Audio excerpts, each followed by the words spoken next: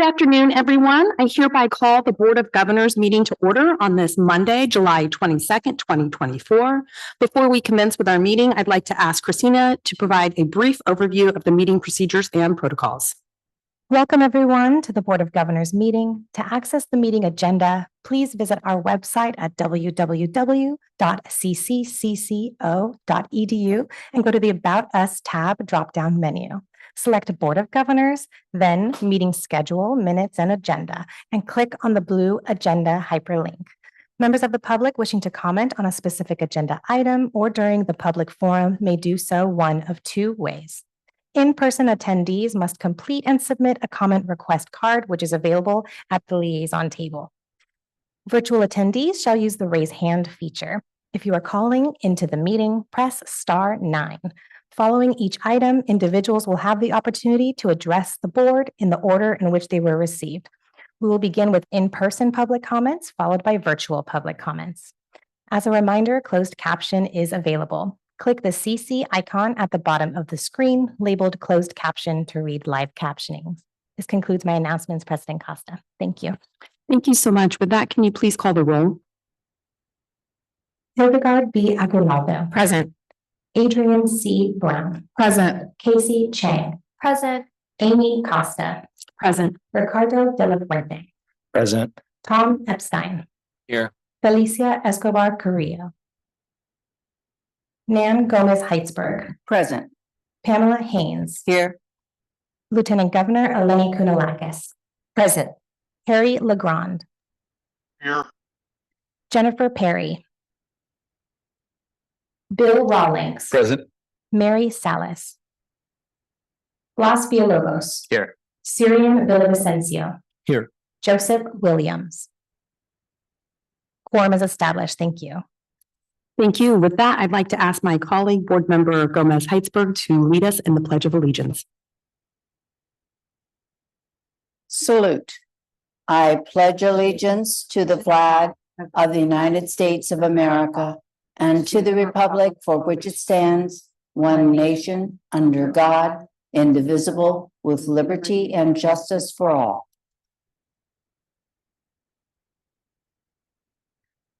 Thank you so much. Just one housekeeping item. We are not going to have closed session. We don't have any closed session items to address today. So the board will not be breaking for closed session and reconvening.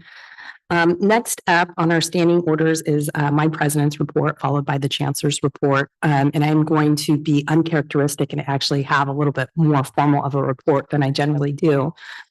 In part, I'm kind of framing my comments based on I was recently reappointed by Governor Newsom to the board.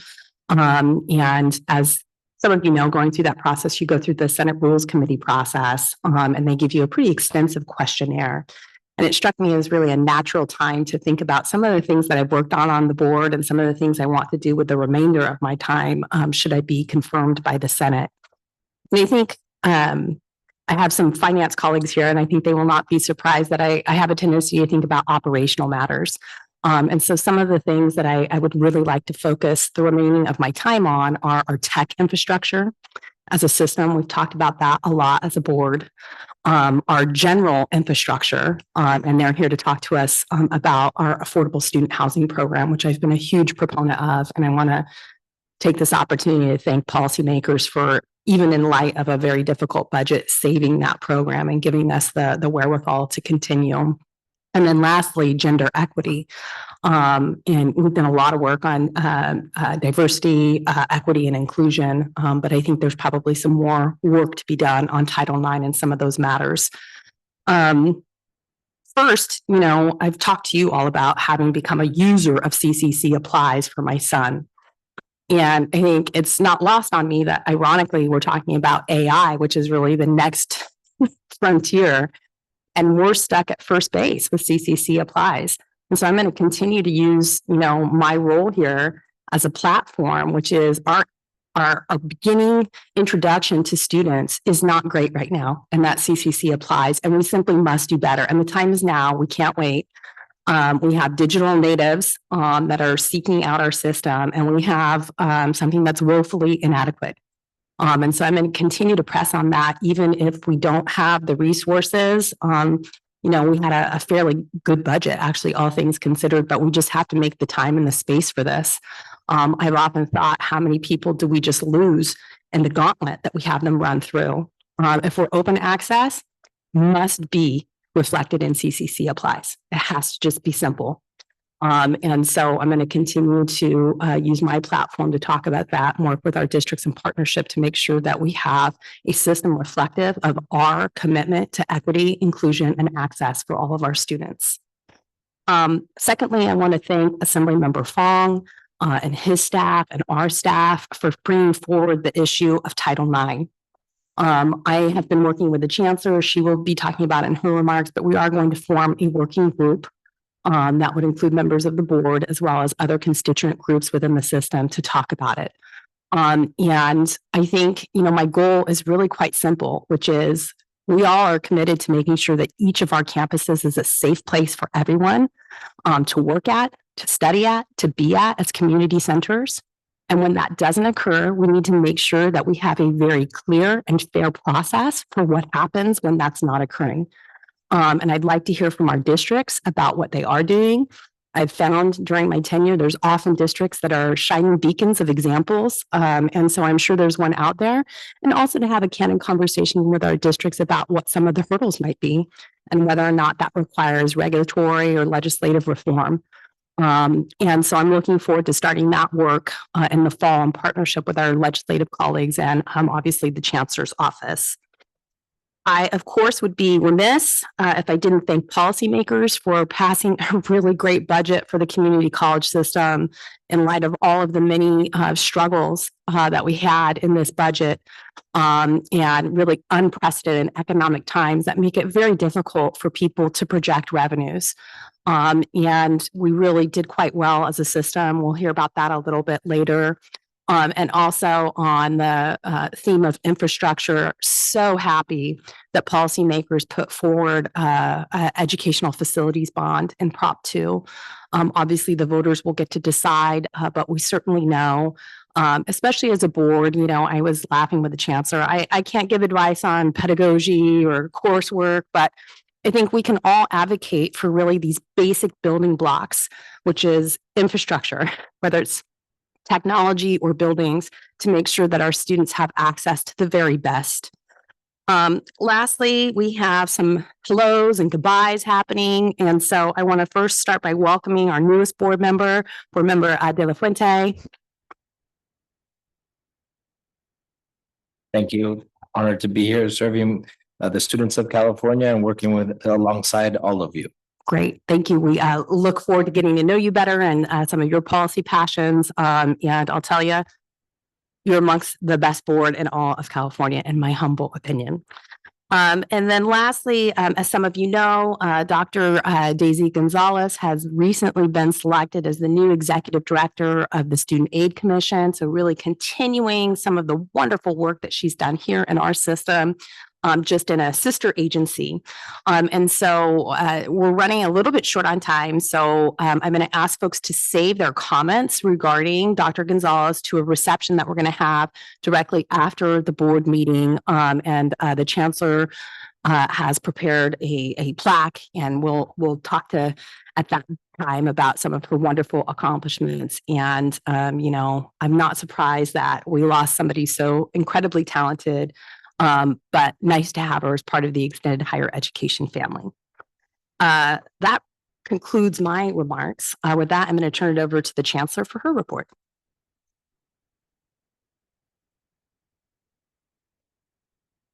I'm so used to saying good morning, and it's actually good afternoon. And what a way to start today with the John W. Rice Awards for Equity and Student Success. And Paul Feast and team did an amazing job, right, with the jazz music to set the tone for the day. So this is July. It marks the beginning of my second year as chancellor of the California Community Colleges. So I thought I would share this photograph, and it looks like I'm wearing the same shirt. On July 24th of 2023 was my first meeting of the Board of Governors. We did a lot. We launched Vision 2030 for California community colleges. It came for first read at that particular meeting. Over the past year, all of us have been across the state advancing Vision 2030 in full force. Thank you, Board of Governors, for having confidence in me. We have made progress in our outcomes, advanced 11 demonstration projects showcasing innovation and scaling of student success with equity strategies. We have moved regulatory changes in Title V, secured funding for key priorities during a difficult fiscal time. Credit for prior learning and pathways to economic mobility for low-income workers. All of these phrases are becoming more commonplace than being relegated to the margins. We are forging ahead in the world of generative AI and the future of teaching and learning, which will be a major focus at today's meeting. We have established ourselves as leaders in climate response, including workforce training for students seeking good jobs and fulfilling careers in clean energy and climate technology industries. Our enrollment continues to rebound after the pandemic. Much of the increase was experienced by historically marginalized student populations whose participation in our system declined disproportionately during COVID. We, of course, continue to take care of our students, our communities, and our planet.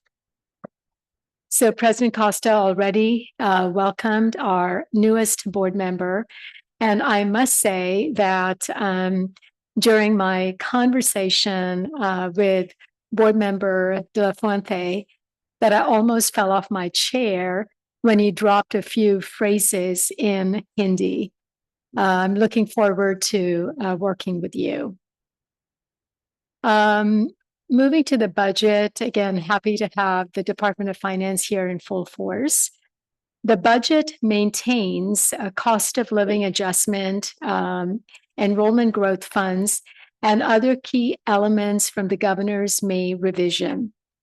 It rejects the governor's previous Prop 98 funding strategy and instead uses reserve funds, deferrals, and one-time savings to prevent cuts to core programs or services in the California community colleges. It unfortunately did end up including the administrative reduction of close to 8% for the chancellor's office. It allocates funds to 3 Vision 2030 projects, $12 million for a new e-transcript platform, $5 million for pathways for low-income adult learners, and $6 million for expanding credit for prior learning. Additionally, it provides $60 million annually for 5 years to expand nursing program expansion, focusing on associate's degrees and ADN to BSN pathways. The budget establishes a statewide lease revenue bond that President Costa referred to, but does not fund the expansion of Cal Grant financial aid eligibility. All in all, I too must add my thanks to the governor and to the legislature for their continuing faith in California's community colleges and the work that we do. On the legislative front, President Costa had mentioned the education bond. If approved by voters, the $10 billion education facilities bond would provide funds for the California community colleges to construct and modernize educational facilities. Modern facilities play a critical role in helping meet the career and academic goals of our students. But our classrooms, laboratories, and other buildings are in dire need of repair and maintenance. These renovations will require an investment of at least $30 billion over the next 5 years. AB 247, the bond measure, will provide $1.5 billion for our college projects, and we are hugely grateful for that. The $10 billion climate bond measure, which if passed by the voters, will help finance clean and renewable energy projects, water and parks projects, sea level rise mitigation, and forest management and fire mitigation, among other improvements. We believe that the California community colleges could partner with the agencies listed in the bond to meet the workforce needs, as well as provide emergency shelters, which we already do for disaster relief. We might ask the Board of Governors to consider taking an action of support at the September meeting, but on both facilities, education facilities and climate bond. President Costa already mentioned Assemblymember Mike Fong's Bill 2048. And the Chancellor's Office is forming a work group called the Gender Equity Work Group to develop guidelines to prohibit sex-based discrimination in any education program or activity and promote gender equity, ensuring that the California community colleges provide a safe, inclusive, and non-discriminatory environment for students, faculty, and staff. Super pleased that President Costa will be leading this work and will be the executive sponsor. I would also like to mention Senator Bradford's legislation, SB 138. Did I get that right? I've lost a digit. 1348 to create a designation of Black serving colleges. The legislation would establish criteria for institutions to receive the designation, including setting enrollment thresholds and requiring Black student success programs. We are excited to support the work of Senator Bradford and the legislation. I want to move to a new monograph series that we are launching for the Chancellor's Office. The first release is on the topic of dual enrollment and summarizes our successes in this area, as well as examines the opportunities to use this powerful lever for closing equity gaps, extending pathways, and accelerating the completion of degrees and credentials. These monographs will serve as a valuable resource for educators, policymakers, researchers, and administrators seeking to understand dual enrollment and develop ways to enhance opportunity throughout California. We also recognize in the monograph the investment of the federal government as well as the state government in dual enrollment. As for me, it's been a pretty quiet June and July. I guess it's summertime in California. But I wanted to mention that on June 17th, I was in DC at an AI post-secondary education working session sponsored by the White House and the U.S. Department of Education. I also participated on June 27th at the online teaching conference. And this was actually my first time, and I was one of the speakers. And my remarks were focused on the intersection of AI, OER, open educational resources, and online, and the priority we are focusing for the year 2024-25 on this work. I closed out the day. June 27th was a busy day in Orange County, where the UDW had their local 3930 membership meeting, and our community colleges, they were in full force. You can see it in the next slide. You'll recognize the North Orange Continuing Ed President. You'll see Saddleback and other colleges from Orange County represented.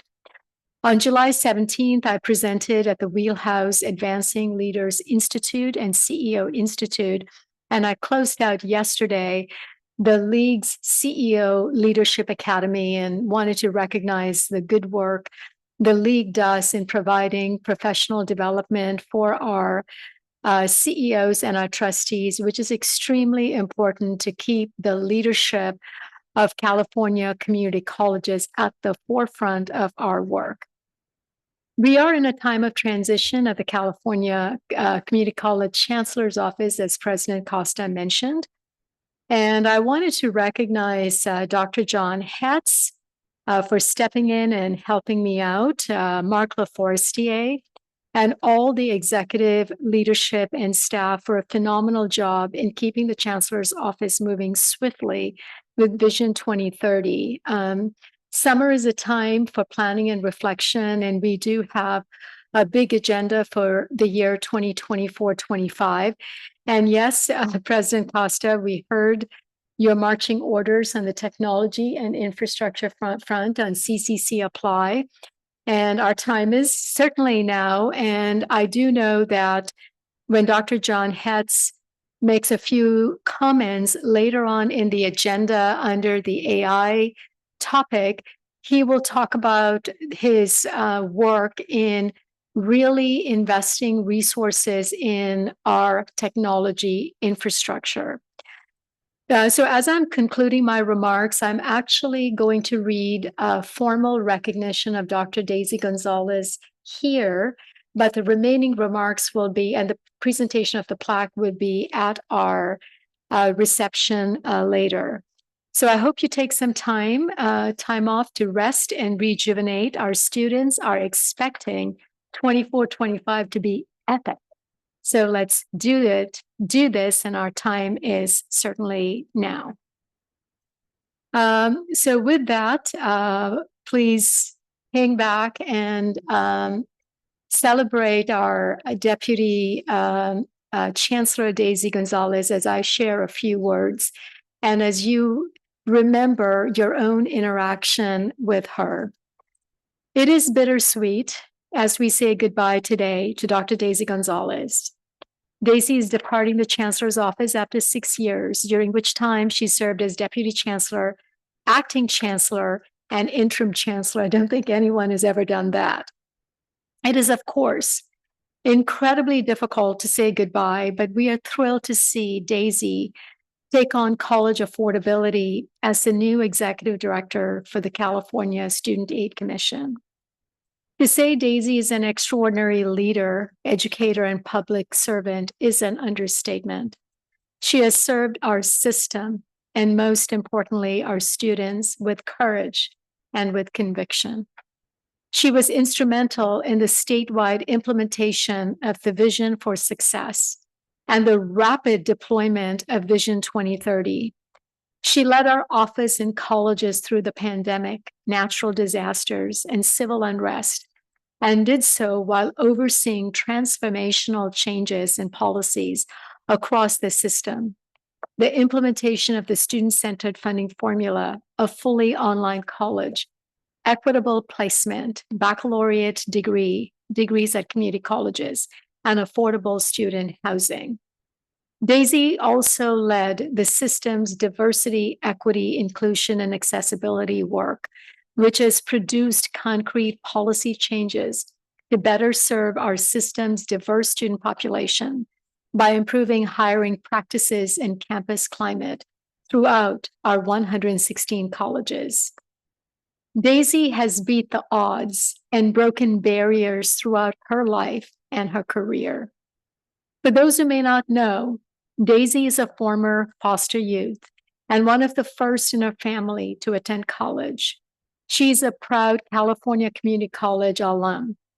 Many may not have predicted on her first day at Los Angeles Valley College that she will go on to make history, leading the entire system as interim chancellor, becoming the first Latina to serve in the role.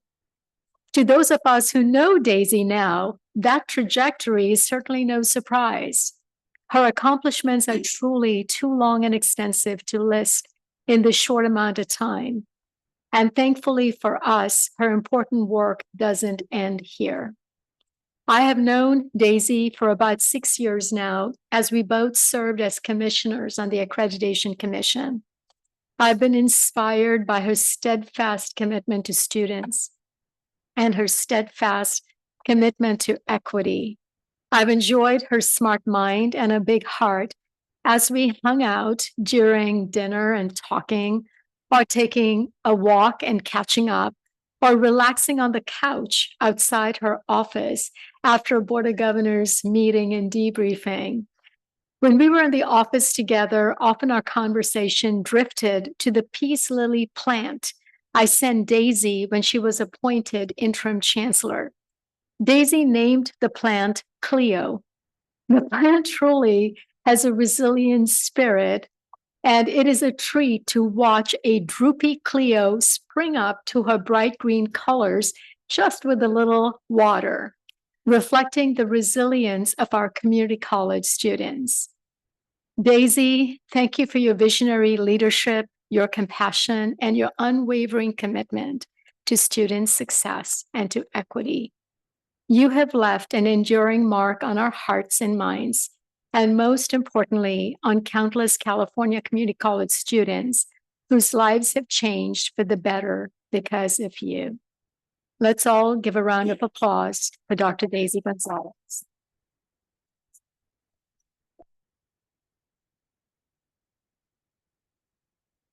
Thank you. And more to come on Dr. Gonzalez in our reception immediately following the board meeting.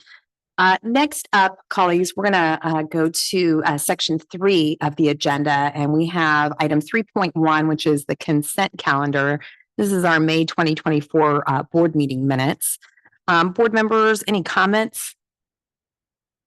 Is there any public comment on this item? The consent calendar is now open for public comment. For virtual attendees, please use the raised hand feature. Press *9 if you are calling in. You'll have 2 minutes. President Costa, we have not received any comments on this, nor are there any hands raised. Thank you so much. With that, colleagues, I'll entertain a motion in a second. Move consent. Second. Haynes and board member Gomez Heitzberg. Can you please call the roll?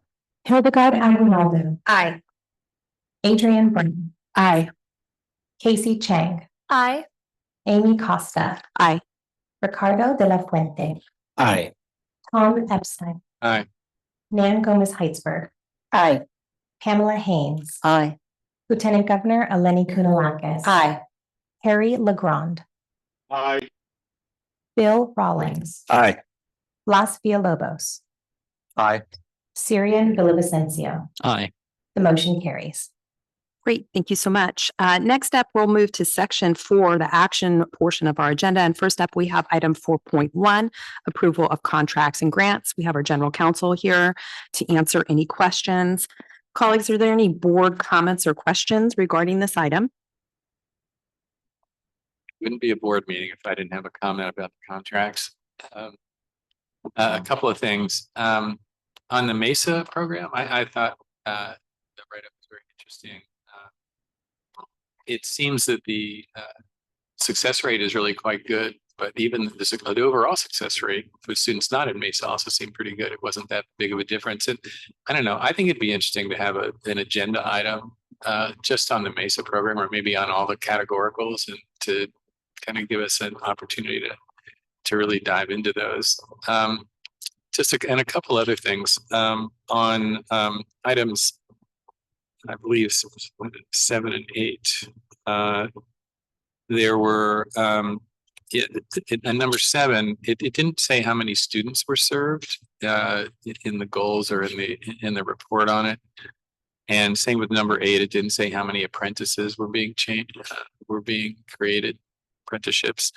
So I think it'd be interesting to know that when we have an agenda item, approving a contract, to how many individuals are actually, how many students are going to be served. So that's just my observation.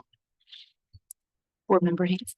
Thank you. On the same kind of wavelength as my colleague, in this process, we're going to be approving the RP evaluation of ZTC.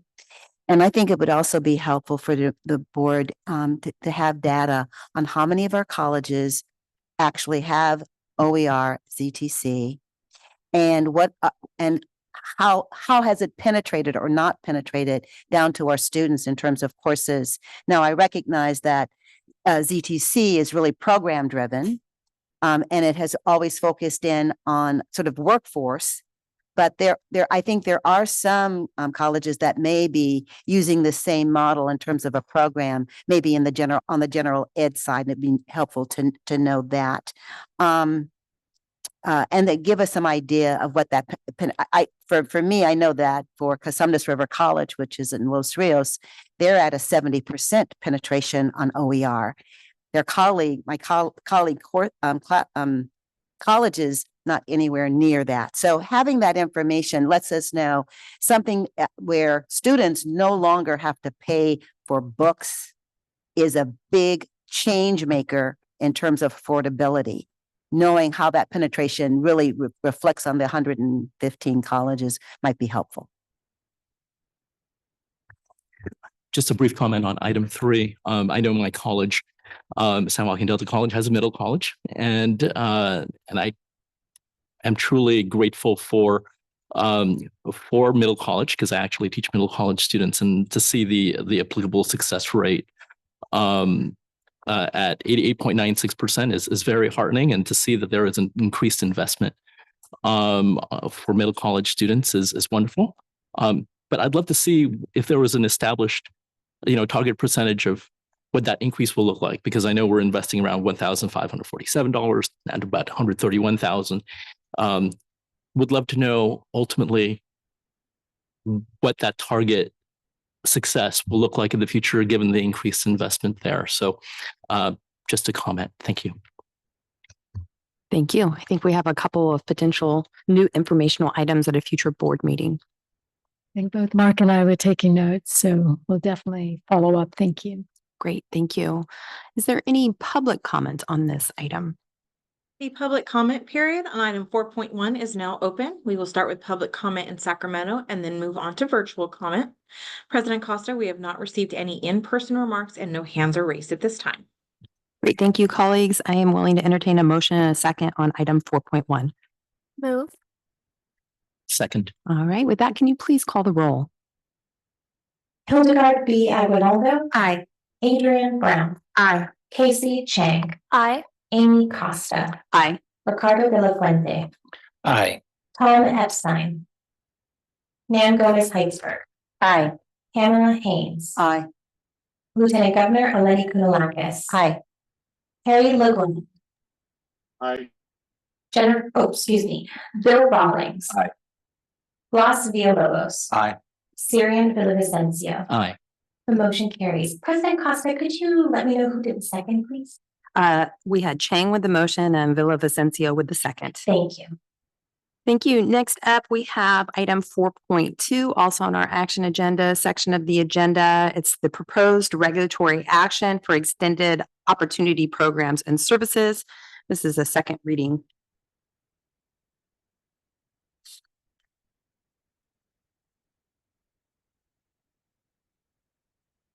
I don't see Rebecca, but if there are any questions, James, Todd, or Michelle, can you help me answer those questions if there are any?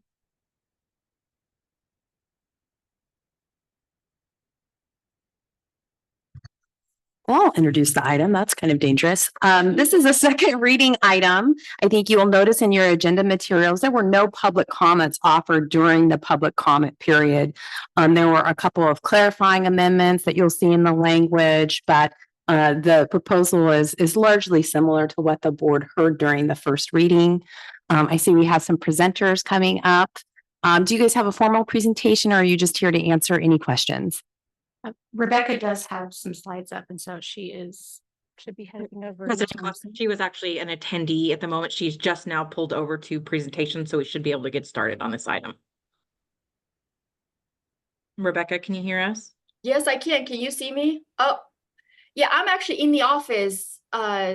Should I just run over? I'll be there in 2 minutes, or do you want me to present? No, let's just move. Okay. Thank you. I was gonna say, I think, Rebecca, this is the president. I think we can go ahead because the item stands markedly unchanged from the last time. So if you want to just launch into your presentation. Absolutely. There you are. We see you now. Perfect. Perfect. Good afternoon. I'm so sorry for the snafu. Rebecca Ron O'Shaughnessy, I'm the Vice Chancellor for Student Services, and I'm hoping that Libby Cook, my co-presenter, is there in person. I am. Perfect. All right, so good afternoon, President Costa, Vice President Aguinaldo, Chancellor Christian, members of the board. This item is about the proposed changes to the EOPS regulation. We brought this to you for first read in May, and this item is now for your consideration for adoption. Co-presenting this with me today is Libby Cook, the past president of the EOPS Association and the EOPS Care and Next Stop Coordinator at Folsom Lake College. Next slide, please. Quickly as context, this is part of the policy changes we're taking on in alignment with Vision 2030 equity in support, where we are focusing on maximizing student receipt of resources, removing student burdens, while really enabling greater local flexibility in terms of program design and delivery. Next slide, please. We're proposing changes to 3 sections of the EOPS regulations, and we have kind of provided the update last time during the first read. So the 3 sections are 56254, which to remove static limits to the EOPS grant and work study awards.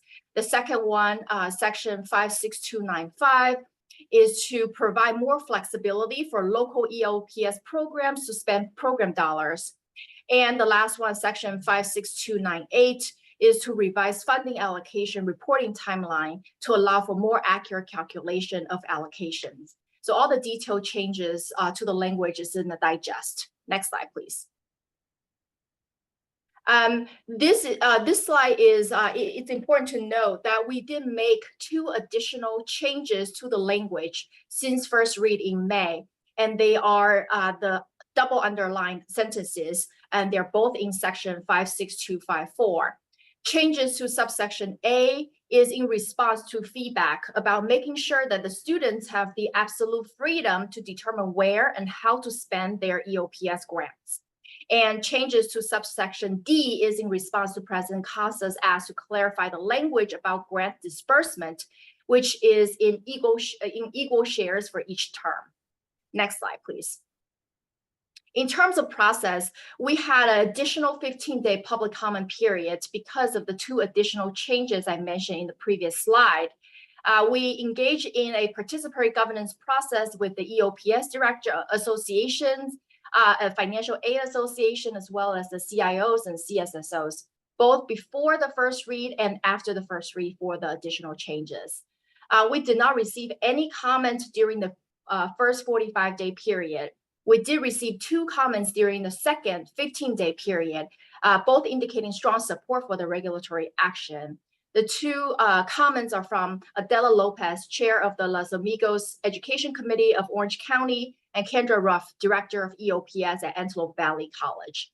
We thank these comments for their support. No further changes to the regular text were made as a result. So I'm going to now turn it over to Libby for a quick a few points, a few minutes about EOPS's support to the regulation. Thank you. Good afternoon, everyone. Chancellor and my board member, Pamela Haynes, I always like to point out. I just want to reiterate the association support in these 3 changes. This has been 3 years of conversation between the field work group and the chancellor's office to update these 3, 2 of which the first 2 really help get more financial supports into the hands of our students. And so we are very excited about that. Great, thank you. Colleagues, any questions for Member Haynes? So thank you very much. As a trustee at a local community college district, I just want to thank everyone who worked on this. There's 2 things. One, to push the decision-making down at the district and the college level is critically important because they know and interact with the student.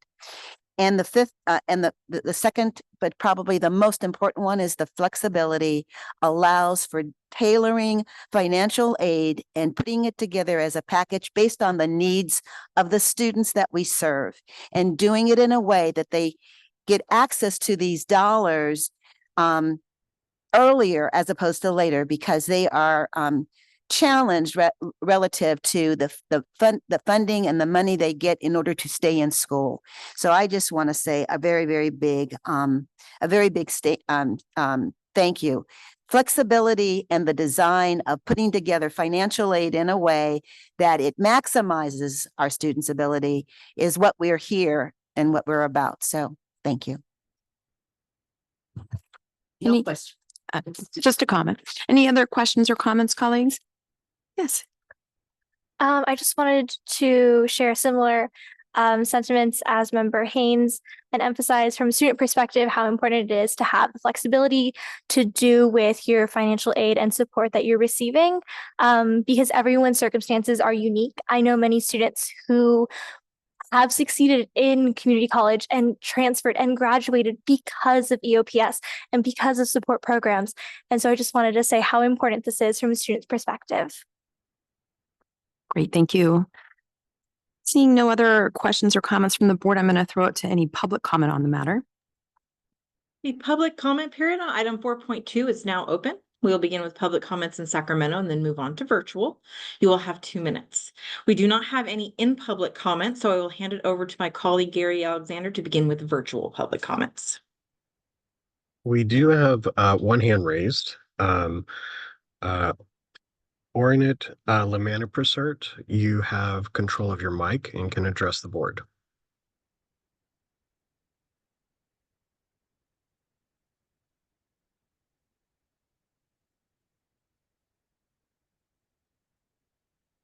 Barnett, you are muted if you're talking. If you could please unmute and go ahead and address the board.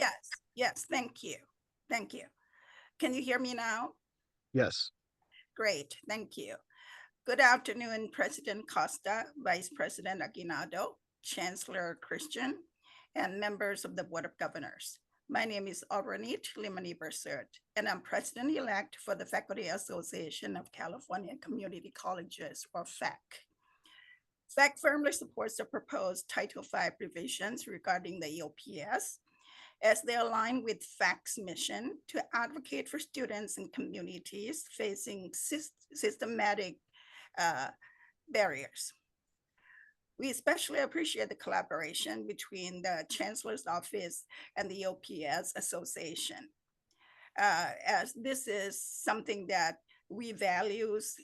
We believe in inclusivity in decision-making. The revisions clearly show a commitment to equity, access, and student success, reflecting FAC's mission for an equitable educational environment. By eliminating the outdated grant and work study caps, colleges can provide tailored financial support based on individual student needs. Giving colleges more flexibility in utilizing EOPS funds will enable colleges to efficiently operate under realistic timelines. By supporting these revisions, FAC reaffirms its 30 seconds. EOPS vital role in supporting student success and advancing the mission of California community colleges. Thank you. President Costa, there are no more hands raised. Great, thank you, colleagues. I will entertain a motion in a second. Move to approve. Rawlings with the motion, Second. Chang with the second. With that, can you please call the roll? Hildegard Aguinaldo. Aye. Adrian Brown. Aye. Casey Chang. Aye. Amy Costa. Aye. Ricardo de la Fuente. Aye. Tom Epstein. Aye. Nan Gomez Heitzberg. Aye. Pamela Haynes. Aye. Lieutenant Governor Eleni Kounalakis. Aye. Harry Legrand. Bill Rawlings. Aye. Blas Villalobos. Aye. Syrian Villavicencio. Aye. The motion carries. Great, thank you so much. Colleagues, I'm going to jump around on our agenda slightly to make room for a presenter to get here. We're going to move to item 4.4, which I'm very excited about, which is the adoption of the new Standing Order 319 on student housing and project financing. We're going to be joined by Vice Chancellor Finch and a couple other presenters on this item.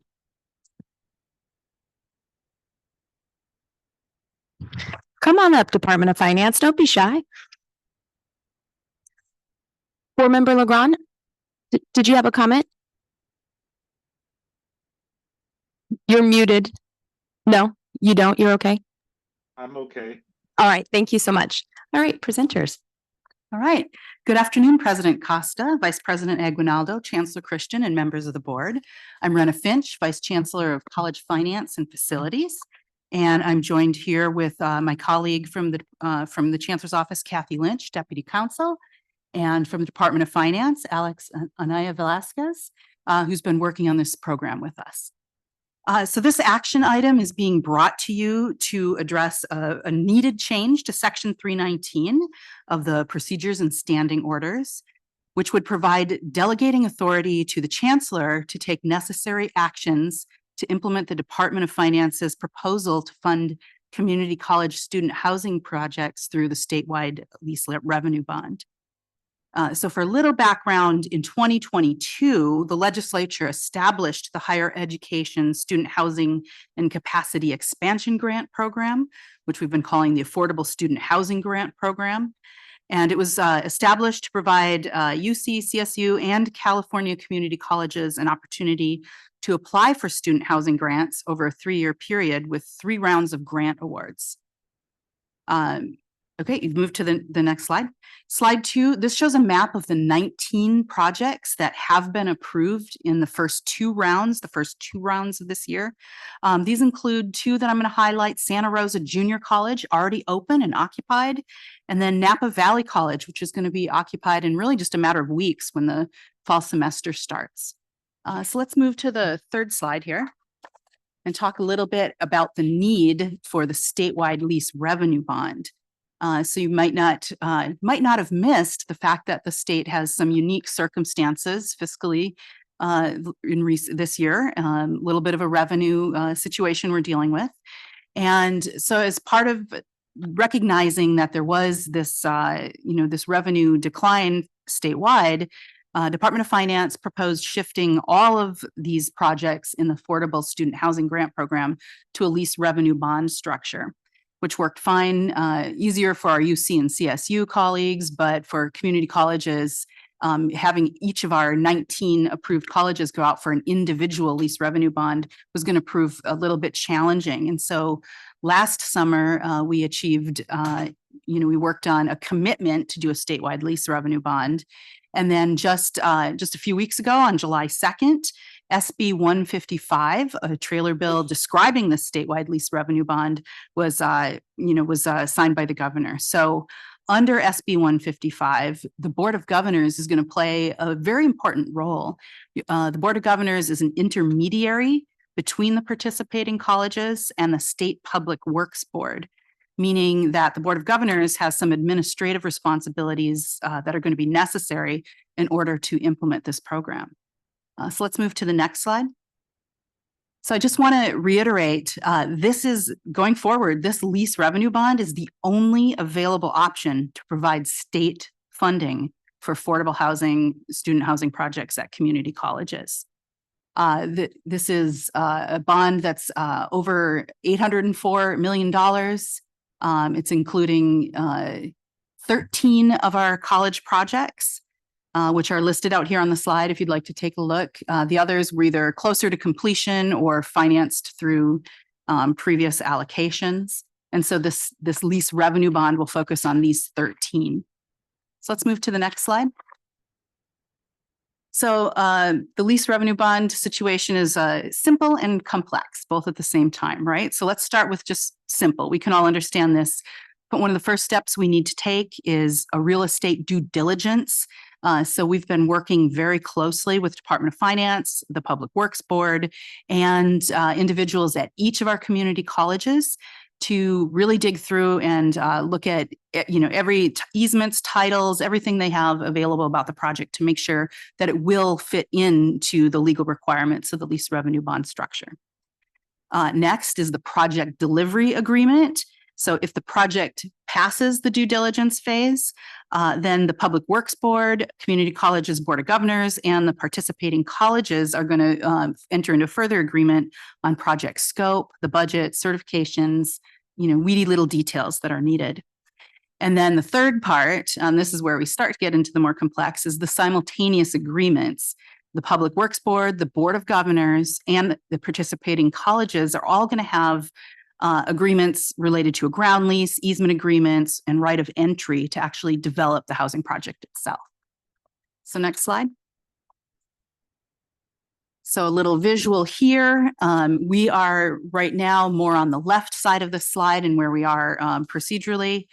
That's in the real estate due diligence phase. We're still kind of finalizing the details for a few of our colleges.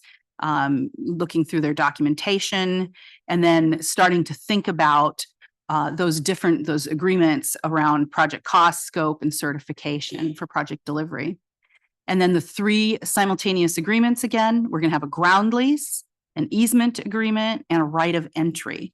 And so let's move to the next slide, stay here. For the 3 simultaneous agreements, the ground lease, the participating college is going to lease that project site to the Board of Governors. The Board of Governors will be the lessee, and the Public Works Board will approve of this. The easement agreement, the participating college enters into an agreement with the Board of Governors and the Public Works Board in order to grant all these easements for access, utilities, and repairs. And then as far as the right of entry, the Board of Governors will need to grant a right of entry to the participating college to allow them to actually do the construction on that site. Okay, so next slide.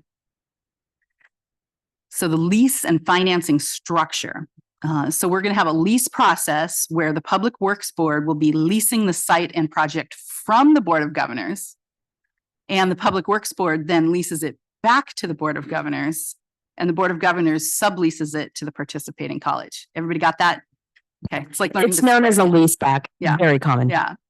And so the lease payments, how this will happen, the Board of Governors will actually be making the lease payments to under the Public Works Board lease to the Board of Governors, because that's going to secure the bond, right? So there's going to be an appropriation every year to the Board of Governors, to the Chancellor's office, for these lease payments that'll be in the state budget every year. And then those lease payments will be made from the Board of Governors to the State Treasurer's office. So for interim and bond financing, those district allocations will be funded and financed through a combination of interim financing that's taken out by the Public Works Board in the short term, and then the lease revenue bonds will kick into place in the long term. So this next slide repeats that information. If you can move to the next one, but it's kind of a visual to just show you the back and forth where, the Board of Governors is leasing the site to the Public Works Board, which is leasing it back to the Board of Governors, which is then subleasing it back to the participating college. And then under the bond payments, that will be through statutory authority in the Budget Act coming to the Board of Governors, payments made to the State Treasurer's office. So, definitely some steps in it, but very thankful that this program exists at all, because this is a way forward for those 13 affordable student housing projects that otherwise would not be able to receive state funding. So with that, I'll pause here for questions, and we'll have our Department of Finance and our counsel here to assist with answers. Great. Thank you. I don't know what it says, but it all makes sense to me. But anyway, I'm going to turn it over to my board colleagues for questions or comments on the presentation. So this question really has to do with the Chancellor's office, and to what extent there is either expertise within or the hiring within, or is there an expectation of doing some consultant that makes certain that we're dotting our I's, crossing our T's, and doing that sort of thing? I'm looking at the Chancellor, but I really should be looking at y'all. Yes, well, we have our Deputy Counsel, Kathy Lynch, has been helping us with this. So we do have both the legal capacity to take a look at each of these agreements and understand them. And then we have a whole unit dedicated just to student housing within the Chancellor's office. So they'll be focusing on this lease revenue bond program. Thank you. And I'm just going to say, Pam, before I go to Harry, that, remember, all of these projects have already been vetted by the Chancellor's office. So these are existing ones that have gone through the rubric that we developed. And some of this is really just the transfer of funds between the entities. And obviously, Rena and her shop, since they handle apportionments, are well-versed in how to distribute funds to districts and vice versa. So Board Member Legrand. Thank you, President Costa. Actually, I'm just going to say I'm really excited to see that they found a way of continuing with the housing funding. Can you not hear me? Am I too low? We can't, so I'm trying to tell the tech, can we turn it up? The Zoom is a little soft. Test. That sounds a little better. Go for it. It sounds loud on my end, but maybe it's not. No, I was just going to say, I'm glad to see that we actually found a way to continue with the housing program. I was laughing at the presentation because it looked, I think it's way simpler than the presentation that it looked.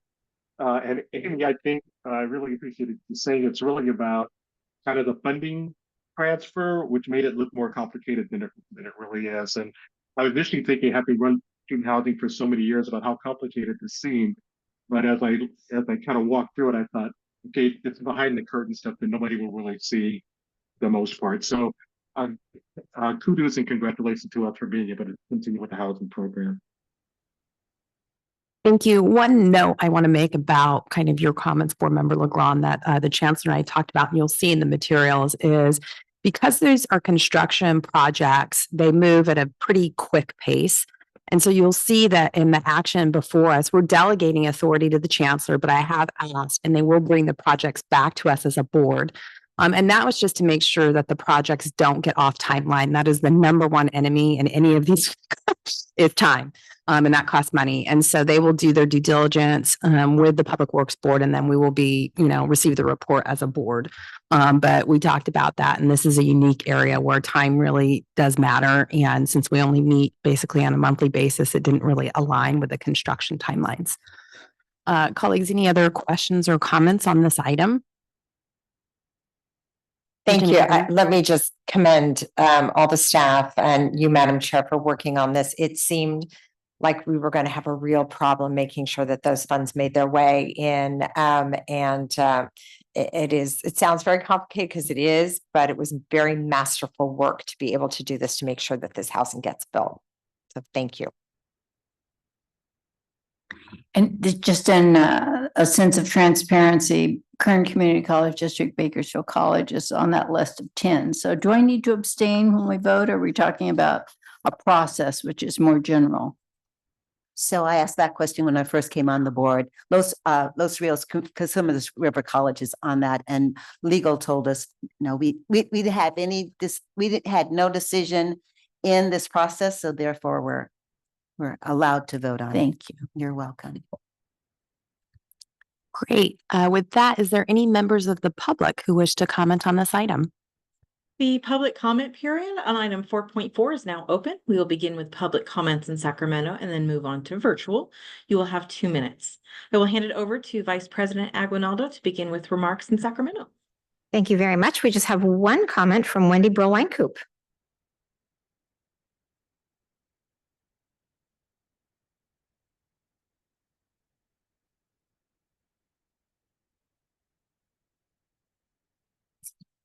Hello, good afternoon, President Costa, Vice President Aguinaldo, Chancellor Christian, and members of the Board of Governors. I'm Wendy Burl-Weinkoop, President of the Faculty Association of California Community Colleges.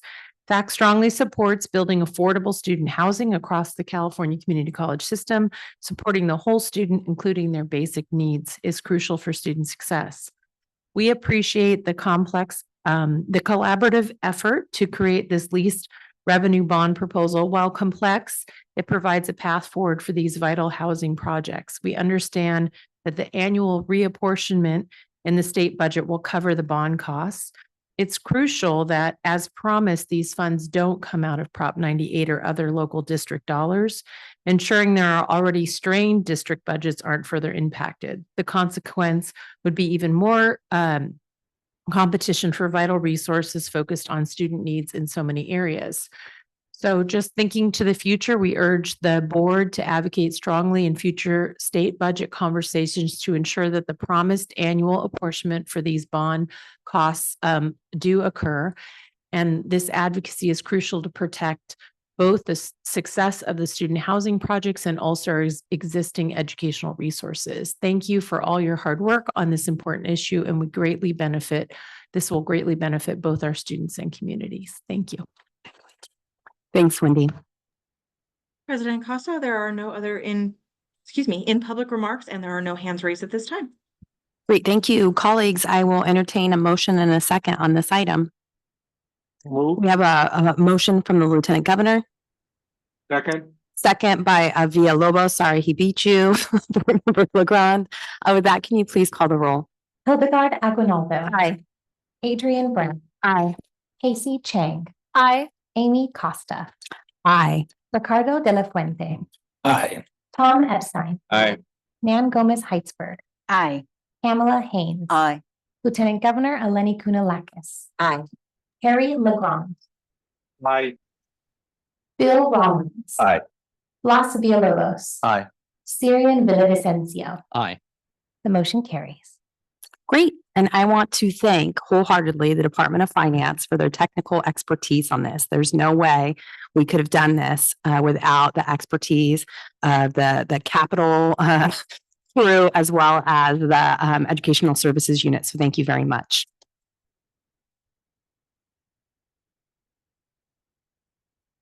All right, colleagues, we're jumping around again a little bit because of presenters, but next we're going to go to item 5.2 in the information and report section of the agenda to discuss the current state budget, the 25-26 system budget request. Oh, geez, we just got done with one budget, on to the next, and the legislative update. We have Vice Chancellor O'Brien as well as some of his colleagues joining us. Thank you. Good afternoon, board members. David O'Brien, Vice Chancellor of Government Relations, joined by my colleagues. We have a slideshow we can bring up. Just want to say our Department of Finance colleagues can certainly relate to the cycle of closing out one budget, then immediately getting to work on the next one. I actually think they started working on next year's budget before they finished this year's budget. ECPs aren't due until beginning of August, I believe, correct? Huh? Yeah. All right. So yeah, we have a bit of a three-part update for you here today. So we'll be providing a summary of the enacted 2024-25 state budget, which was just signed. Chancellor Christian previewed some of the highlights. Vice Chancellor Finch will discuss in a little bit more detail some of it. A major piece of it was just dispensed with in the previous item. And then a brief update on the system budget request for next year and how we're approaching that process. And lastly, a state and federal legislative update for which Dr. Vasquez is available to answer questions as well. So I will turn it over to Vice Chancellor Finch. Right. Good afternoon again. Please go ahead and move to the next slide. So we're just going to, I know Chancellor Christian already shared quite a bit of this in her update, but we want to give a little context again. We had a multi-year budget deficit that was pretty significant for the state to be looking at. And that resulted in a lot of cuts across the budget, but no major core reductions to community colleges, which, we're very, very delighted to see. So next slide. Through withdrawals and some, deposits from the rainy day funds, we were able to still fund a 1.07% COLA for the student-centered funding formula and for some of our select categorical funds. And then we also did receive in the SCFF a 0.5%, 28.1 million support for growth, for enrollment growth. So very pleased to see that. Next slide. So we do have some reallocations that have happened. We're going to be moving some unspent funds from 2020 Strong Workforce Program and from the 2022 Student Success Completion Grant. We're going to be reappropriating those for some other purposes within Prop 98 Community Colleges budget. And we are looking at deferrals at the state level that will affect the SCFF.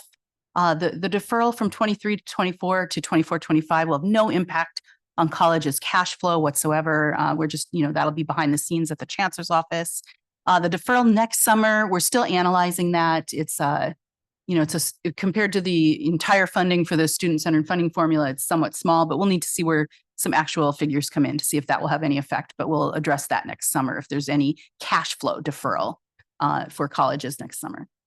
And then, we were also gifted with a little extra homework from the legislature, supplemental reporting language that we'll be sharing with them that will share some projections for the SCFF over the coming years, some analysis of what it would look like with and without the summer shift that's currently a financial tool that's allowed for our colleges. And then also a look at what it would look like if we added in a new metric within the supplemental metrics. So we're working through that with the fiscal services team at the chancellor's office to come up with some really detailed analyses. We're sharing those with our internal groups Fiscal Affairs Advisory Group and the CEO Funding Policy Task Force to have some discussions on what that reporting language is going to look like. Next slide. And so as Chancellor Christian mentioned, we have ongoing support, 60 million annually for the nursing programs. This is also very exciting. It has been taken from, it's been earmarked from the Strong Workforce Program funds, but it really underscores the legislature and the administration's belief in the community colleges as one of the critical resources and partners in addressing the nursing shortage. So next slide. We also have just a handful of demonstration projects that are funded through some of these reappropriations and for ongoing through one-time funding.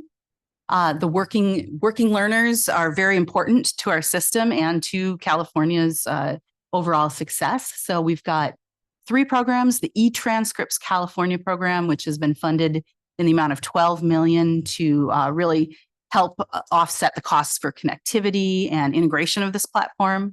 And then we have $6 million for credit for prior learning to really support technology and streamlining the articulation process as we continue to move further in credit for prior learning. And then we've also got $5 million for the Pathways for Low-Income Workers demonstration project. Again, this is a little earmark of the Strong Workforce Program funds, really underscoring the legislature's commitment to that project. Next slide. We just talked about student housing. We could repeat it again, but I think you're all experts now. There'll be a quiz after the meeting. So we're glad that we've got this statewide lease revenue bond in place. Next slide. We did receive some other funding, LGBTQ plus pilot program that was committed to in last year's budget. And the funds are here again in 24-25 in the amount of $10 million.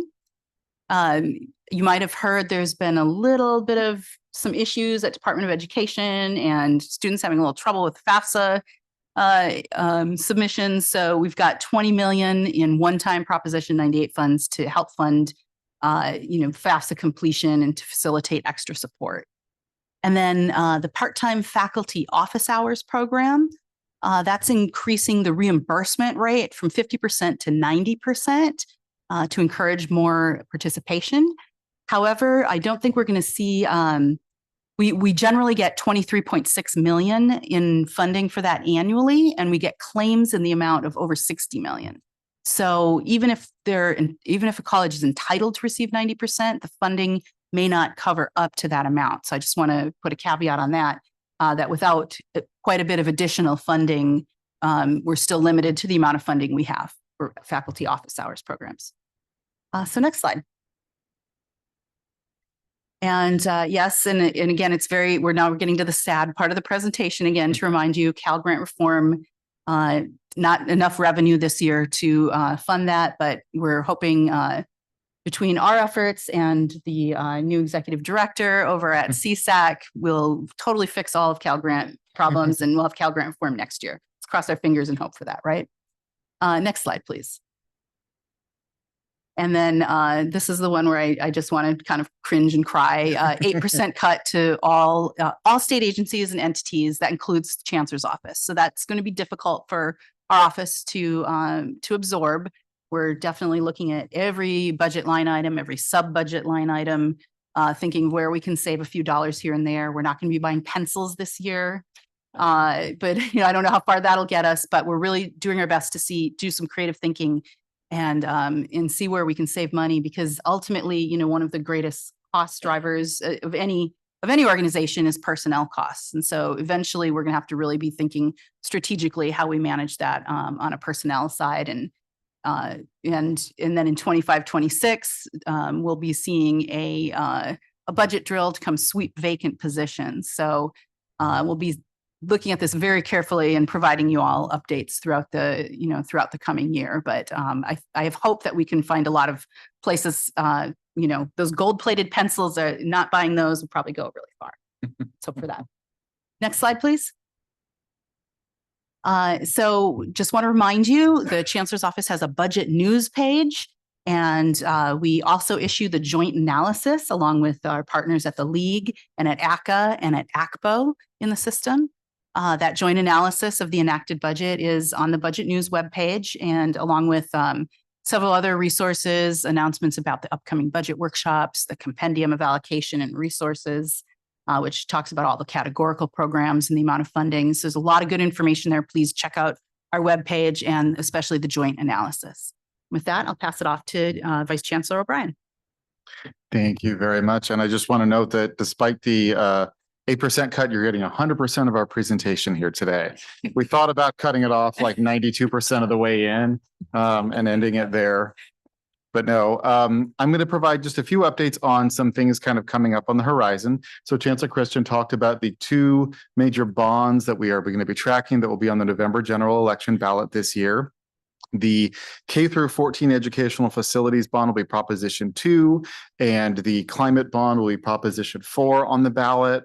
And as the Chancellor noted, there are a lot of opportunities in that climate bond for community colleges, both at a local level, regional level, and then statewide, to partner with industry, community-based organizations, emergency services, energy leaders, energy sector, and others. So we're looking very, very closely into that right now because we know that climate change and the community college's role in that is a key part of Vision 2030. We're also, of course, looking at the K through 14 education bond. I do want to note, I think it's obligatory for me to say every time we talk about it, that although the Proposition 2, although it would provide $1.5 billion for community college facilities, that amounts to about 5% of our outstanding facilities need. So to use a technical term, we'll take it, but it's not quite enough.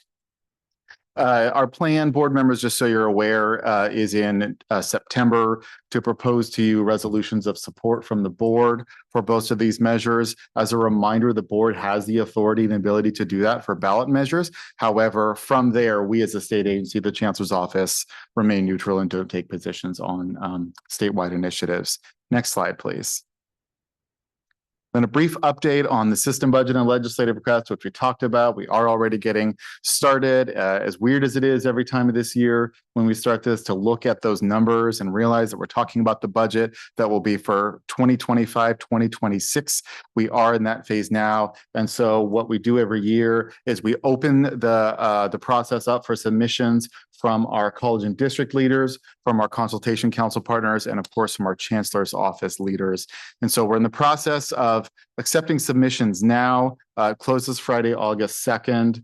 Our general sort of thinking, well, let's go to the next slide. I'll talk about some of the, David, sorry. Say, David, the board can submit their items as well, correct? You have our email addresses.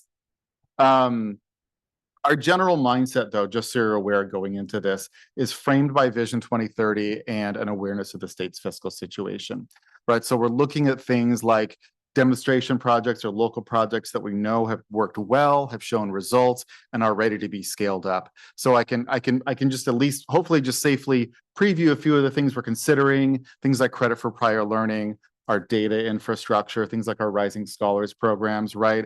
Areas where we know that there are results we can show, a clear need, and a plan in place. And that was the direction we got from our legislative leaders when we were talking about some of these demonstration projects this year. And we do expect that next year's fiscal situation will also be a fairly negative one for the state as these things go in terms of the revenue picture. So we have until August 2nd. Yes, we'll work with you on how to submit applications. Dr. Vasquez is actually receiving them now, but in late August, we will convene our consultation council for a workshop and sort of fine tune the final draft of the proposal that will then come before you in September. Which as the BCP deadline, as President Costa noted, these then get submitted to the Department of Finance. We work with our system colleagues and stakeholders to generate support for our priorities in the fall. And then the governor releases his proposed budget in January 2025.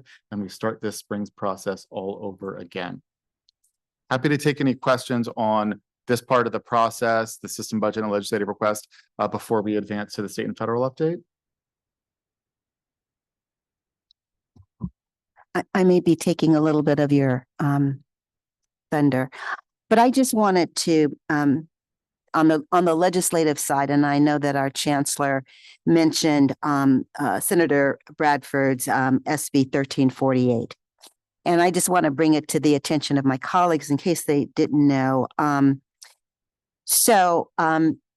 California is a really big state, lots of folks. In terms of Black population, California is 5th in the nation relative to Black population. It is behind New York, Florida, Texas, and Georgia. And I say that because what Senator Bradford has done is a very, very important thing. It has risen to at least the level of recognizing that we have Black students on all of our campuses. And so what that language says that if indeed you have 10% population on campuses that is Black, or 1,500 students, depending, that you can you can designate.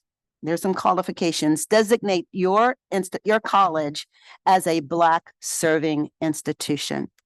So it raises in terms of the importance of that. I want to say that. But it also, the other piece of this is you got to be serving them well. And so it raises the need, one, to do that and to recognize that. And I think it's really, really important. The other piece is that we have 116 colleges in our system, and that there's approximately 40 plus colleges that can meet that definition. It's important to raise it because we really need to recognize those particular students. They are in many cases very challenged. And I just want to say thank you to the chancellor's office and my colleagues, because you are supporting that bill.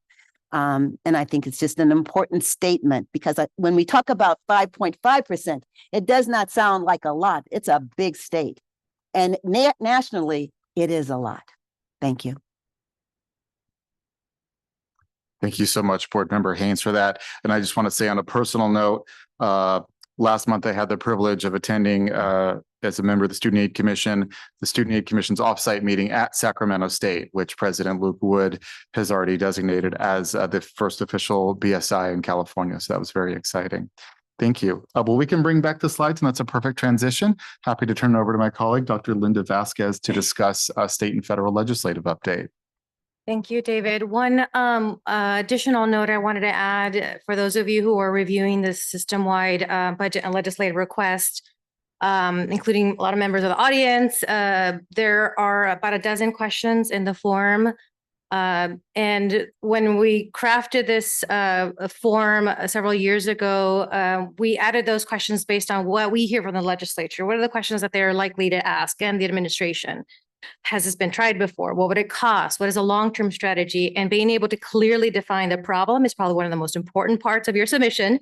So work on that. If you have any questions, please feel free to reach out to us. Our email address is listed at the bottom of the form. If you go to the next slide, I only have 3 slides. They'll be quick. We're nearing the end of the legislative session. Right now, we're in summer recess, and so it's a little quiet here in Sacramento, but it doesn't mean that the GR team is slacking it. We are monitoring close to 200 bills that have an impact to higher education. About close to 90 of them have a direct impact to our community colleges, our students, or the chancellor's office. Most of them are waiting to be referred to appropriations. That means that many of them have a cost associated with the bills. And so I encourage you to review your written items. They're probably the most comprehensive thing that we provide to you. And that's because we know we don't have a lot of time before the Board of Governors. And so if at any point as you're reviewing those items, you have any questions for us, please feel free to reach out to Christina Castro, our liaison. The next few weeks or the next month in August will fly by super fast because it's a very busy month, right? It's a key deadline for bills with the costs associated with it to get out of their appropriations house. If you have any questions about the bills that are in your item, you can also reach out to us, but we have a full matrix that is updated every single time we update Capital Track on our website. I wanted to make note of a couple of items of bills that we're tracking and bills that we're sponsoring, of course. AB 1885 by Assemblymember Addis expands the SSCG to a subpopulation of students who are enrolled in the DSPS program. Just want to thank everyone tuning in and to our board leadership. We've gotten tremendous amount of support for those bills, and we've got about 6 co-authors on both sides. So bipartisan bill. It's received so much support and lovely comments from the members of the committee. So we're looking forward to our continued advocacy and making sure that the bill is signed by the governor. Another second sponsored bill is by Assemblymember Weber, AB 1891. This bill expands the use of multi-criteria screening to our campuses. It's optional. It's only if the institution wants to use it. Right now, it's an allowable tool for campuses who have a nursing program, but you have some directors of your healthcare programs that oversee allied health and nursing, but can't use MCS for allied health. And so this bill would only expand your ability to use the multi-criteria screening tool for all of your programs. Also, a lot of support from our colleges and also want to make note that the CCC is co-sponsor of 1885. No surprise why we got a lot of supporters, because students are been a major advocate for that bill. In addition to one thing that is not in your written item, and that's because we didn't have the details until after the items were submitted to the BOG, is we are sponsoring a resolution that celebrates HBCU Week, the 3rd week of September. We're really proud to co-sponsor that or sponsor that bill. We have an official date of when that will be introduced on the floor, and that'll be August 12th. That's all I know for now, and we are identifying guests to join us on the floor to introduce it and get it signed, and so more details will be shared with everyone as the GR team gets details. In addition to monitoring our sponsored bills, we are monitoring bills that we have taken a support position on, like SB 1348. We've already got a list, Board Member Haynes, of colleges that would be eligible, and in addition to having the enrollment baseline eligibility for that bill, there's a lot that's required, right? Do they have a program and resources on campus to support Black student success? So we're reviewing that right now. And so should this bill be signed, we'll be ready to provide information to the field about how colleges can apply.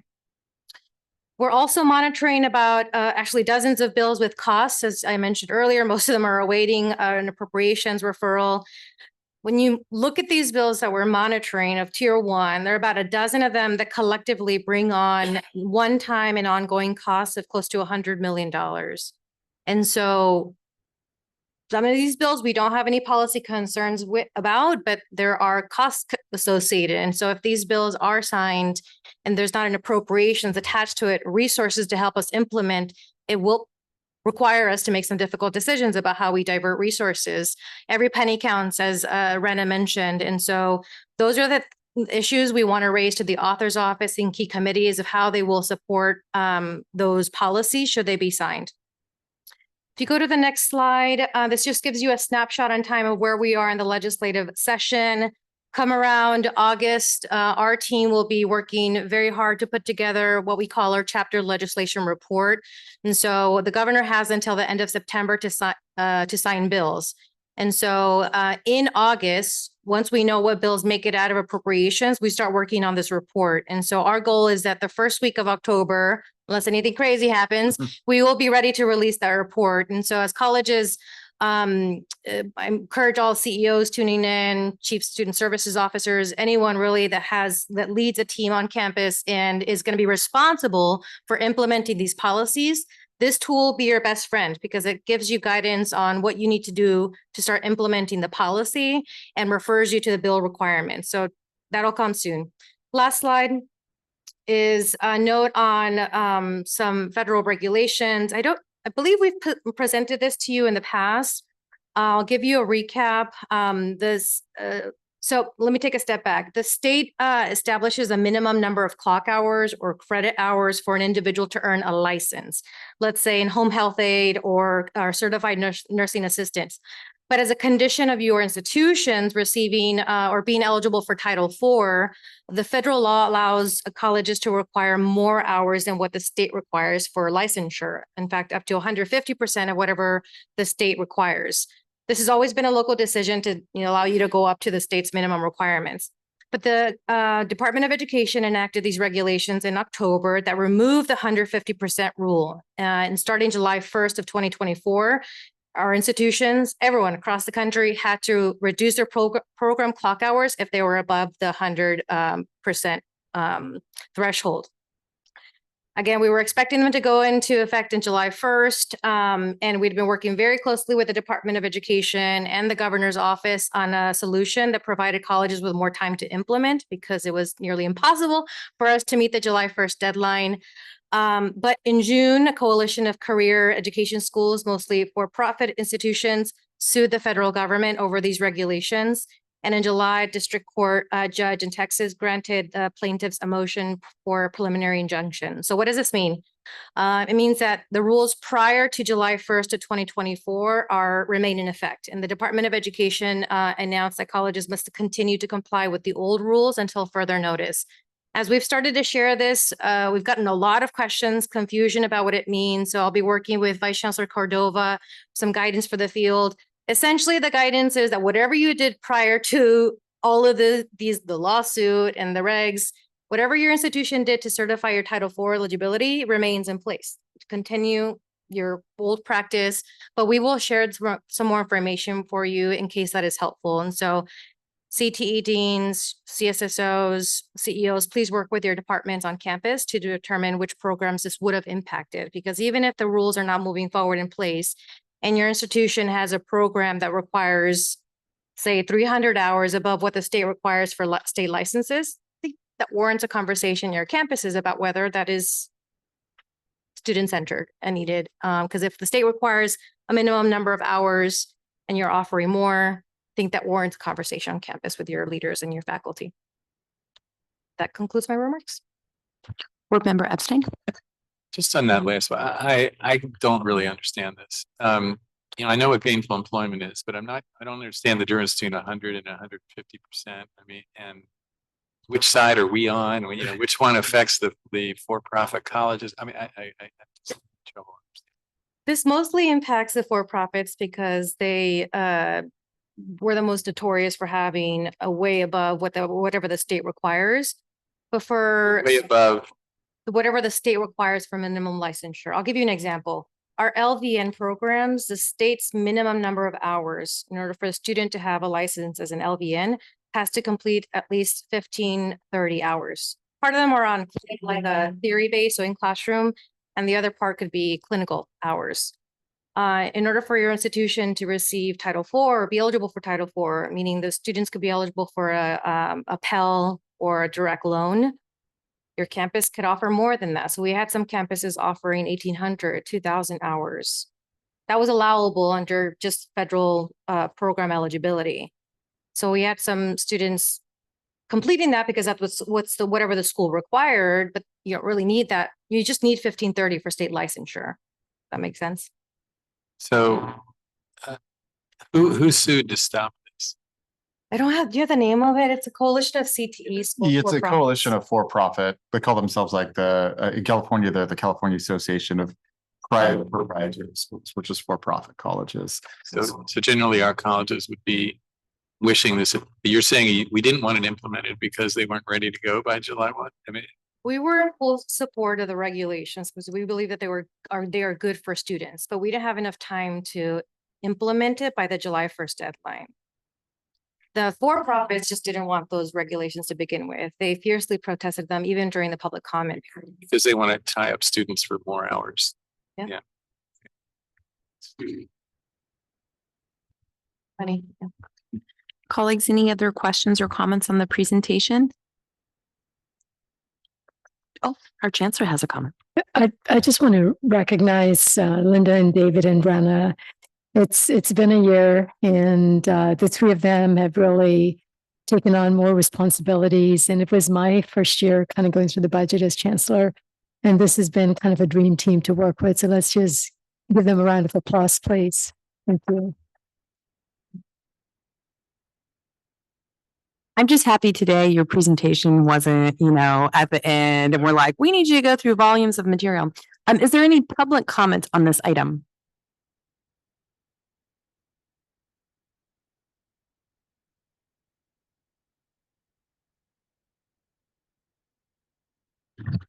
The public comment period for item 5.2 is now open.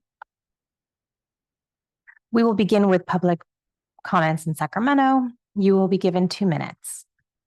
I do see someone's hand is virtually raised. Emily Harrelson, we will be granting you your mic. Just 1 moment, please. Emily, you have control of your mic and can address the board. Thank you. Good afternoon, President Costa, Vice President Aguinaldo, Chancellor Christian, and members of the Board of Governors. I'm Emily Harrelson, Interim Executive Director of the Faculty Association of California Community Colleges, or FAC.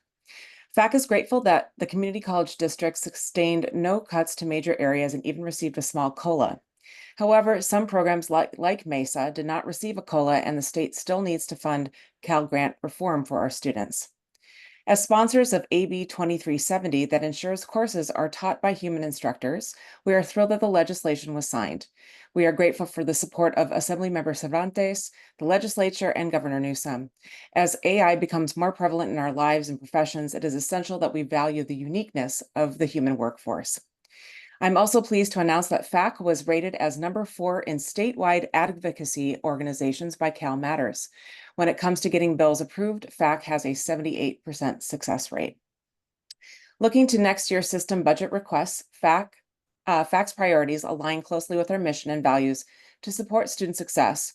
We continue to focus on hiring more full-time faculty to ensure consistent, high-quality instruction.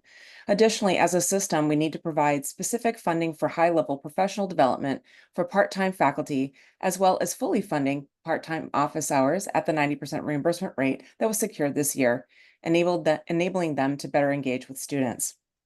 We intend to partner with stakeholders to revise the student-centered funding formula. This is crucial because, among other flaws, the current funding floor doesn't allow college districts to keep pace with inflation. We believe these initiatives are essential for maintaining and improving the quality of education in our community colleges. FAC is looking forward to collaborating with the Chancellor's Office, Board of Governors, and all system partners through the shared advocacy process for 2025-2026. We are stronger together. Thank you. President Costa, there are no additional hands raised. Great. Thank you, everyone. We're going to skip around a little bit again. We're still in the information. We did just have another hand raised. I'm not sure if you wanted to take that. Yeah, sorry. Thanks, Gary. Go for it. Okay. Leo Rodriguez, you have control of your mic and can address the board. Hello, everyone. My name is Leo Rodriguez. I am an alumni of Mendocino College. I graduated in fall of 2022 and transferred to UC Berkeley, or that spring, and I transferred to UC Berkeley. Apologies, I was walking over our campus. But I just wanted to stand here and urge the board to support AB 2586. AB 2586, known as the Opportunity for All Act, will ensure that there's equitable exploration of job opportunities on all our systems of higher education. As an undocumented student, it has been one of the hardest things in my life to navigate higher education without the ability to work. While I have the protection of DACA, and it has truly transformed my life and allowed me to serve as the first ever undocumented student on the California Student Aid Commission and the first undocumented student on the California Community College Trustees Board, and first undocumented student as student trustee at Mendocino College.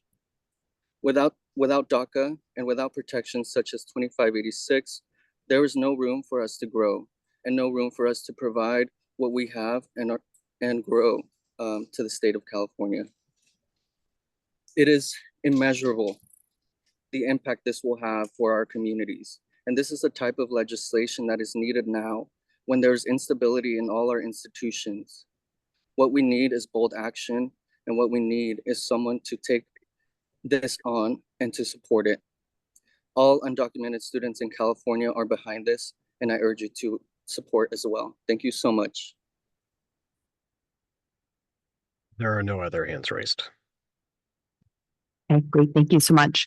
We're going to go to item 5.1 in our information and reports, and this is our annual Student Senate update.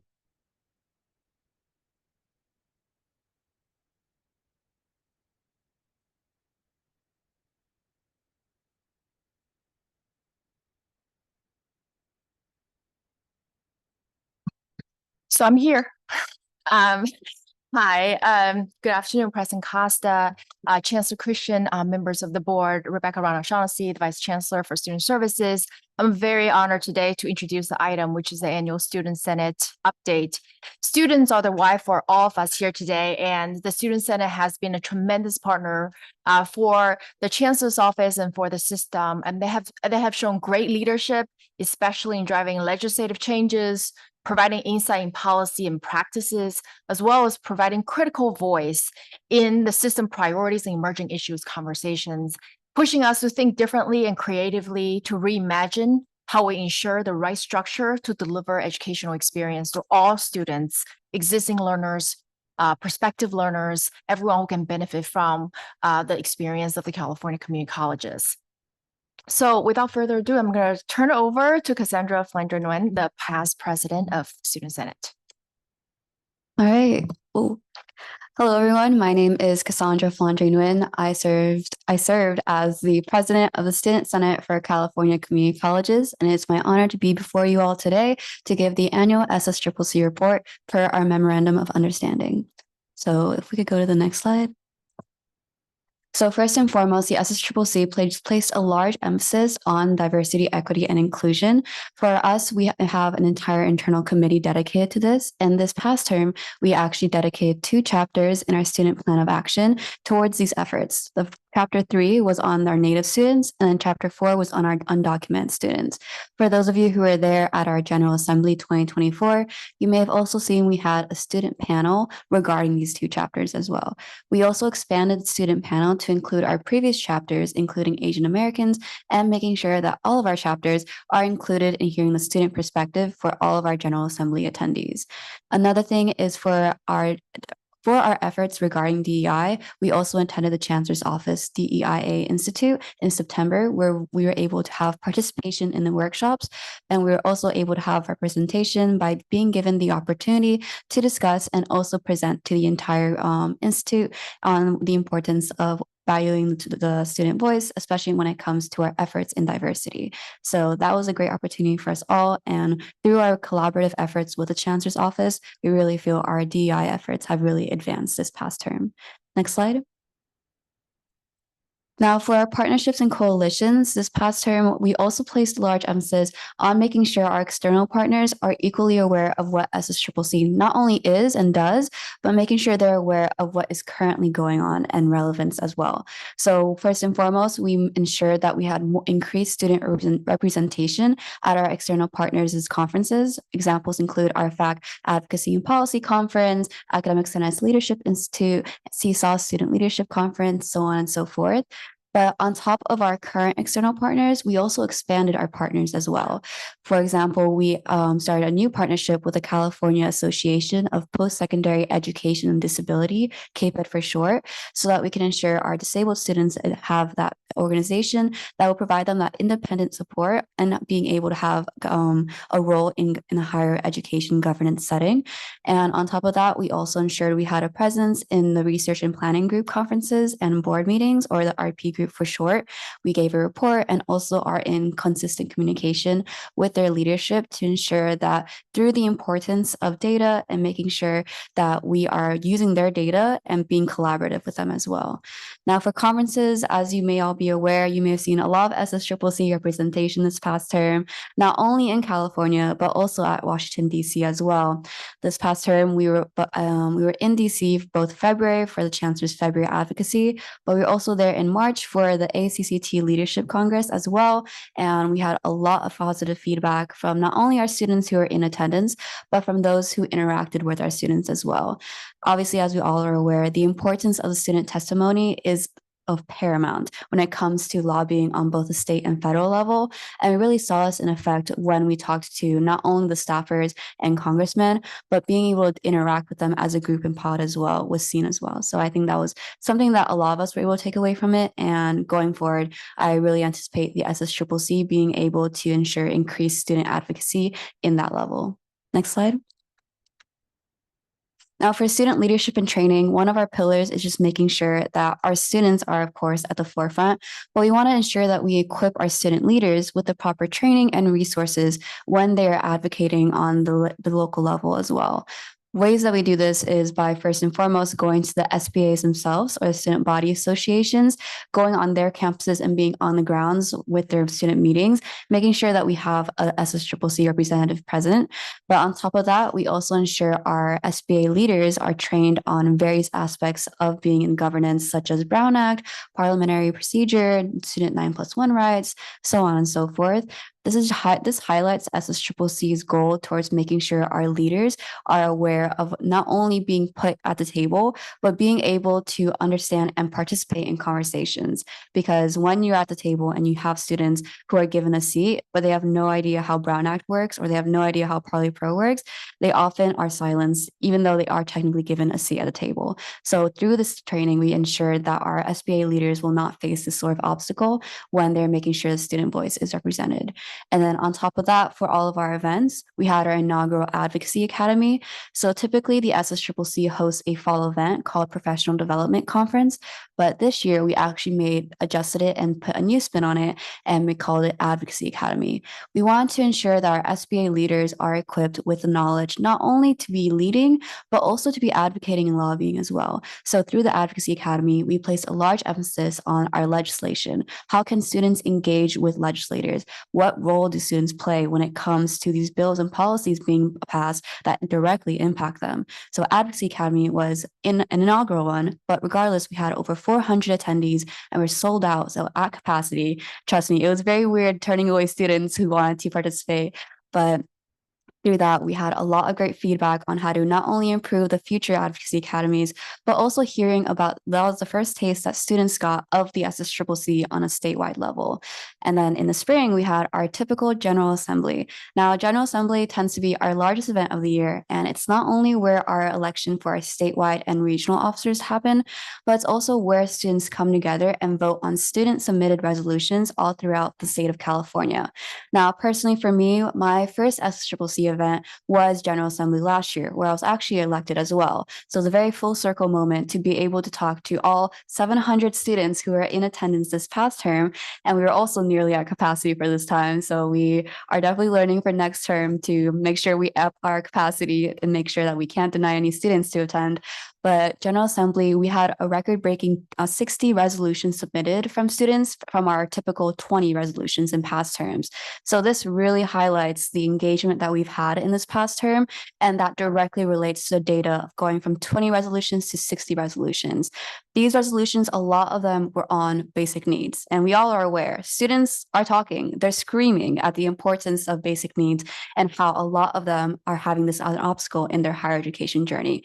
And we see this through the 60 resolutions that were submitted. If any of you are curious in your own time to look at the 60 past resolutions, please feel free to take a look at the SSCCC website. You'll find a packet of the final resolutions.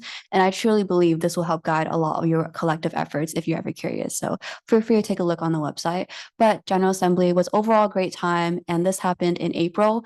And for me, it marked the beginning to the end of my term. So I was definitely very ecstatic, but it was a very stressful time. And I ultimately am very grateful to have been able to interact with the students and also with the advisors present as well. Next slide. Now for regional affairs. Now, for some of you, for those of you who are not aware, SSCCC operates through a region structure.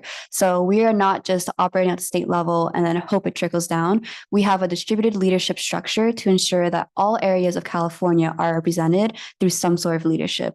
So through this, we have 10 regions all throughout region 1, 2, 3, so on and so forth. I don't need to explain numbers, but with our regional affairs, we've also seen increased engagement and retention when it comes to our ability to engage with every single region as well. If you take a look at the screen, we provided some data because we all know how important data is. Out of all of our 116 college delegates, we had 96.3% verified. And I do want to say what it means to be verified means that an SBA identified a delegate, had a delegate fill out our verification process and form, got verified, and are then participating in region meetings. So this is a very great number. It's a regular B. So of course, we're always shooting for an A, but through this, 99 out of 116 college campuses being verified is a very big feat. And on top of that, breaking it down for our leadership, as I mentioned earlier, we are a region structure. So we have regional officers. Out of our 20 director positions who serve on the statewide level, 17 of them at the end of the term were filled, which is an 85%. However, I would like to say at one point in our term, we actually had 100% officers filled for our board of directors role. And this was the first time in SSCCC history. So I think this again really shows our engagement with our board of directors and the students' interest in being involved and being part of that solution. Now going down, I do want to talk a little bit about this new accountability rubric we used. So we have this region structure and we identified a way for all of us to be able to look at our own regions and think, okay, like how are we ourselves as a region doing instead of looking on a state and collective level? So we introduced the region report card. The region report card is the same as, your old school report cards of, having a rubric and understanding the different areas you're being graded on. However, the spin that we took on it is that one, it's monthly. So at the end of the month, our vice president of regional affairs in collaboration with our student interns will work together to evaluate what areas is our region lacking in at the end of January or February. How can we improve on this and what efforts have been done? Examples that the region report card covered are our budget. How much of their budget are they utilizing? Have they had trainings on this? And so on and so forth. So this is something that was recently implemented and is of course being further developed as the years go on. However, I would like to say that a lot of our officers were able to use this report card as a tangible way to see their efforts and how they can improve as well. And of course, for the board of directors on the statewide level, we want to ensure that we're keeping ourselves accountable as well. So something new we implemented is by not only typically at the end of the term, we do a board of directors evaluation. We look at what we did as a term and think, okay, like where did we mess up? What are areas of improvement? So on and so forth. However, we identified how about we look in the middle of the term so that we can improve for the second half of the term. So we did a mid-year evaluation, and from this, we were able to identify areas of improvement and improve from that point so that our end of the term evaluation is a little more perkier than, looking at all of our mistakes and being like, oh, can't do anything. So that was definitely a lot more conducive to being able to grow as student leaders and as a board as well. Next slide. Now for legislative affairs. So I know we just got off of David's, wonderful update, and it's very hard to go after David, but talking a little bit about what SSCCC has been focusing on. For SSCCC, of course, a huge reason why students get involved with us in the first place is our role in legislative affairs. So of course, we want to make sure that we're ensuring our students get that opportunity as well. So looking on the screen here, I won't go through line by line. I will spare everyone that, but I will say some of our key accomplishments is, again, making sure we expand our federal advocacy. So as I mentioned earlier, we made sure that we had more of a role on the federal level and putting students directly in the table instead of having students' story said to a faculty or classified, and then that person says the story. We made sure that we allocate funds for the students to be advocating on the federal level. But for some of our bills, you can take a look. We sponsored AB 1855, which is the Brown Act bill to adjust the provisions, and then AB 2033 by Reyes. This one is one that a lot of our student submitted resolutions actually talked about as well, ensuring that college campuses apply to have at least one location on campus except EBT. Now, this is one bill that, again, a lot of our resolutions covered because this covers basic needs. And you'll see throughout all of the bills that we support, co-sponsor, or sponsor will reflect the amount of feedback that we get regarding basic needs and what they're really covering for students. So I do want to talk a little bit about, at the last point there, March and March. March and March, which of course, I think a lot of us nodding our heads, this is a collective effort with a lot of other organizations. However, this March and March was one of our largest. Of course, we had a lot of students, which I think was very, very important, but I might be a bit biased. But with March and March, we had a lot of students participate in lobby visits at the state capitol. And I personally saw a lot of increased student participation after March and March when it came to our legislative legislative cycle, not only in participating in forums and surveys, but also just asking questions to the leaders, asking, hey, I heard about this bill. What's the update on this? Oh, like I talked to so-and-so staffer. Do you know what their role is in this? And increasing students' ability to ask questions is our biggest goal. So March and March made that an objective and helped us accomplish it as well. Next slide. Now for our strategic plan, you may be aware of it at our last General Assembly. This was adopted, and this is something that has 12 objectives in 3 key areas: our infrastructure, student participation and activation, and policy and advocacy. This past term was the first year that we implemented the strategic plan, so a lot of our efforts were guided by the plan, and I can say personally that we have made great strides towards the accomplishment of the objectives. The strategic plan is segmented out so that by March of 2025, March of 2026, so on and so forth, it has our objectives for us to follow, and it has been a guiding light for all the efforts we have been doing. Now, for SSCCC's goals for the strategic plan, we're ensuring that our student leaders are also aware of what the strategic plan does, because we realize that our staff, of course, are aware of the strategic plan and our top leaders. But when you talk about it to students, they're like, why does the SSCCC follow a strategic plan? What role does it play? So that's sort of what we ensured by talking to students about it. Next slide. Now for operations, this is more of the back end with our staff.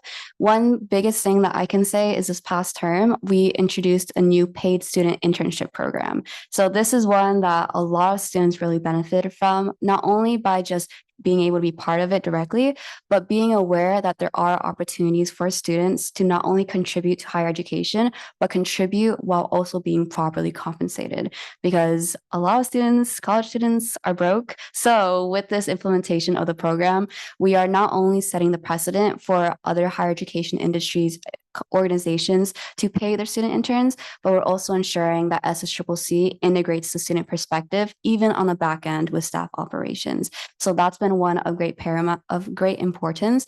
And I can say personally, these student interns have been a big role in ensuring that they are in the back end of supporting students, being on the grounds, helping out the elected officials, so on and so forth. And I do want to say for our staff in general, they have also been on the grounds giving trainings, making sure that they're connecting with the SBA advisors. And that's been something that a lot of advisors have been giving great positive feedback on as well. Next slide. So in summary, we had a lot of growth. I think that's evident through all the data I provided, but on top of that, also evident through the feedback that you hear. When you interact with a student, you hear positive things, right? Now, I think the SSCCC's goal is to ensure that when a student is able to be at the table, they are not only at the table and given a seat, but also their voice is amplified at the table. Because without the student perspective is just a perspective and isn't gearing towards our collective efforts. So that's been something that we really focused on. And again, I might be a bit biased, but I do feel we have made great strides towards ensuring that students are uplifted in this manner. And one thing I will say is we also worked a lot on our external partnerships. And I know for me personally, as president, a large part of my role was engaging with external partners, but we also increased knowledge of what our external partners do, what role they play in our system. And our students are able to engage with our partners directly instead of simply going to the president, asking questions and the president going through it. We ensure that our students themselves are aware, what does academic senate do? What is FAC? What do they do? Things like that is ensuring our students are just educated. But not only that, we also provided our external partners with that platform to engage with students directly. So it's a two-way street. And I think a lot of us can agree there's a lot of benefit on both ends for that. Next slide. Now, for the goals of this current term, technically, is we really want to build upon the efforts we have done this past term. Now, a lot of it is going to be talking about the student outreach. As SBAs are coming back to school and going through Club Rush and tabling, we're going to make sure SSCCC plays a direct hand in not only educating student leaders, but engaging with a typical student who is walking around campus or is on Zoom. So that's going to be a new emphasis placed this coming term. And another thing is we want to continue focusing on accountability, because ultimately us students were elected by our fellow students to represent them. So we want to ensure we're keeping ourselves accountable in accomplishing their collective and common vision and listening to the resolutions as well. Next slide. And yeah, here's our shameless plug, but you can, if you would like to be updated with what the SSCCC does on a daily basis, please feel free to follow us on any of the following platforms there. However, I will say that our website will be the best place for any centralized information and is a great way to be able to just be in contact with what we're doing and get information on our following events as well. Thank you.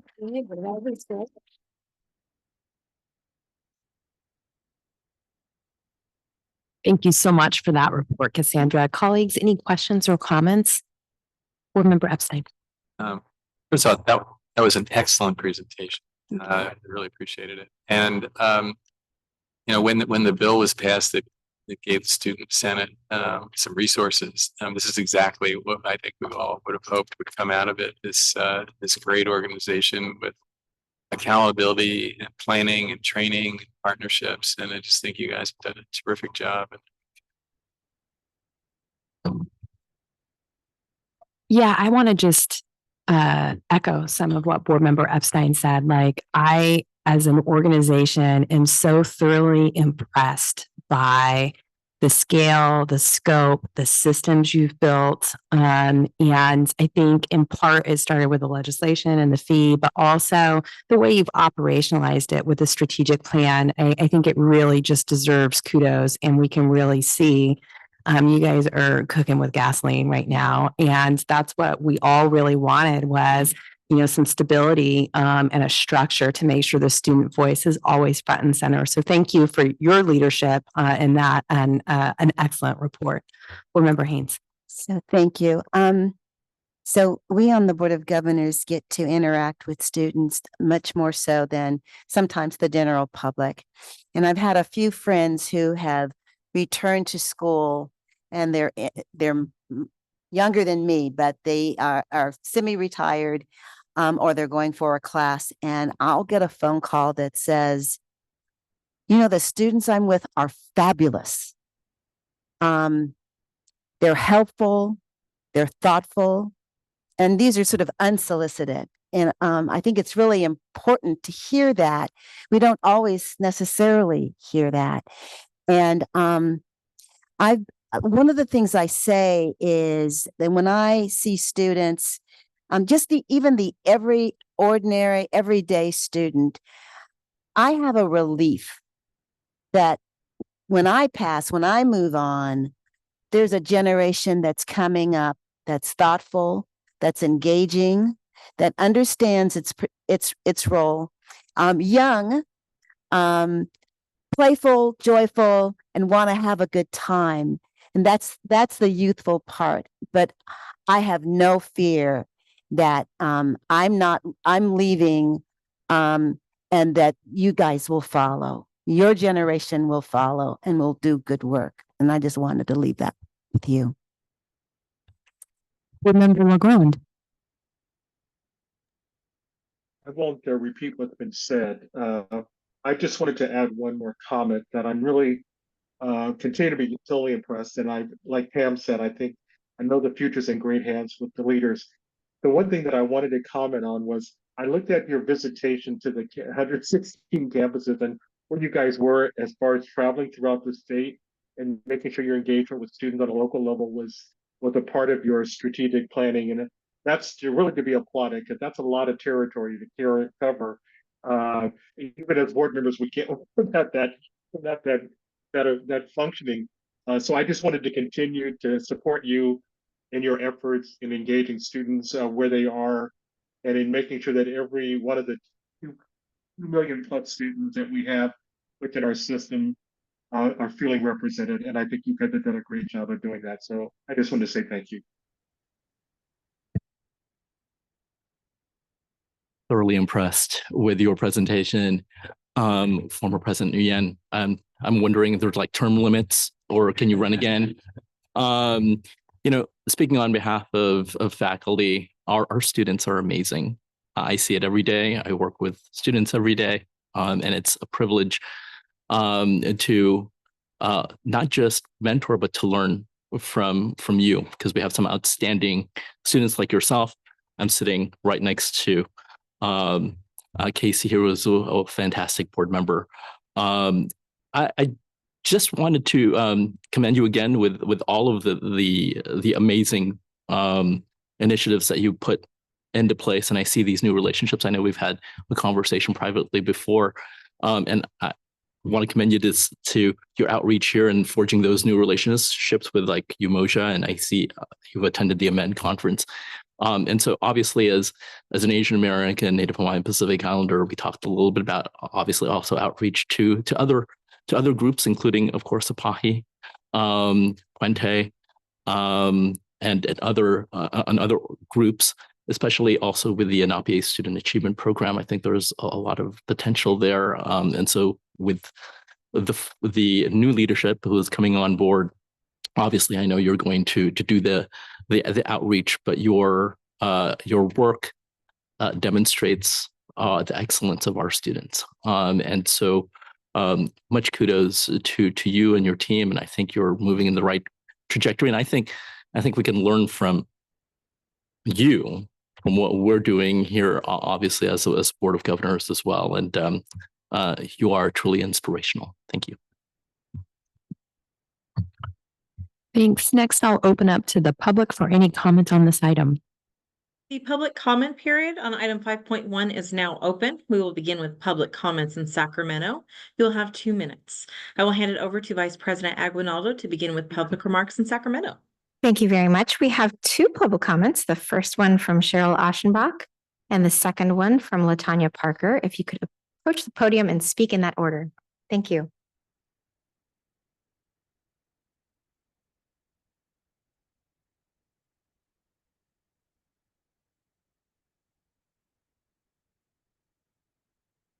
Good afternoon, President Costa, Vice President Aguinaldo, Chancellor Christian, and members of the board, and especially good afternoon to you, Cassandra. I have said in many venues, I am repeatedly impressed with the leadership of our students, and my expectations get raised every time and they continue to exceed. I want to speak most specifically to the partnerships, and I'm glad that you mentioned that late in your comments, because we see the Academic Senate sees the Student Senate as valuable partners in this work. We may not always agree, but we have a lot we can learn from each other. And when we share a position, that we are strong advocates.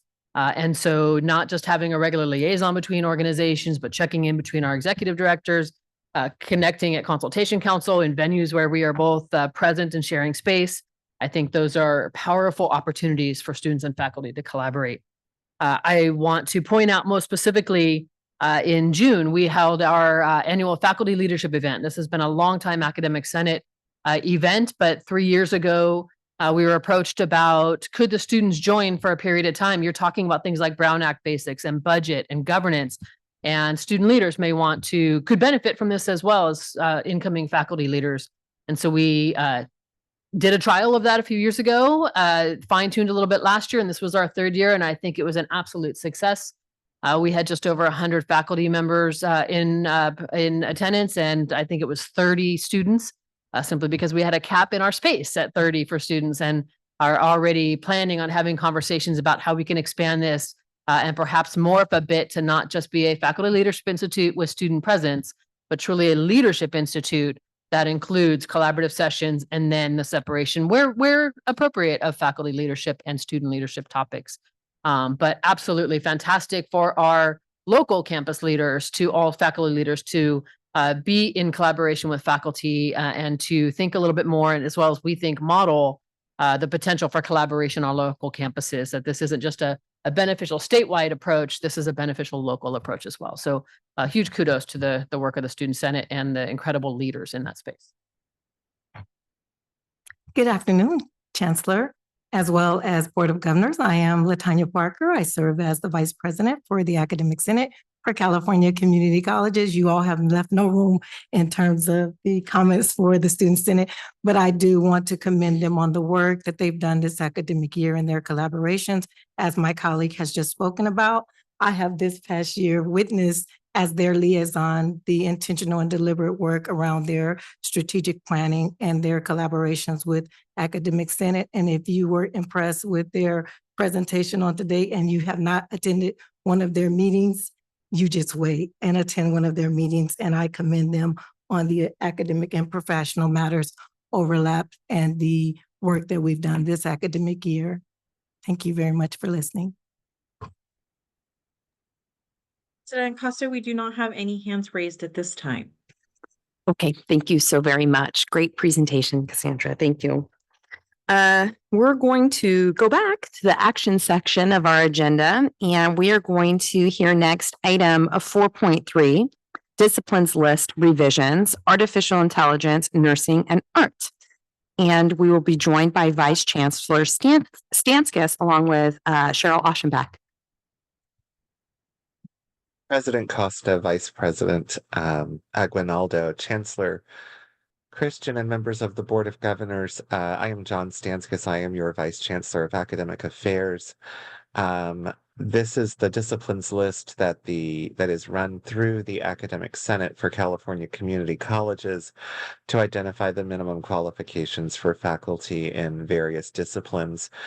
It is an annual process, and I am happy to turn it over to the President of the Academic Senate, Cheryl Oschenbach, to give you a little more information about these three disciplines. Thank you, Vice Chancellor Stanskis, and good afternoon again. I didn't introduce myself, Cheryl Oschenbach, President of the Academic Senate of California Community Colleges. And as you see from us annually, the Academic Senate manages the process for updating the disciplines list. We do a call out in February for any new proposals for disciplines, as well as any proposed revisions to disciplines.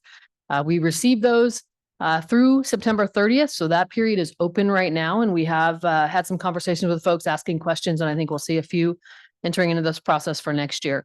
Once those are received, our Standards and Practices Committee organizes those into packets that we then take to fall plenary, primarily to facilitate a hearing on those proposals. And it's an opportunity for the movers to hear pro and con feedback on their proposals.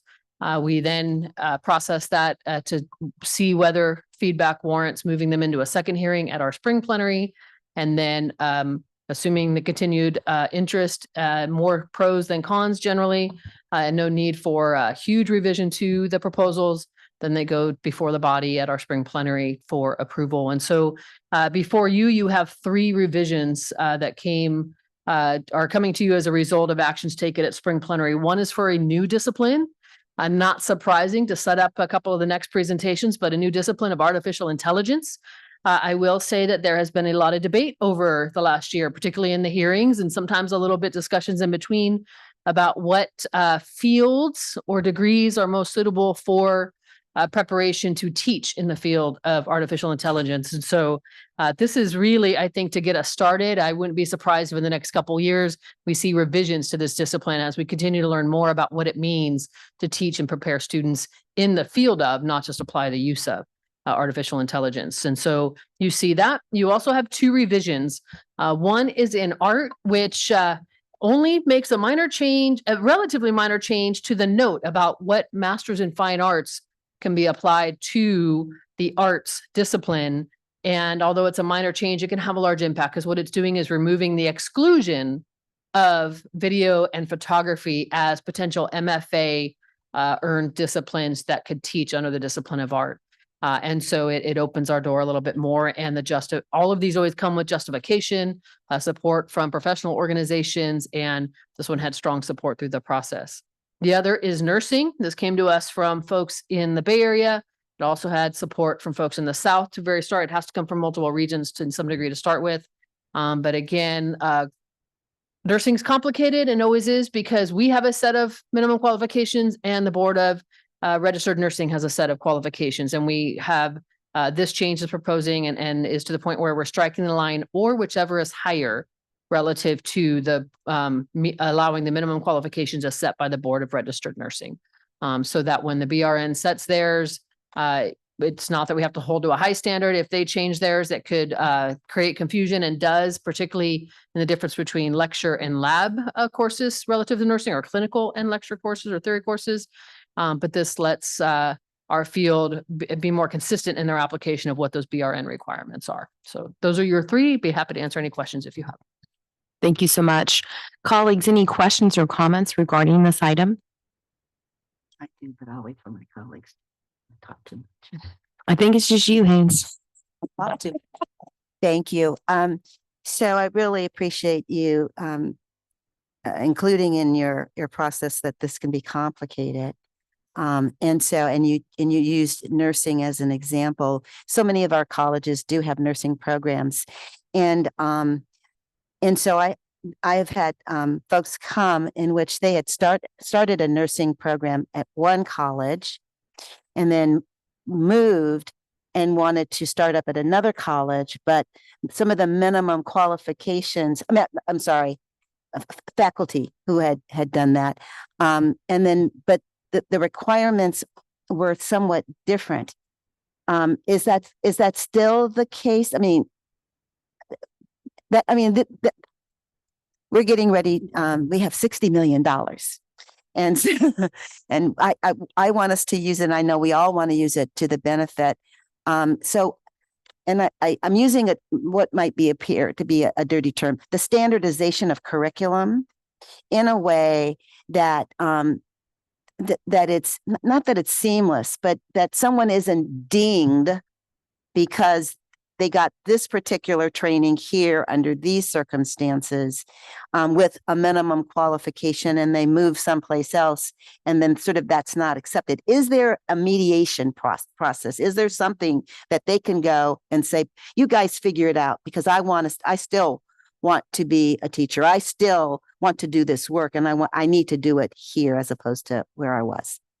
I think some of what we heard in some of the early discussion as they were finalizing their proposal last August and September, asking us questions to make sure they had everything in place, is that the confusion you're speaking of, where folks qualified or feeling that they're qualified in nursing or maybe deemed qualified at one college are now not being. And it usually had to do with the application. The Board of Registered Nursing has multiple layers of faculty, from faculty director to like the faculty to, I think it's associate faculty, or like they have different layers of nursing instructors, and we have one discipline, nursing. And so the confusion, what I understood was that some colleges recognized our minimum qualification, but then adjusted for the different BRN so that in clinical placement, you could have a slightly, you could match their requirement rather than ours. And then in the theory, you had the highest, the bachelor's, I think it is. I don't have that in front of me. And so, but that was different from college to college because it was really an interpretation of their min qual versus ours. And this change is what they were proposing to try to end that confusion and difference in interpretation. Because some were saying, well, their highest qualification is this, so all of our quals have to meet that, or all of our instructors, where our qual allows for a slightly different for that associate teacher versus the other. I think it will help clear that up and make things more consistent. I'm hoping that's the case. And what I would encourage, health is a big deal. So coming together where everyone is rowing that boat in the same direction is just really important. This is a testing ground, but this issue around minimum qualifications goes across disciplines, and it is problematic especially when we're trying to bring on faculty of color, okay, who really want to teach in our system. We need to figure access points that we get to yes. Thanks. Thank you, Board Member Haynes. Colleagues, any other comments or questions on this item? Not seeing any, I'm going to throw it open to the public comment on this item. The public comment period on item 4.3 is now open. We will begin with comments in Sacramento, then move on to virtual. You will have 2 minutes. President Costa, we have not received any in-person remarks and no hands are raised. Easy peasy. With that, this is an action item, colleagues, so I would entertain both a motion and a second on this item. Move to approve. Rawlings with the motion, Haynes with the second. Can you please call the roll? Hildegard Aguinaldo. Aye. Adrian Brown. Aye. Casey Chang. Aye. Amy Costa. Aye. Ricardo de la Fuente. Aye. Tom Epstein. Aye. Nan Gomez-Heitzberg. Aye. Pamela Haynes. Aye. Lieutenant Governor Eleni Kounalakis. Harry Legrand. Aye. Jennifer Bill Rawlings. Aye. Blas Villalobos. Aye. Syrian Villavicencio. Aye. The motion carries. Thank you so much. Next, colleagues, we're going to go back into the information and report section of the agenda. We'll be hearing item 5.3, generative AI and the future of teaching and learning. And we have Craig Hayward here to present. All right, but I'll get us started. I've been waiting for this item, and I think the California community colleges have been waiting for this item. We've had large teams working on this for, oh my goodness, many months. This is a long item, members of the Board of Governors, to kind of settle into it. There are 3 sections. The first section is going to be the presentation of a report and appendices, and I think Adrian Brown will make the opening remarks. And then Craig, if we can go to the second item, could be the partners. So end-to-end and Carnegie Mellon. And then we'll end with an introduction of the Digital Transformation Center, which will then lead to the action item, which is 4.5. I do want to recognize the leadership of board member Bill Rawlings, who's been really rolling up his sleeves and working very closely with the team, working very closely with Craig. And I would love to turn it over to Board Member Rawlings for some opening remarks. Thank you for that. We all know technology is changing our world, and it's changing the lives of our students faster than ever. And the current wave of innovation and transformation is just at its very beginning. We have the democratized power of natural language processing combined with the artificial intelligence innovations we've had over the past few years. There's key advances in quantum computing and the enabling potential of clean fusion energy all coming up over the next couple of decades. And each of those in combination is going to accelerate the rate of change. We've had a lot of change over the past few years, but exponentially, we're going to be accelerating that change over the next 10 to 20 years. So we need to be ahead of that. Those changes bring challenges, but those challenges also bring opportunities and potential for us.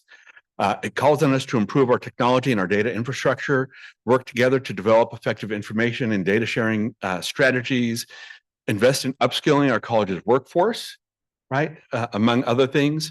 And in doing those things, investing that time and that energy is going to allow us to better identify and remove barriers for students, identify more impactful student supports, and develop and adopt new teaching and learning tools for our faculty to use in our classrooms. Now, we know that the power of AI is already transforming how students are learning, and riding this wave of change will require us to be both collaborative and nimble, which we're not always good at doing both at the same time. Sometimes we're one, sometimes we're other, but we're not usually both, and we're going to need to be both. And so I'm really looking forward to these next couple items, items 5.3 and 4.5, because they're really going to help provide insight into the work that we've been doing, and our AI Council and so many other people kind of coming together for this. But it's really going to provide insight into how we're really rising to meet these opportunities. So I'm really looking forward to these items. And I have a counterpart in this work in my colleague, Adrian Brown. And so I wanted to hand it over to you. So when people hear the words change and innovation and new, a lot of fear comes up. Yeah. And when we talk about AI, and we think about some of the most mainstream depictions of AI, it's also a lot of fearful things, but not in Star Trek. In Star Trek, there's a happy AI in Star Trek Discovery that is very supportive and actually helps the whole crew, even if they had to time travel. Who knows what comes up? The AI was there as a supportive backbone. So it can be many things. And I think about the song that came out, I don't know what year, but it says video killed the radio star. And that's not really true. I just happened upon a public radio event, KCRW, on Saturday in Union Station, downtown LA. And there was a line going around the block for people to see a public radio DJ at an event. So yes, things change and they transform. And when we got video, everyone found out that Bobby Caldwell was not Black. But we still love his music, right? And so I think as long as we're making sure that what we're doing is trustworthy and that we're adding value to the community, we will not have any issues. So we need to stay focused because AI is not an option. It's here and it's part of everything, the fabric of everything that we're doing. When I opened up the CCC report right now, it said Gemini can help summarize this report for you. Right. So it's everywhere. And since that's the case, we need to build that technology infrastructure that President Costa was talking about to support it. We need the professional development so that our faculty and staff are ready to support it. And we need to also be prepared to help make sure that we at the forefront of public education, higher education, are preparing our students into the workforce with these skills.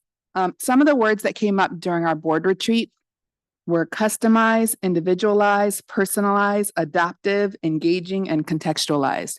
And these are all things we've always been aiming for within higher education, and AI is only going to support those efforts. So I'm really looking forward to everything that Craig Hayward will be presenting to us as far as building that infrastructure of support so that we can move forward towards this innovation. Thank you very much, President Costa, Vice President Aguinaldo, Chancellor Christian, and members of the board.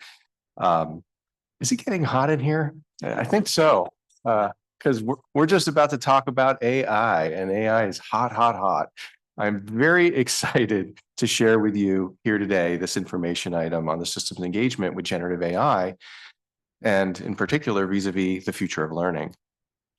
So before we dive into those three components, the AI report from the AI Council, a discussion of the Digital Center for Innovation Technology, Transformation and Equity, DSITE, and the individual AI projects that we're going to spotlight today, I just want to take a brief moment to express my appreciation to the Chancellor and to the board for what has been the ride of a lifetime this past year, the opportunity to dive into AI and imagine with our representative constituent leaderships from across the system, what the future of teaching and learning looks like when we transform it with the addition of AI. The AI Council members have been absolutely amazing to work with, in particular, Cheryl Aschenbach, who was just up here, Wendy Brill-Weinkoop, Manuel Payan, Deborah Knowles, Cassandra Flandra Nguyen, and just everybody on that council has been absolutely amazing. We have relatively few opportunities to fundamentally transform the work that we do and fundamentally transform the outcomes and completion of our students. Maybe only two that I've experienced in my 2 decades plus career in the California Community College system. And we are looking at least one, maybe two coming at us right now in the next year. So with that, I'm going to just say that it's been an absolute pleasure to work with this team, and I'm going to turn it over to our first set of presenters, which are Manuel Payan, right here behind me, Cheryl Aschenbach, and Cassandra Flandra Nguyen. And I'll get out of the way.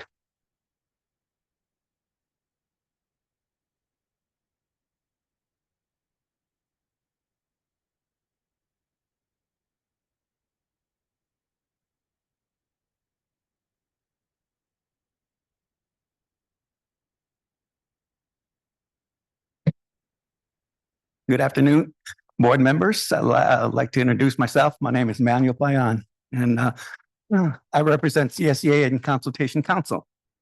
I'm also a groundskeeper at San Joaquin Delta College, and I may be biased, best community college in these United States. And I know I'm going to get pushback, but that's okay. And if I may just say this, is that historically, I think this is the first time we have a board member from the same college and a classified representative representing CSEA from the same college. And I think that's great. So just some historical, I'm going to show my age, is that I got hired at San Joaquin Delta College in September of 1977. So I went to go sign my employment papers in the HR office. All the secretarial staff had IBM electric typewriters. So depending on which office you went to, it was like a symphony when you heard that electric typewriters going. And then a few years down the road, it was quiet because the computers arrived. And the same very concerns and questions we're asking right now, that's in the report that and surveys and et cetera, is they were asked about those computers. Will it take away my job? Or will it reduce my hours of employment? And the unknown. And then so what happened was that it enhanced those jobs. And in fact, it gave you more job duties, so to speak, because of what that computer could do depending on the software. And so CSEA sees the same thing. We're not afraid of the future because the future is right now. So how do we go and we represent those classified employees and reassure them this is about enhancing your job duties, not eliminating your jobs. So this is why this is important that we do this work right now that Greg Haywood is heading, and then Bill Rollins. So I want to just say this, is that we're looking at this is for our members. And I do want to seem like I'm speaking for all classified because the vast majority of classified employees within the community college system, they're unionized already, either by us, CFT, CTA, or SEIU. And there could be other unions there. But our goal is to make sure that the classified that their jobs are not eliminated, that they have input in this, and for them not to be afraid, and that we have to have regular assessment as this process goes on. So we're really looking forward for that. And we also know this, is that in my CSEA training and then working with staff, especially in governmental relations, is things get done a couple of blocks down up the street at the Capitol are the relationships you build within there. So I've been able to build these relationships since representing CSEA, is from when Senator Jack Scott was the chancellor, when Chancellor Bryce Harris, Chancellor Eloy Oakley, and now Sonia Christian. I've known Sonia when we were on the Student Center Funding Oversight Committee, when she was still the president of Bakersfield College. And so there's relationships that we're building. And now that we're doing this on Zoom, we're doing Zoom, building these relationships too, so that we're all respectful of each other's constituent group that we represent. So I really look forward to this process. And I will end it with this, is that in the report, and I want to give a shout out to Sally Montemayor Lenz, who we broke out in two groups. One was on the instructional side and one was on the workforce side. And originally it was going to be, what's the impact of AI on classified staff? But it got to expand it to all staff. So, but in the report in Appendix D, under the heading Union Perspective and Working Conditions, it was what we had been talking about. And in fact, Sally, we had a Zoom meeting with our senior staff at headquarters in San Jose of CSEA, and the same things that we were asking and the same concerns are in this document. So I forwarded this document to senior staff and then for their input. And then so we look forward to that. So I would end it with this. CSEA's mission statement is one sentence: to improve the lives of our members, our students, and community. So if you improve the lives of our members, you improve the lives of the family. You improve the lives of our students. You improve not only that student, but their family and extended family. And then reaches out that extended family to the community. So also I've been asking is that what's the policy and the role of our elected local boards? Because they're the ones that are going to be voting on, just say it's a vendor AI contract. Our local boards should know, or start to know, is exactly what they're voting on. Because I expect the same thing. My local board at San Joaquin Delta College, if that is on there, they should know what they're voting on. So I hope that we do this outreach with our local boards, but also our community, that we do this outreach too. So I want to thank Chancellor Christian, President Costa, and this whole board, and thank everybody on Zoom, and especially those who sit on this AI council, because I couldn't believe when I saw the report. We've been meeting, and I didn't believe how much work we've done. So I just want to thank everybody, and we look forward to the future and this continued feedback. And then I'll hand it over. All right, good afternoon, everyone. My name is Cassandra Nguyen. You just heard me speak for 20 minutes, so you'll hear me speak for a couple of minutes more. But I serve on the AI Council as a student representative, and I want to really call attention in the Generative AI and the Future of Teaching and Learning report. Please take particular look at page 16, where we talk about the human-centered principles.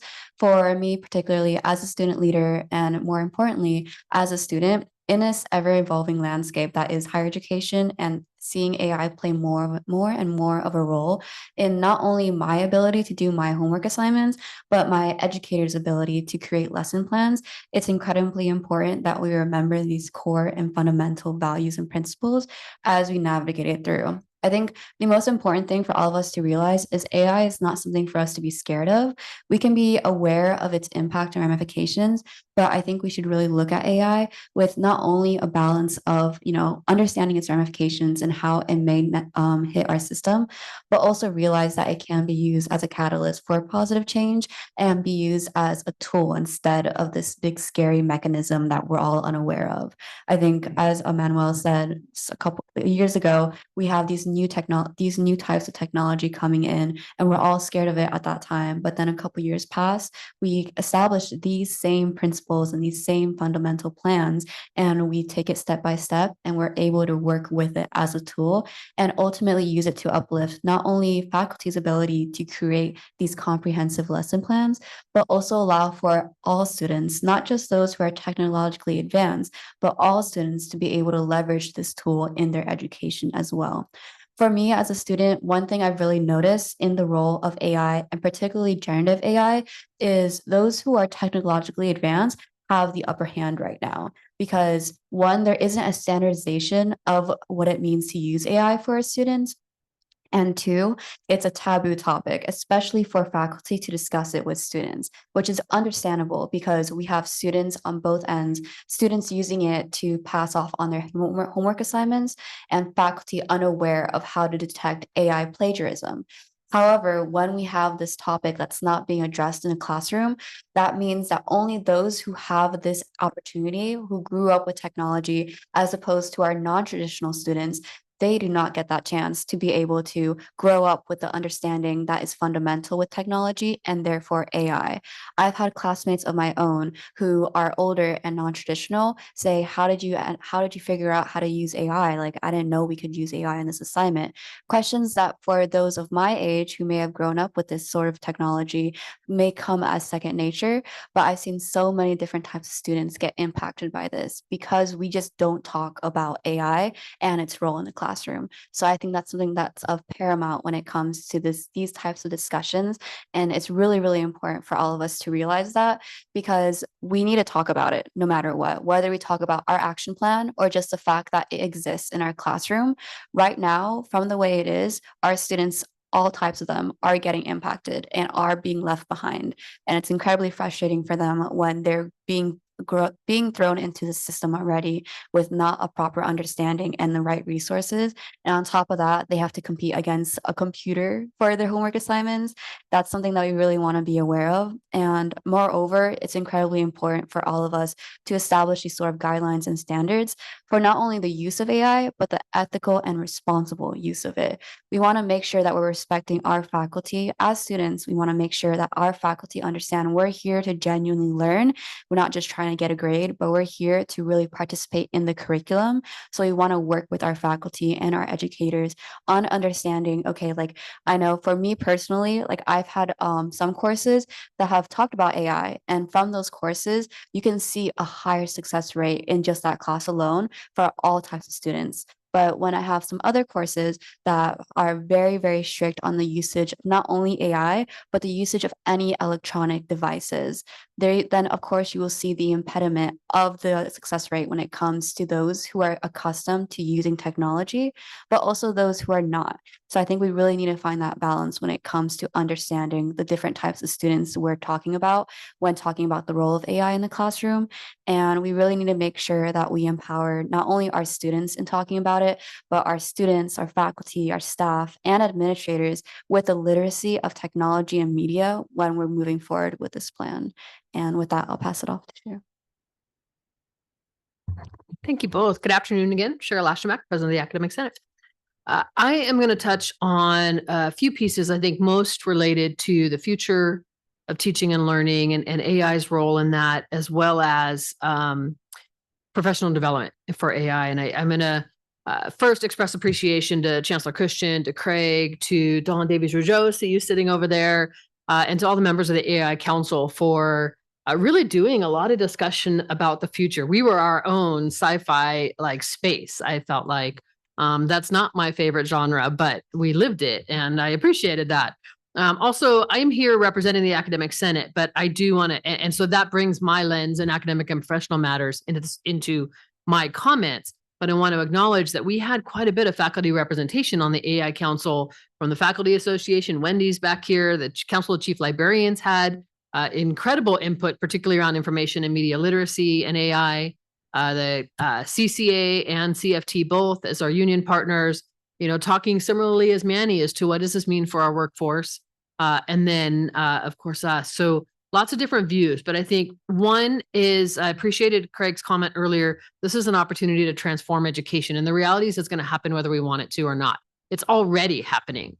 I perhaps disagree a little bit with Craig that we've only seen revolutions or complete overhauls of education in a while, because I feel like, at least as a faculty member, we've had revolutions and recycling and regeneration in the last 5 years alone. When you think about COVID, about going more DEI focused and culturally responsive approaches, and now talking a different infusion of technology beyond what we've used before. And so faculty are feeling that, but as you could tell by some of the survey responses later in the appendices, like faculty are cautious, particularly around the ethical and responsible use of or academic integrity in the world of AI. And I'm going to get to that in a moment, but at the same time, optimistic about its potential impacts, both to what we do in our roles as faculty members, as well as what it can do for and with our students in the learning space, and then ultimately in the career and further education space.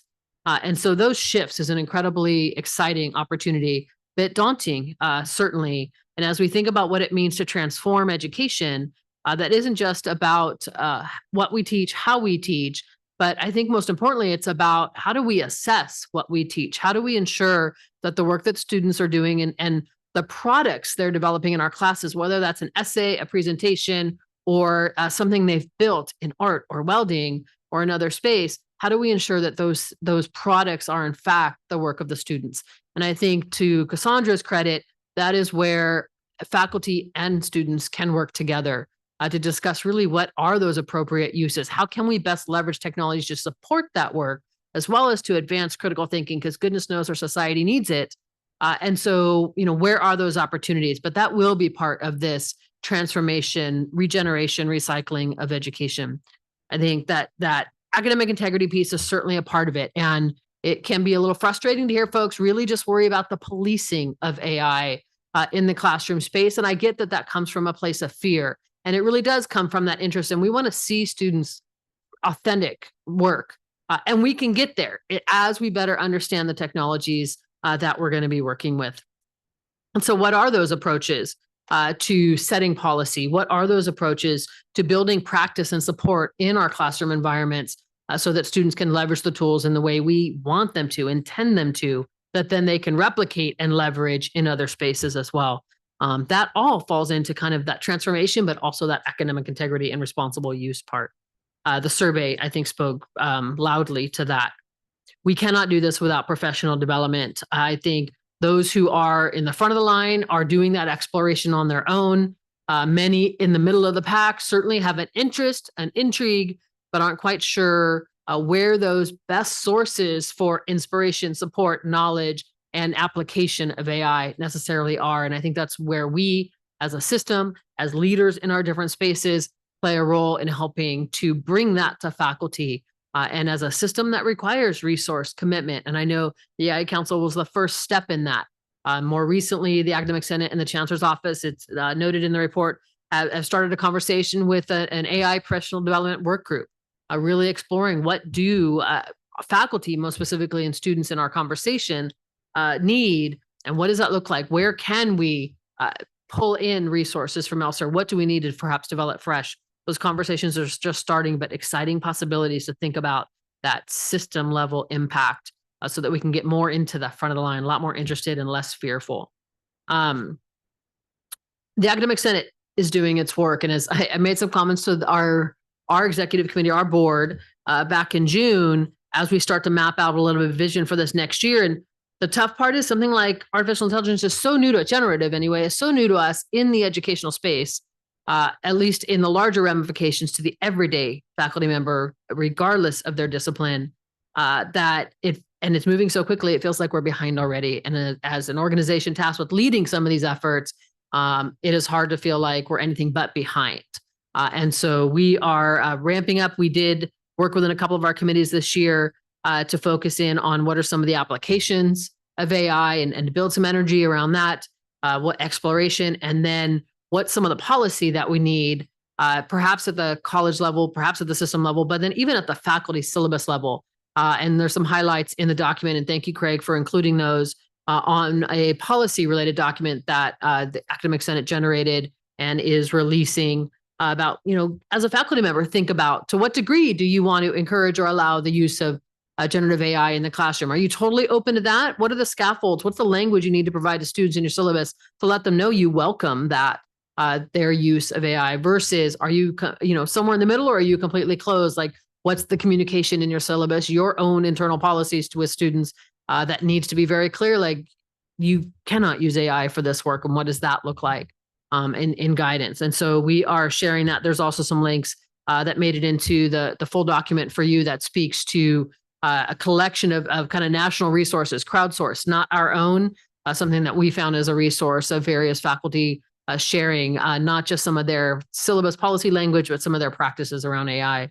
So aiming to expand that use. For this next year, we are engaging in a number of learning webinars in the fall, still to be developed, determined, and communicated out, but that's our intention to support faculty, especially in like clusters in writing, in research, in quantitative reasoning related functions or classes. And so supporting faculty in that space.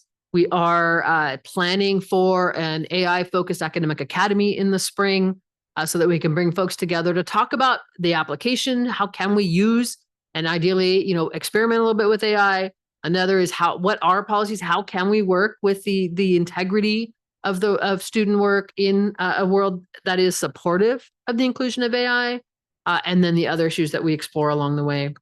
We also we publish a rostrum. It's our journal 3 times a year, and we have done a call out for AI-focused articles for the submission date in September to be published in early November, consistent with our fall plenary, so that we can have a completely AI-focused rostrum article. And really excited to see what we have generated in that as input from the field and folks speaking fully as faculty, in some cases We've heard we may see some articles in administrators and others collaborating in an article with faculty. So really looking forward to that. But we fully intend to continue our work to support and recognize we all have to speed up a little bit to truly support folks when they need to be supported.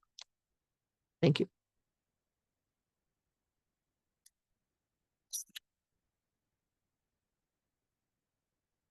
I'm thinking we're probably moving to the second piece, Greg.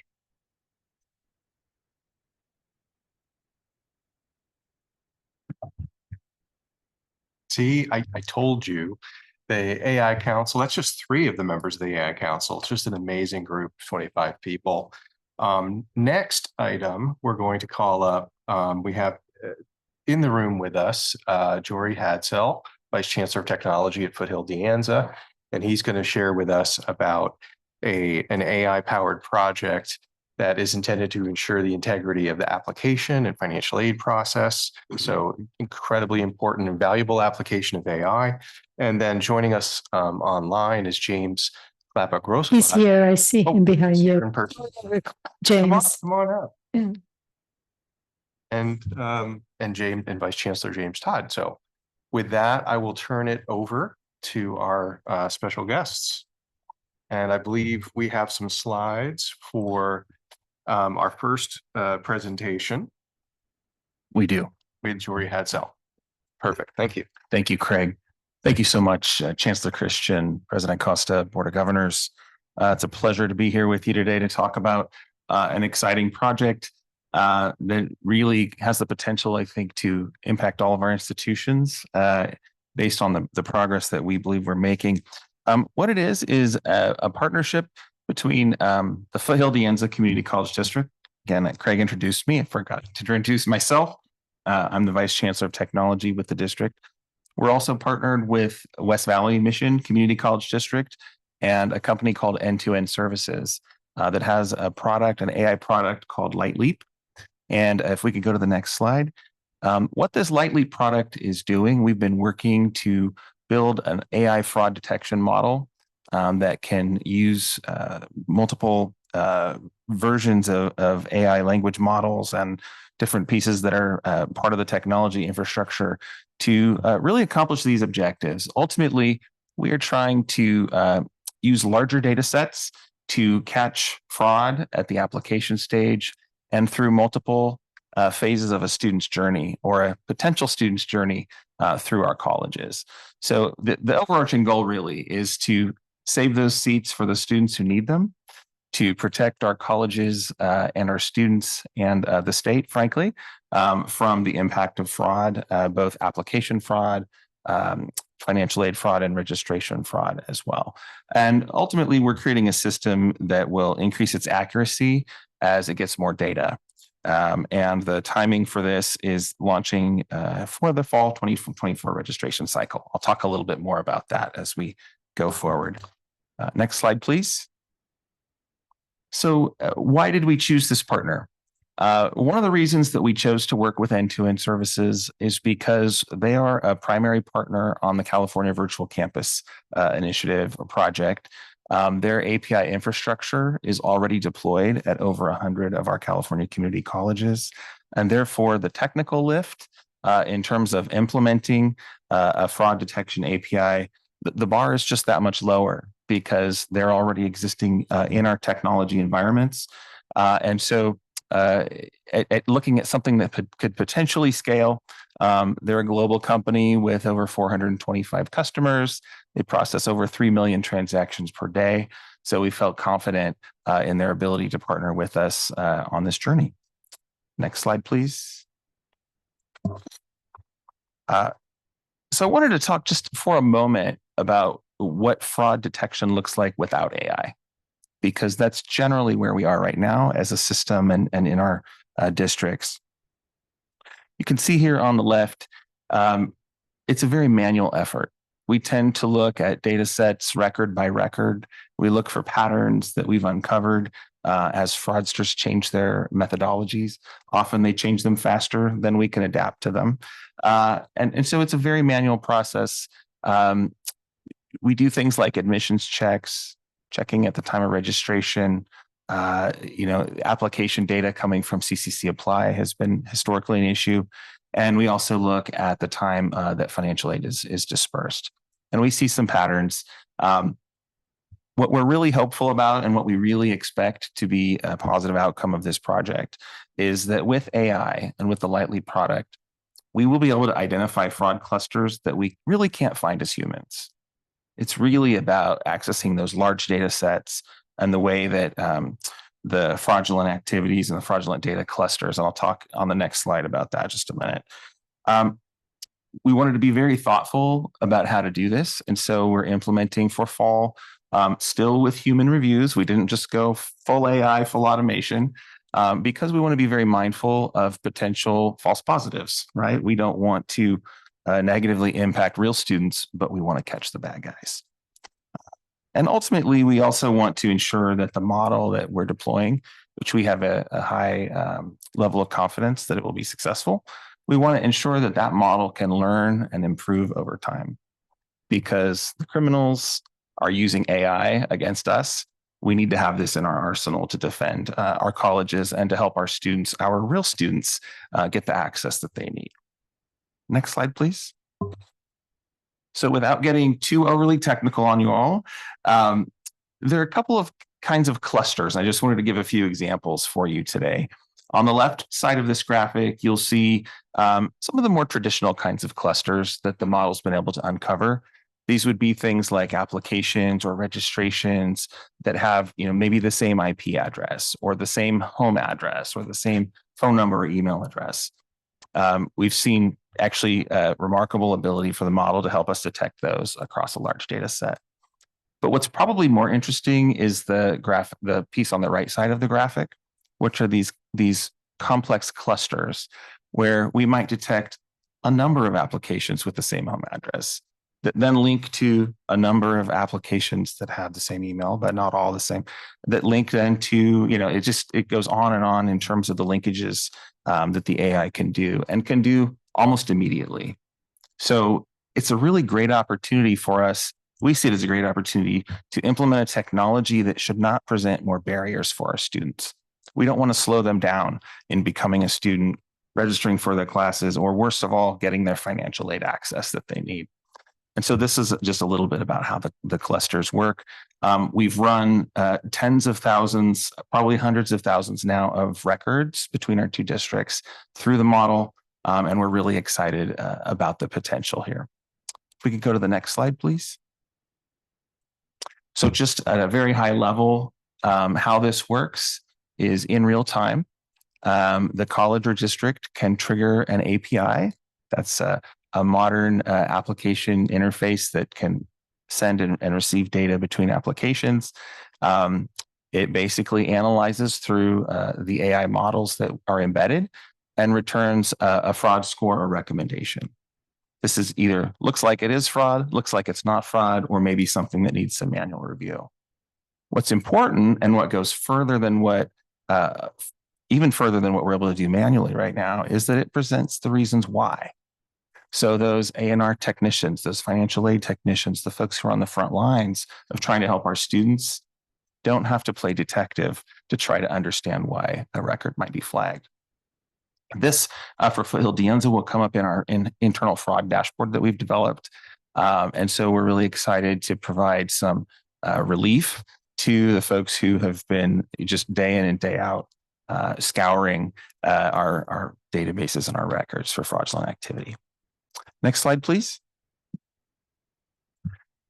Another thing that's really critical, I'm not going to read all of these bullet points, but what they illustrate is that this model is more than an initial detection model. It's actually a behavioral detection model. What that means in the simplest terms is we're not just looking at the application data. We're looking at the data footprint that a student or a student account creates after application, after registration, after requesting financial aid, at the time of disbursement, at the end of a term, during an LMS class. Have they achieved a grade? Have they ever paid? We have a number of data points that all feed into this model and give us a really great glimpse into not just kind of a static look that we have now, but with the model, we'll be able to analyze student behavior and have an even higher level of confidence and detect those shifts in methodology sooner, because the AI model will help us with that. Next slide, please.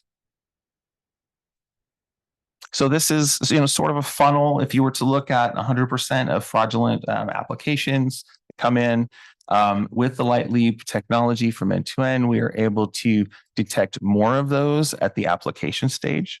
If you were to look at what's happening now, it's almost flipped, right? We have a lot of fraudulent applications coming in.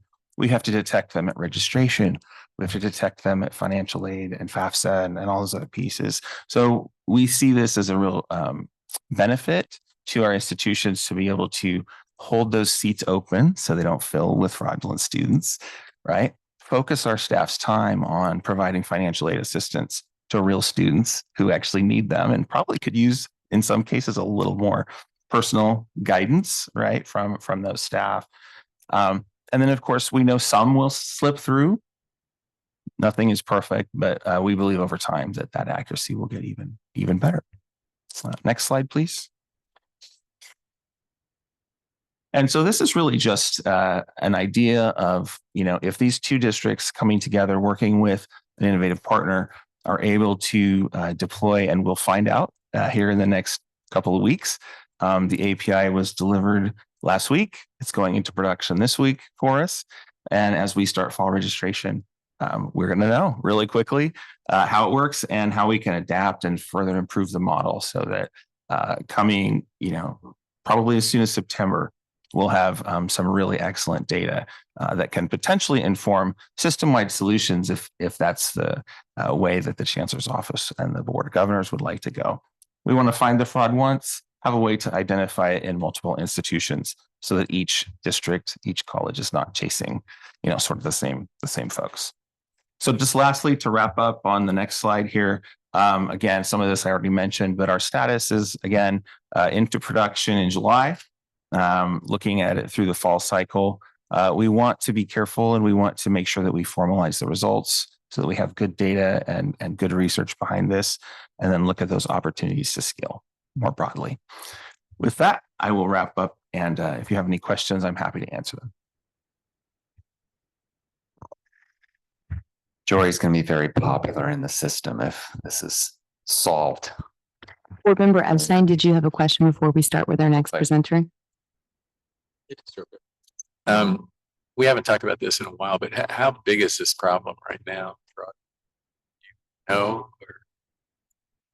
I could give you anecdotal tales of fraud from the system, but I'd rather not. For data, yeah.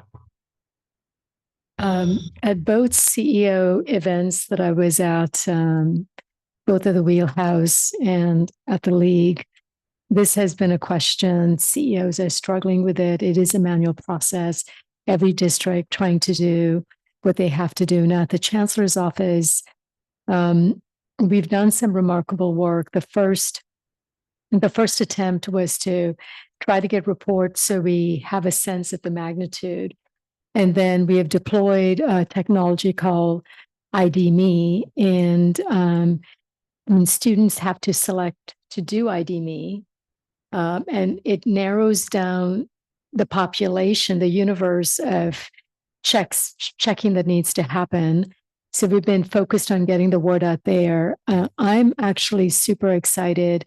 And we were at a meeting talking about CCC OEI, and Chancellor Lambert kept telling me about this. I thought it was end to end.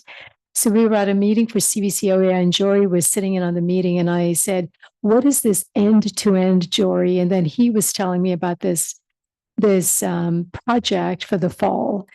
And we are optimistic that if it works, we have potential to start scaling it up, certainly working with, John Hetz and Valerie. And the Chancellor's Office has taken a lot of hits from the media, from Cal Matters, and wanting us to do a lot more. And our ability to do a lot more is not there because we don't have the common technology platform. So we have lots of efforts underway, and I can't thank Fidel Dianza for being a great partner and Joreen in particular on various parts of various problems that we're attempting to solve. That was a long answer, Board Member Epstein. Thank you. Yeah. Well, good afternoon. We'll move into the second part of this. I'm Assistant Vice Chancellor James Todd. Good afternoon, President Costa, Vice President Aguinaldo, Chancellor Christian, board members. We're really delighted to be here to talk a little bit more about some of our AI efforts. One quick note too, I was thinking about what Manny had to say as well about some of our staff work. And what you just presented will allow some of our staff to do much more human connection with students, because right now there's a lot more diversion in terms of working on some of these processes. So that's really exciting. So a couple of things came up too as we started this. Board Member Rawlings, you talked about being collaborative and nimble. And Board Member Brown, you talked about this real need for professional development for our system, and especially working with faculty on a lot of our equity-centered efforts. So I hope what we talk about here just for a few minutes, we'll get towards those comments as well. And Cheryl Aschenbach, our president of the Academic Senate, talked about the working group that we have for professional development around AI, working specifically on faculty-centric issues. And there's no doubt, with a lot of our continuing changes in AI technology, that we need to figure out ways to engage, a diverse faculty across their, not just their experiences and backgrounds, but also in the disciplines that they're representing and teaching in. And so that is the key of this next project. OLI stands for Open Learning Initiative, and it is through Carnegie Mellon. And we've developed a demonstration project that is a cross-system project or effort that's national, that we'll be a part of, that we get to engage over 30 faculty members in partnership with the Academic Senate to be part of the development of some learning modules that'll be available for our system when this is completed. So it's an enormous collaborative effort. And I'm going to introduce James Glapa-Grothklag, who is the Dean of Instructional Technology at College of the Canyons, but I know your title's larger than that. So I'll hand it over to James to talk through what this partnership looks like. And I'll just say you've been such a collaborative partner in this, and I appreciate all the efforts you put into this. Thank you, James. Appreciate that. And good afternoon, President Costa, Vice President Aguinaldo, Chancellor Christian, and board members. I'm thrilled to share with you the outline of this exciting new professional development project. If we can go to the next slide, please, on which I have the honor of serving as co-lead. And again, my name is James Glapa-Grothklag. My home school is College of the Canyons, where I serve as Dean of Educational Technology, Learning Resources, and Distance Learning. It's longer than my name, if you can believe that. So the outline of the project, this professional development project, you'll see in these bullet points. The goal is to design, develop, and deliver a professional development pathway on Carnegie Mellon University's Open Learning Initiative platform. This is the team that last year won the X Prize in higher education for innovation in teaching and learning. They've got a long track record of innovating in the online teaching space. The point is to support our faculty to utilize generative AI effectively and ethically in their teaching. And of course, that helps our students, then, as we've heard today so many times. The process is to engage our faculty or faculty from all the partners, and on the next slide, I'll talk about all the partners, to engage faculty as subject matter experts to help develop and design the training modules, and then to provide the opportunity to our faculty to be pilot participants in the first rollout of all of the training modules, provide us with feedback so that we can improve the training modules before we release them to the greater world, let's say, but they'll be developed with our faculty, not for our faculty. The participants will also participate in a facilitated community of practice. So they're sharing their experiences. They'll be encouraged to do outreach to their various networks so that we are laying the foundation for more participation from the California community colleges.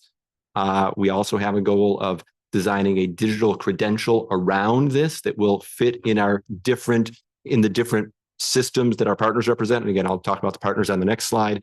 And then ultimately, this will all be free, openly licensed material that we can adapt and adopt and place on a different platform or continue using it on the Carnegie Mellon platform. The core of the project was funded by a private philanthropy called Axim, which is a jointly owned philanthropy by Harvard and MIT. So they approached me and Carnegie Mellon last year to develop this idea. Next slide, please. On this next slide, you'll see the partner institutions. So College of the Canyons, together with Carnegie Mellon, are the leads on this project. Our development partners, first of all, are California community colleges, and thanks to the swift decision on the part of Chancellor Christian, I sense a common theme in my interactions with Chancellor Christian. Things happen quickly, and I'm so grateful for that. Thanks to her swift decision making, we are able to provide much greater participation for California community college faculty than with the other partners. Other partner is the State University of New York. They'll have a total of 8 faculty participating in the initial training, development, and pilot. And then we're also working with the United Negro College Fund to work with their HBCU partners. They'll also have 8 participants. And in fact, next week, I'll be heading to Atlanta to the UNCF Unite conference to begin talking to potential partners there.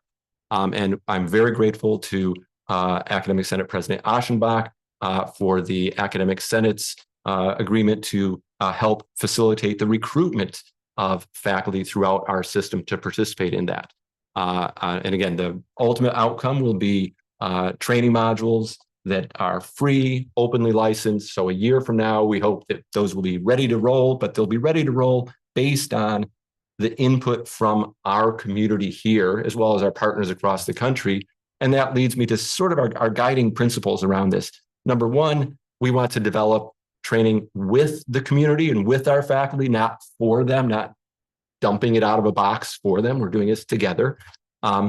Secondly, we aim to not teach about particular products or fads and be distracted by the newest thing. We want to teach general principles, general problem solving that our faculty will be able to, over a longer period of time, profit from. And finally, we want to remember that most of these platforms are private companies that want our data and they want to exploit our data. So we have to carefully consider how to protect our data and particularly our students' data.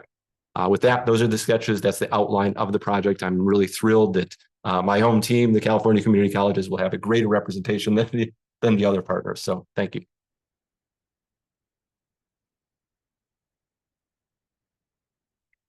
I think this concludes the second part, and as we're transitioning to the digital center, I just wanted to make a few comments. Thank you, James Gigi, for this incredible opportunity, and James Todd for moving quickly and securing it. And the general message to the members of the Board of Governors is that we are undertaking big work in the space of generative AI, and we're a small office, and we have talent out in the field. You just saw talent here from the College of the Canyons. You see talent from Federal de Anza, and our strategy of partnership with our colleges is going to be significant, and you'll see that when we unveil and ask for your support for the creation of the digital center.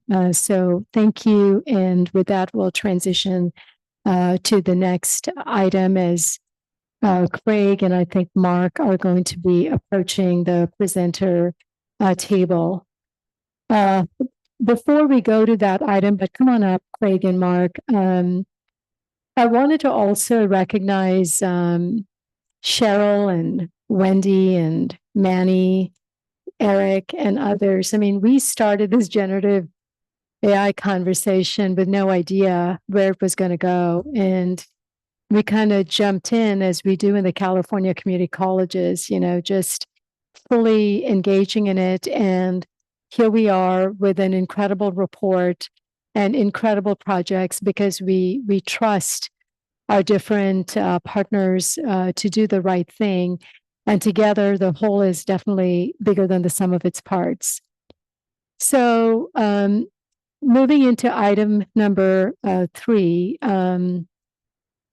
we clearly don't have the infrastructure to do all we need to do with technology. And I think, Dr. Hetz, you're supposed to join us as well for this piece. President Costa had mentioned that infrastructure is one of her priorities because that's something that is the responsibility of the Chancellor's office. And in the technology space, we started thinking about our existing infrastructure with what I call the mothership, that's our office, and then looking at our colleges and districts that have the talent and the resources. And what would that look like if we went deeper with funding technology within our office?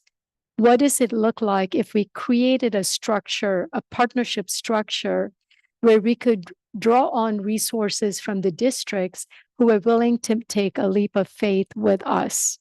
And our principal district, of course, is Foothill De Anza. And I think Jory may need to be here for this as well, but I'll let you, Craig, sort of manage how this flows. So what you're going to hear in the next few minutes is a big idea. It is a leap of faith with confidence that when we come back in 6 months, we will be able to report back to you the progress we have made. And to introduce this item, I'm going to go back to Board Member Rawlings, and then we go back to our team. Before we start with this item, I have a housekeeping note. The AC is in fact out, everyone. So speaking of the importance of infrastructure, and so we have some fans, but it may get hot. So I apologize in advance. I think Rena has decided to begin our unallocated 7.99%. But well played, Rena. Anyway, please. And Rawlings. and everybody with a jacket on, feel free to take them. Absolutely. Board Member Rawlings. So I just wanted to introduce this really fairly quickly. So I've been in technology quite a long time, and one of the things we learned, and I think we learned it over the weekend with the outage caused by CrowdStrike and some of the failures there, is that when you're dealing with a lot of new technology, when you're dealing with new concepts, you have to be really intentional, really deliberate with how you approach it. You've got to explore the topic, know, and quickly weed out the things that aren't going to be successful, so you can focus on what will. And then as you identify the things that could be successful, then you really hone in on what those best practices look like, what's the right way to roll it out, what's the right way to introduce it, socialize it, normalize that conversation with those that are affected by it. And if we're doing it 73 different ways through each of our individual districts, it becomes much harder, right? And so having a center that allows those 73 districts to collaborate and collaborate in a way that we can be nimble, and then at the same time, be able to explore not just the new technologies that are here today, but the technologies that are coming tomorrow. I think a center like this Digital Center for Innovation, Transformation, and Equity is really going to play a key part in that. I think it's a good model. It reflects a lot of what folks in IT have been used to, but it's an opportunity for folks who want to be partners can become partners and not have necessarily a top-down kind of approach that often people might ask the Chancellor's office to take. But it isn't the method that is most likely to garner support and input and collaboration that we need for our colleges and those at our colleges to really adopt these ideas. So I'm really excited for this and learning how you've structured it. I think this is a wonderful idea, wonderful concept, and I'm glad we're moving it on quickly. So, Craig, thanks. Thank you very much. I'm going to turn it over to Executive Vice Chancellor John Hetz, as someone who's thought extensively about data infrastructure, to share with us some of his insights about the benefits of establishing the Digital Center. Good afternoon, President Costa, Vice President Aguinaldo, Chancellor Christian, members of the board. I think in more ways than one, what you've seen and heard today is that we stand at a pivotal juncture in history. And not just one, but I'm going to just talk about one of those junctures. There's lots of other things happening that are pivotal. We're going to just talk about one of them today. And I'm super excited to be here to talk about it because you don't get to see those happening very often. And I just was participated in the Scenic Board retreat this past week. And the opportunities that are going to be available for the state of California and our students are exceptional. But it's an opportunity that we have to seize. We are the single largest system of higher education in the United States. We serve fully 1/10 of all undergraduate students in the country. And our students need us to step up and take this opportunity. One of the things that I have to do on the regular basis is talk about the boring parts of technology and infrastructure and how we garner the collective consensus and help us move forward. And that's super important. So we have the work that we are doing, shepherding changes in CCC Apply to think about and make sure that we have captured everything that needs to be captured and can roll out an application that works for all of our students and does it in a way that doesn't seem like it was built a century ago, and can get students through to their colleges quickly, nimbly, and within a few hopefully minutes. But navigating that change with 116 colleges and 73 districts takes some time. We are excited. We are on the cusp of having an RFP for the new product. We've talked it through, but it's taken time. We're doing the same thing with the statewide common technology project, right? Thinking about what types of platforms that we can stand up that everyone in the system could participate in and get behind. And that is a long and very challenging conversation that we're having.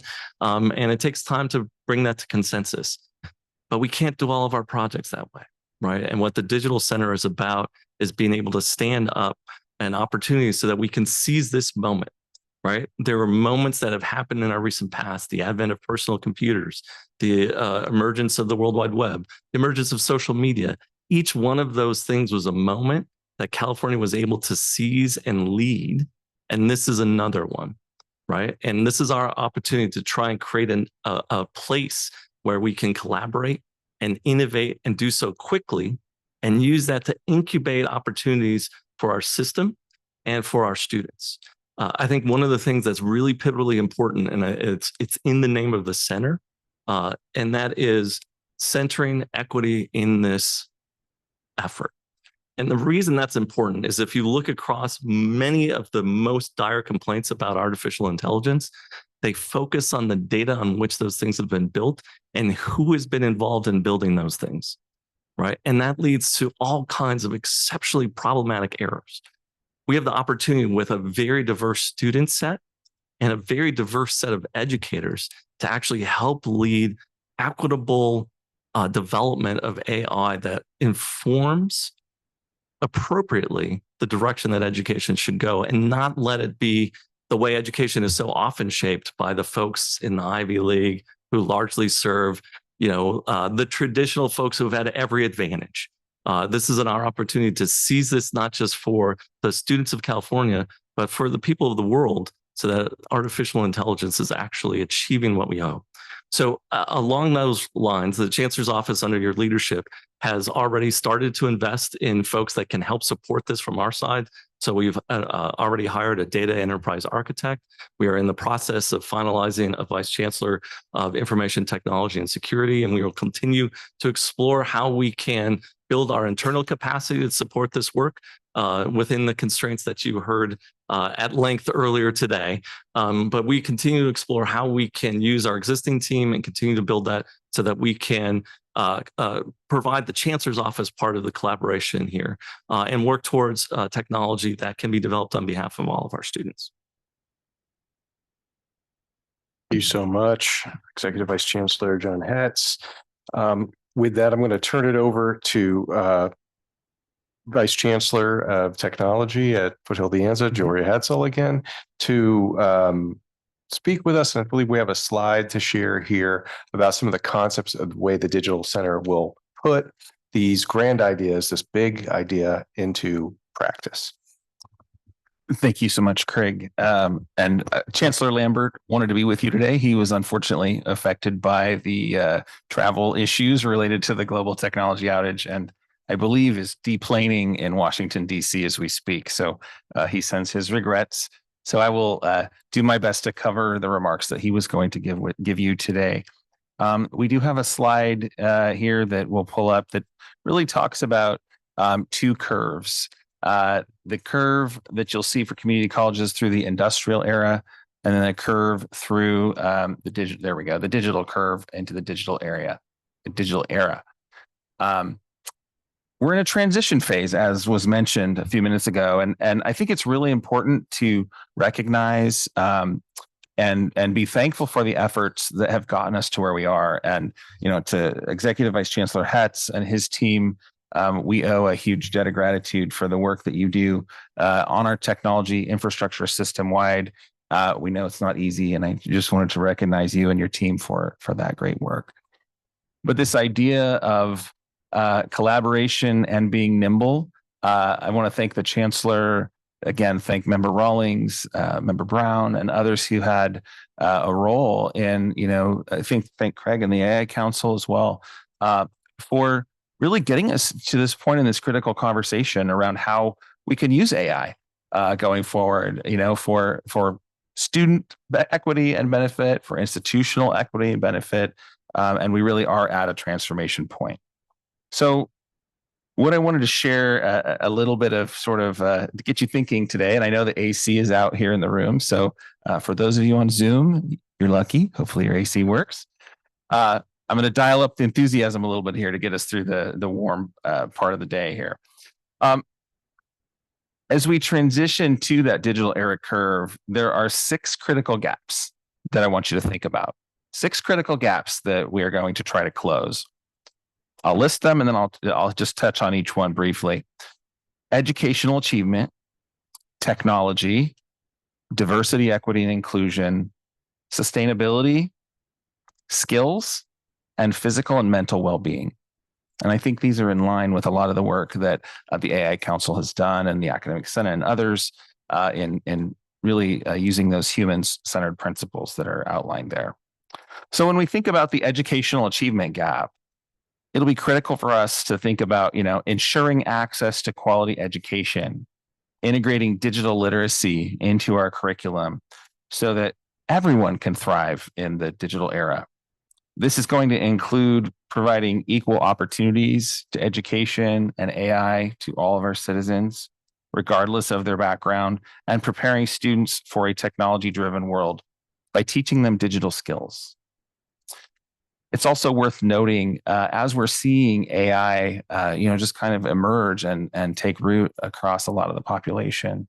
One of the things that Chancellor Lambert and I talk about frequently is how actually some of the most disadvantaged students have the most opportunity to level the playing field with AI. And we're excited to see that in many cases, these are the folks who are grabbing onto it, right? And so how do we enable that? How do we support the transformation that's happening across our system?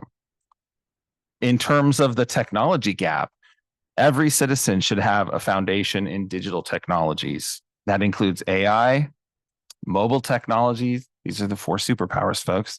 AI, mobile technologies, cloud computing, the Internet of Things, and I'll throw in the microchip as well, because the advancement in processing technology and capability, semiconductors has been incredible. So we need to understand and leverage AI that's going to help us enhance productivity and innovation.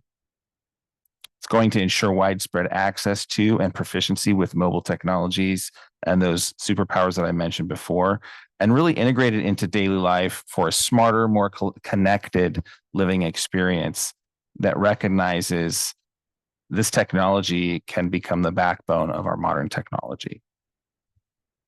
In terms of the DEI gap, implementing inclusive policies and providing equitable educational opportunities worldwide are crucial for a just society. Nowhere is that more evident and pronounced, and where do we have more opportunity, I think, than in California. As California goes, so goes the rest of the country. So we need policies that promote diversity and equity in all sectors and provide these opportunities to bridge different disparities in resourcing. The sustainability gap is important because as we think about AI, we need to be cognizant of our environment and the environmental impact of AI. Promoting zero emission practices and ensuring the financial sustainability of our institutions are going to be vital for the planet's future, and we need to be good stewards of that environment. So we hope to promote and adopt practices that aim for zero emissions, energy conservation, and ensure the financial sustainability of community colleges to continue providing the affordable education that they provide. The fifth gap is the skills gap. Could go on and on about the skills gap, but what I'll say is that we hope that equipping citizens with modern industry skills, encouraging lifelong learning, and academic sense still in the room? Good. Integrating liberal arts education. Say that again. Integrating liberal arts into education are essential for the 21st century economy. This is going to involve offering training and education that align with the demands of modern industries, encouraging lifelong learning to keep pace with technological advancements, and integrating liberal arts again into the broader education and training programs to enhance critical thinking, right? Creativity, and to bridge the skills gap and foster a more well-rounded workforce. And the sixth gap, as Chancellor Lambert would share if he were here, is physical and mental well-being. We are all humans first, right? So providing comprehensive healthcare and mental health resources is going to be fundamental for the well-being of all of our citizens. This includes providing healthcare services that are accessible to all and ensuring availability and access to mental health resources and support systems. By the way, AI can help us provide some of those resources along with some great human beings. So by addressing these gaps, we can ensure a smooth and equitable transition from that industrial era that you saw on the slide to fostering a society that's well prepared for our future challenges and opportunities. And because Chancellor Lambert likes lists, I'm going to give you a couple more lists real quickly. In order to inform the strategic approach, we should adopt a set of principles. Of course, we have the AI principles from the work group, but some additional principles that can inform our strategy and which we hope to be able to leverage through the digital center is one, working at the speed of business. Accelerating decision-making processes through agile methodologies will be necessary to keep pace with the technological advancements. We've heard that already today, right? We feel like we're behind and it all just started. Second is going to be adaptability, and that's fostering a culture of continuous learning and flexibility so that we can adapt to new technologies and different market demands that come with or support or require those technologies. That will be crucial. Third, in terms of the principles, would be convergence. For convergence, we need to integrate various technologies and disciplines to create comprehensive solutions that enhance educational opportunities and business practices, right? These can work hand in hand together. And fourth, you've heard me mention it already, is humanness, right? Prioritizing our well-being as humans, equity and inclusion for all in the technological and educational advancements that we put forward. The last list I'll leave you with today are the 4 lenses that we can use to execute the strategy. So I hope you can see we're building from some broad gaps down to how do we make this happen. First is understanding the needs of our communities, our industry sectors, and our students. So we have to understand the needs. Second is we need to leverage the resources. And I think the Chancellor talked earlier about how we can creatively leverage some of the system-wide resources, not only from the Chancellor's office, but also from those who are willing to take that leap of faith forward. And so we can do that through partnerships that rapidly advance the work. Third, harnessing the trends so that we stay competitive and we stay innovative, right? The California community colleges are the engine of innovation and economic development in our state. We know that. So let's make sure that we continue to harness those trends as we go forward. And then fourth is a little bit rebellious, challenging the orthodoxy, right? We want to think beyond traditional mindsets in order to leverage the technology and the AI in ways that we haven't even thought of yet. With that, we can develop KPIs. We can come back and report out to all of you on the wonderful things we've achieved in relatively short time. And so we really look forward to having some key metrics that might be things like reduction in time to implementing new technologies, student engagement measures, community engagement measures with sustainability initiatives, frequency of updates to well-being initiatives, and other types of measures. So in short, I want to take your whole afternoon because after all, the air conditioning is not working in the room. Foothill de Anza, on behalf of our chancellor and our board of trustees, is excited to be the principal partner with the chancellor's office and the board of governors on this initiative to form the digital center. We look forward to working with chancellor's office staff and to bringing resources to bear to help us rapidly embrace and advance the AI agenda. And we are committed to student and institutional equity, innovation, and pushing ahead for the bold future of our students and for California more broadly. Thank you. Okay, so colleagues, we just heard two items. We heard informational item 5.3, and then of course this action item 4.5. So I'm going to allow you to speak to either item and I'll make the same offer to the public. So colleagues, any questions or comments on either of these items or both of them? Board Member Chang. I just wanted to mention, and I've said this before, but students are going to use AI, and I'm just very glad that this conversation is still ongoing and that there's action in front of us today to move forward with AI, especially generative AI. I also wanted to mention I'm currently taking a summer class at a four-year university, and we use AI in this class. Like my professor created like a way for us to dive into the material deeper by like asking it questions about things that we're interested in and then connecting it back to the material. So concepts that I'm not understanding the first time just reading or watching a video, I'm able to connect it to things that I'm passionate about, like environmental science or student advocacy and stuff like that. And so just knowing that there are universities and colleges using these tools right now is just really inspiring. And I'm very excited to see what the future of education looks like as AI is more implemented. Thank you, Board Member Rawlings. I just want to take the minute to give a proper shout out to the AI Council and the work that you've done in that report was great. Just absolutely wonderful.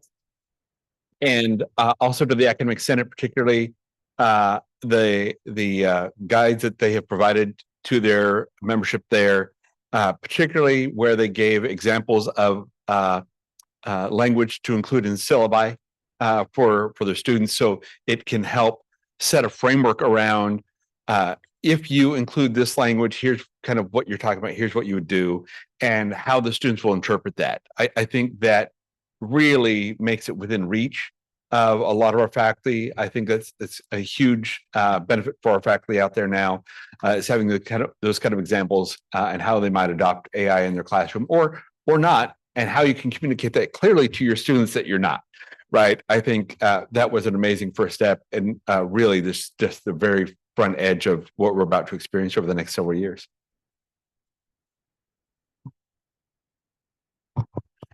I see you with your notes over there, Board Member Haynes. I know. Trying to contain myself. So just a couple of observations and one question. I come out of on the business side. I worked for an airline for 20 years before I transitioned to the public sector side. And so I'm very appreciative of the quote, working at the speed of business. It is my angst. And I have to kind of mitigate that relative to being on the public sector side. But it really is important because change is happening just that quickly. And given that it's happening just that quickly, I really do appreciate the goal is moving into this equity quotient that is needed. So the question I have is, at the advent of changing in the airline industry, from typewriters to computers, which they placed on the table, no chair, no glare screen, no adaptability, no flexibility, that has moved forward. We're now at the advent of AI. And so what is your thinking? It's wonderful to say equity and we want everybody to be inclusive. So without you're going to have to show me because words are cheap. And so what has to be, tell me how you're going to embed that to ensure that those folks of color, those young people versus anybody else are going to be at the table. There's an old saying, if you're not at the table, then you're on the menu. And so what I would like to hear, if not today, is how is that actually going to happen? Because if folks are not brought in at these early stages, it's unlikely that they'll be brought in any other time. And so I just want to bring that up because we are at the advent, and it is really, really important in a place like California. We've lauded diversity, and yet there's so many folks of color that don't have the opportunity. So how are you going to do that? And if you have an answer, please, or some portion of one, I'd like to sort of hear it. I'll take a stab. And we will need to come back probably with some additional information, but you're exactly right. We are at this moment, right? It's this moment where we have the opportunity to have those voices at the table and be part of the solution and not be on the menu, right? So I think that the intentionality is really critical for us as we go forward. And we have to evaluate every opportunity to see, not only what are the potential negative impacts, right, on certain populations, but how do we bring a value add to those populations that we're really trying to reach and serve, who maybe haven't been historically served to the extent we would like them to be. And a couple of things I've heard already today that have come up. I think you talked a little bit about, who's historically created a lot of these applications or these databases or, the different components. It's going to be really incumbent on those of us who are involved, not only to have the right voices at the table, but to be really intentional about asking critical questions as we go forward. Right, we get one opportunity to do this right. So I think we need to really make sure we have that intentionality and that it's not just something we say, but that we can show very early on it's something that we're doing. Okay. Board Member Haynes, I'd like to respond as well. And I think that this is something that the digital centers, the creation of the digital center is going to enable us to learn how to demonstrate impacts on equity. And I wrote down, I had the same question. We need to show, we can't just say that this is going to enhance equity. We give specific examples. So I wanted to give you a couple pilots that we're rolling out that are examples of the kind of things that we're going to center in the innovation lab component of the digital center, which is all about evaluating the impact, right? And so one is an AI class assistant. We heard Board Member Chang talk about her experience with an AI class. It's exceptional. And early results indicate that this is an equity enhancing experience, right? So that this closes equity gaps. So does it? We're going to roll out a pilot. We're going to have it rolling out in the fall, very nimbly, getting it out there with 60 faculty members and 60 classrooms and doing a rigorous evaluation and examining. Does this really help us close equity gaps? And we'll come back and we'll report on that. And I'm very excited about the potential. But we really, need to take a hard look at it and say, does it live up to the hype? So that's part of what big part of what the digital center is going to do is evaluate innovation and make sure that it's congruent with our values and that it's delivering a return on the investment and it's not just words. Another similar opportunity is partnering with Khan Academy and the Conmigo tutor, which is now through their partnership with Instructure going to be freely available to faculty in our system. So that's something we need to get out ahead of and again, evaluate the impact of Conmigo. And if it is an equity enhancing tool, which signs indicate it is, we really need to make sure that there's equity and access. So equity and access then becomes, the sine qua non to closing those equity gaps. So equity and access needs to be a big part of our thinking. And part of that's resources and part of that's smart negotiation and good contract skills with these vendors. So that's all. I just wanted to give a couple of examples that we're looking at that we think have potential, but we really do need to evaluate them, and we'll come back and report on that. In a way, you've already addressed sort of some of my concerns, but my comment is also a warning. One of the classes I teach is international political economy from a globalization perspective. And one of the major critiques that I have when I teach that class is when I hear the term working at the speed of business, adaptability, convergence, it brings to bear to mind this idea of neoliberal policies. And when you have neoliberal policies for efficiencies, what typically happens is that it creates disparities. And so I'm grateful that we're moving forward with this new initiative with digital innovation, but equity needs to be at the center. And in a way, I feel like sort of my academic mind is thinking it's pulling in two different directions. And maybe I guess one of the values of challenging the orthodoxy is going to be very important, because at the end of the day, I don't want to choose my word carefully, because I don't want to reflect back to like President Bush's "No child left gets behind," because that doesn't necessarily work. But when we move forward at the speed of light and the way technology and this world that we live in is forcing us in that direction, ultimately there are going to be times where people do get left behind. Our students get left behind, families get left behind. And so it's going to be incumbent upon us, especially as we enter this precipice. And in a way, we're sort of taking that leap of faith. I think I heard Chancellor Christian mention that. You're taking a leap of faith in building this office and this new initiative. And we're hoping that we address all the issues. And in a way, we all know it all takes risk. But I think it's important that, I think to balance that dynamic, because I just feel like when we talk about, again, when we use that language of convergence and moving in the single platform for the sake of efficiency, that contradicts our values of equity and access. So we just have to be very cognizant of that. So I think that's just my warning. Thank you. Good afternoon, board members. Don Dave Rougeau, Senior Advisor to the Chancellor on Workforce Development, Strategic Partnerships. Board Chair Costa, Vice Chair Aguinaldo, Vice Chancellor Christian. I just wanted to address the previous question around, to add on to comments that Craig shared with about how do we equitably engage our students. So one example for one item, for example, is we look at immersive technology, which is a very, very much an emerging opportunity. We're having multiple conversations with different potential partners in that space. Immersive technology is not technically an AI, it's a future learning technology. But what it does do is it allows us to use AI to bring our students into the content development of simulation and immersive technology.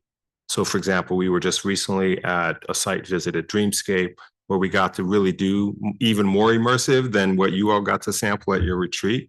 And there's an opportunity there for our students to inform the content, the voices, the language, the body shapes, the cultural representation, all of those kinds of things. So anytime a student is using even a personalized learning tool, if that tool is taking the feedback and the content that the student is providing, the student data, that's going to inform that tool and create more equitable representation around the building of the model itself.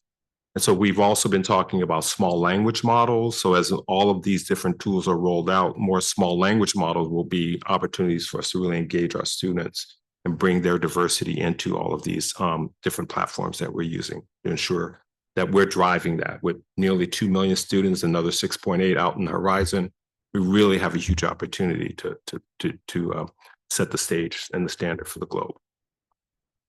Board Member De La Fuente. I do believe that humans beat AI, but when you combine human plus AI, it will always beat humans. I think California is a leader in innovation. It always has been, and being part of this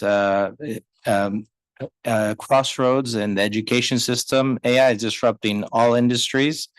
So on one hand, we have to innovate, but the other hand, we have to also be careful or cybersecurity risks, hackers, or any disruptions. What have you thought about with regard to the cybersecurity defense strategies to protect the students?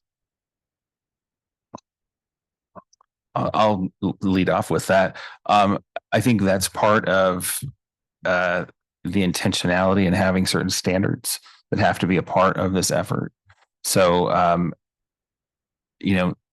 they're very different topics, but I will say that we can't chase every project, right? We can't expose ourselves or expose our students' data or employees' data in ways that are reckless. So, part of charting this new reality together is that we have to do it together. We have to have that collaboration, but we have to have standards as well. And right now, I think the reality is AI is so new. You have 73 different ways that folks are looking to adapt and engage with the vendor community. I heard it said earlier, the vendors want our data. They do, right? And so I think that's part of the work of this center is to help us as a system develop the types of standards and policies that represent, safe practices for experimentation with AI. So that's going to have to be part of the work that we do. We can't, particularly on security, we can't compromise on that. And going back to just a few of the earlier comments too, I think one of the examples, like the presentation I did on the fraud detection, that's an equity enhancer, right? So I know we tend to think when we think about generative AI, we go right to the classroom, right to, that immediate teaching and learning space. And there are huge things like with the examples that were given by Craig and Dawn here that can definitely enhance that. And that's going to be maybe the most critical strand of the work, but there are other strands as well to this work, like fighting fraud, like creating new opportunities for students to really maximize or shorten their journey, right? In ways that can help them achieve their goals more quickly. So it's a little complicated. It's brand new. We haven't done this before, but I think you have certainly from a district perspective as a partner, I would challenge any district to be more equity focused than Foothill De Anza, all the way from our employees and students up to our board. And I know we have lots of partners here and also with other districts that share those values. So coming together around those and putting the structures in place to help us innovate. I'm totally sensitive to the innovating at the speed of business, right? There's always a tension between how quickly you do something, how long it takes to do something. And I think we really want to try to find that sweet spot where we can be true to our values, but also in many ways move a little more quickly than sometimes we do. I'll stop there. Hopefully that answers. If I can share one additional comment to that, I think you made a very good point at the very beginning of that. There's human, there's AI, and there's human plus AI. And I think the human plus AI is something we really should focus on in this transition space. So we're not going to move towards full AI-based cybersecurity. There's always going to be in this transition space. The human capacity is going to be behind that to really check and monitor, continue to evaluate the effectiveness of the AI-powered tool. So it gives you like a superpower almost as the human to be able to detect that fraud and manage that cybersecurity. So I think we're not there yet with AI, right? 85% is, I think, sort of the standard, like, yay, we're great. But that means you have to have that human to fill in the gap to ensure that the viability of the tool that you're using. Well, I feel I have to say, I have to channel Vice Chancellor Lundy Wagner here just for a little bit, or she would be upset with me, because she often, we have conversations about cybersecurity across the system. The Chancellor's office itself is really strong on cybersecurity. The 73 districts, are variable. They have different levels of resources, and there's concern that some districts don't have dedicated cybersecurity staff. So the establishment of a common infrastructure is actually a way to leverage best practices across the system so that you don't necessarily have a weak link. Everybody is as strong as your strongest link. So that's part of the benefit that we see in terms of cybersecurity is actually becoming much stronger as a system by joining together. Board Member Villalobos and then Board Member Epstein. First of all, I want to make it clear, I know absolutely nothing about AI. But my question is this technology going to be available to all students, or do we run the risk that students with more financial means will have access to it and other students won't? I'll take that. And that's a primary concern. And it can be very expensive to get the premium model, right? And we have a have and have not, kind of bifurcation in access to AI right now. If you're willing to pay that monthly subscription, you have the premium. Speak closer to the microphone, gentlemen. You guys are being shy. I went too far away. Sorry about that. So we do have kind of the two digital divide in access currently because we don't have a system-wide subsidized access. So this is where partnering, again, one of the key roles of the Digital Center, develop these partnerships with the Khan Academy, potentially. We're having conversations with them to make Conmigo available to everyone, right? So everybody gets the premium, and that's based on the very premium model. So again, the work with the class assistant vendor, that would potentially be made available to every student. So we're looking very closely at the question of access. I want to start out by saying I know even less than Member Villalobos about this. So, but I really appreciated the presentation. It's really comprehensive. We've had this series of presentations over many months, and this kind of pulls it all together in a way I think is very helpful.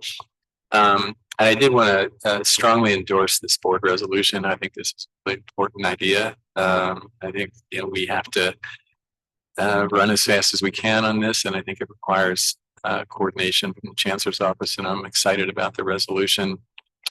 And I wanted to put Member Chang on the spot because it was alluded to that you've been using some of these tools, and I'd love it if you could explain, just a short example of how you've used them and what it's meant to you. So the class is called UC Berkeley Changemakers, and I took it because I want to figure out what I really want to do when I transfer. And I thought that was a really good introduction to see the advocacy, what other students have done, what alumni are doing. And so I get to watch videos of anecdotals of what people have done after taking this class or after graduating from Berkeley. And then after learning about that, I get cognitive skills or problem solving skills. And then with that, my professor lays out a prompt of pick a problem that you want to solve. And so, for example, my first one was destigmatizing community colleges, because that's something that I was working on a lot when I was doing a TED Talk back in February. And I was able to dive deeper into it and figure out where does the stigma come from? Who can we really target to make sure that future generations aren't affected as much as current ones are? Because going into community college, it wasn't really promoted compared to going to a UC or a CSU or even a private institution, just because the stigma of junior college. And so the AI was able to connect it back to my material and be this is the statement formula you could use to strengthen your thesis, or this is some solutions that you're kind of alluding to, but here's XYZ, what I think you are trying to say. And then from that, I would formulate essay style paragraphs of what's going on and then citing OpenAI where applicable. And I thought it was very nice because it was structured to the exact assignment. And I think that's very different than using ChatGPT. Not saying that I've used ChatGPT on other classes, but it's more general. And having the approval of my professor using it made it feel like, oh, this is really good, and all other students in my class are able to access this. Yeah. Board member. Yeah, so first of all, in support of the resolution, I appreciate the approach, which was collaborative in nature and bringing people who have both talent and expertise to the table, so that we heard from our classified professionals, our faculty, and our administrators who are in the field. Having been an educator for quite some years, I have to say that we tend not to move with a sense of urgency, because we want things to be right for our students. We don't want to try things on them. We want to be really sure that it's going to work. I appreciate the sense of that you've expressed about doing research as we move along, so that we can adapt and modify, so that as we evolve in implementing this, I think we're going to have a better product all the way throughout the process. With regards to equity, which is a major concern of mine as well, we just always have to be vigilant. I just spent the last week with national leaders, community college leaders, talking about many of the things that we talked about today, including diversity, equity, and inclusion. Fortunately, we're not facing laws and regulations, as Florida and Texas are, that really hamper our serving students. So I think we're entering this with all the right ingredients and the right environment, but still we have to remain vigilant to ensure that our students continue to be served in the best possible way. So I appreciate all of the work, and do it faster rather than never. Yeah, I wanted to add just a couple more comments around the equity and access question. So Board Member Chang, you're talking about the class experience that you're having at Berkeley, and the foundation of that is really prompt engineering, right? They're teaching you how to create the appropriate levels of prompts and that critical thinking process that gets you to that answer through that Socratic process. So I think it's really essential that we're focusing on teaching our students and our learners how to do prompt engineering, at a high level, as well as our faculty be able to integrate that across all of the disciplines.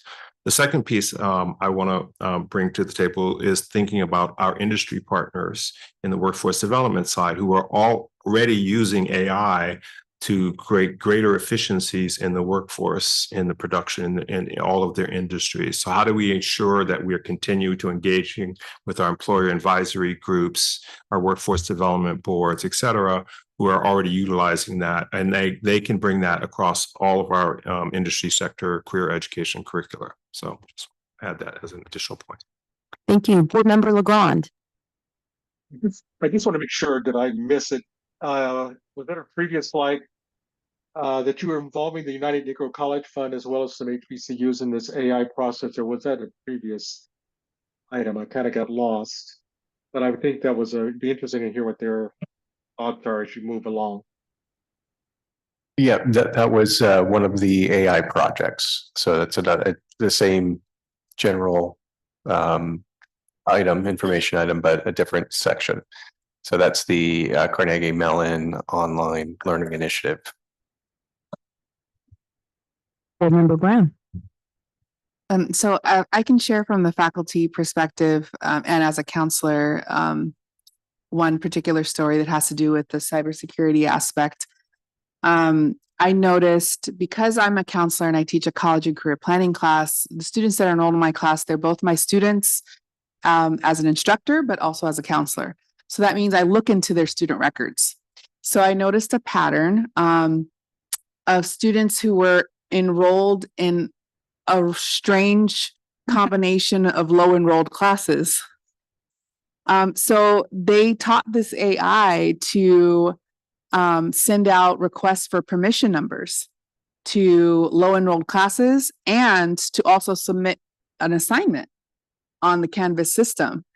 Now, when you open up the assignment, it doesn't make any sense, but if those are the things you were looking for, just like, you gave the permission number, then, oh, this person did an assignment, but you haven't gotten down to that name in the alphabet yet to do your grading. I could see how it can become a big mess really fast. Now, in my case, I noticed it. I also noticed it because typically when students request to add a class, they just say, hi, can I add your class? They don't give you all the information you need. So I knew it was AI, similar to how you can be like, oh, that picture has 5 fingers, or not 7 fingers or whatever it is, that's AI. I was like, no, this email is way too correct. So this can't be a student. They wouldn't know to give me all this information. But even with that and noticing the pattern myself, when I sent the information to our IT area, they said, okay, send it to the admissions and records. And I'm like, well, I don't know. I'm in a 9-college district. They could have applied 9 different places. So I have to go for each. Come on. So I'm very excited about what you presented, because I think those same patterns that I noticed just because of my particular access, that I know that this system will notice, and to be able to catch a net of a bunch of those before they even get to the faculty. And I'm really appreciative of that.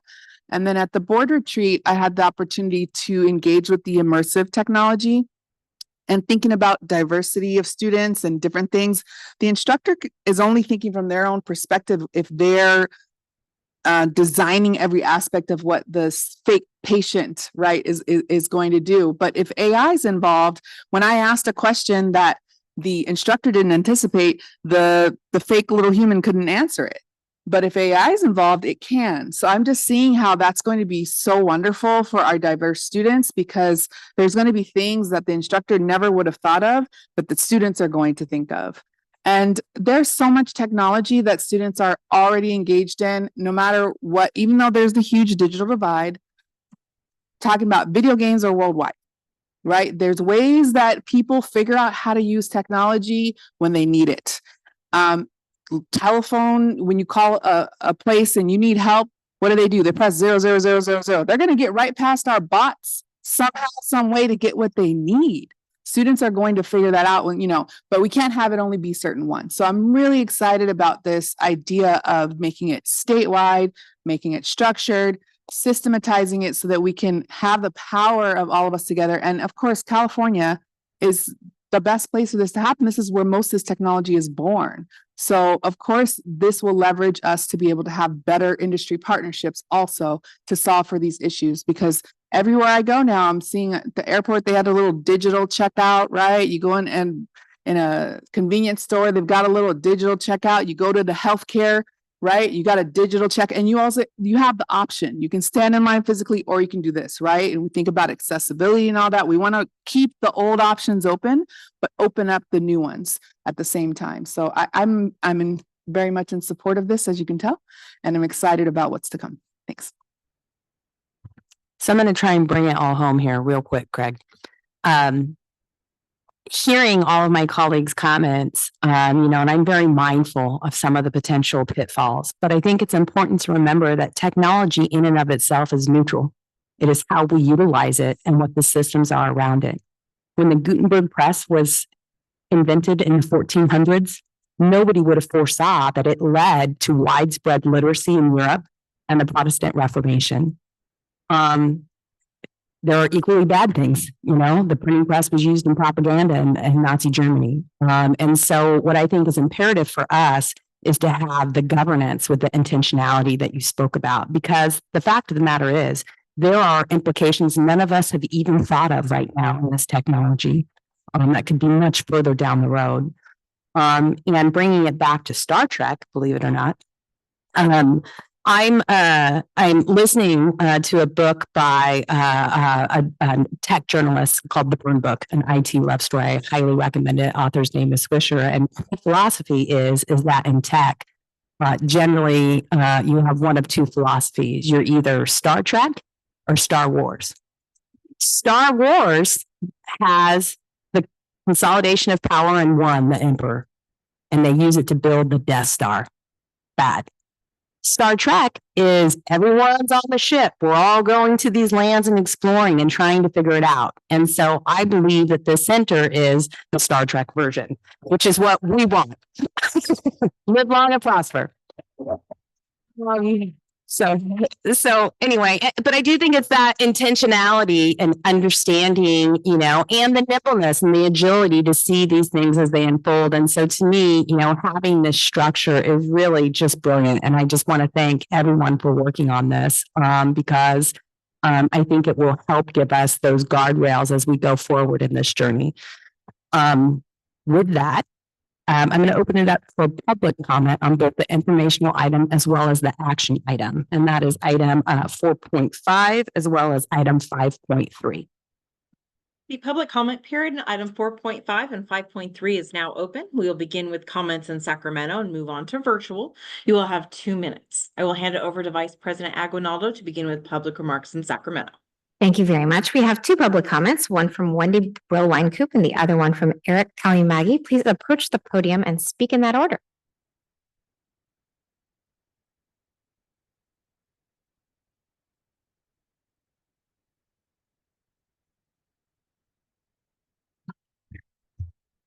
I'm feeling a little sleepy. I'm going to try and get through this quickly, but I have to say, like, I'm a non-recovering AI-aholic.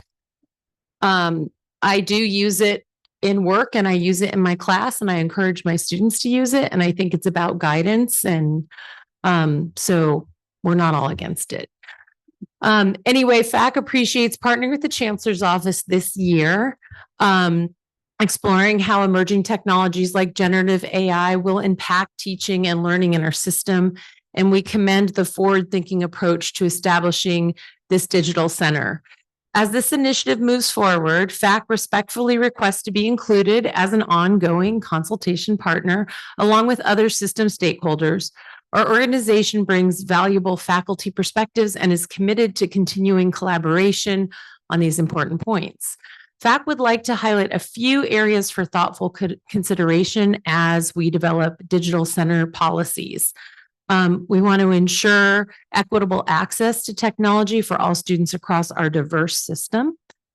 Careful evaluation of public-private partnerships, particularly regarding student data and student data privacy use. Preserving academic freedom for both faculty and students, both inside and outside the classroom. And accessing potential workforce impacts as new technologies are implemented.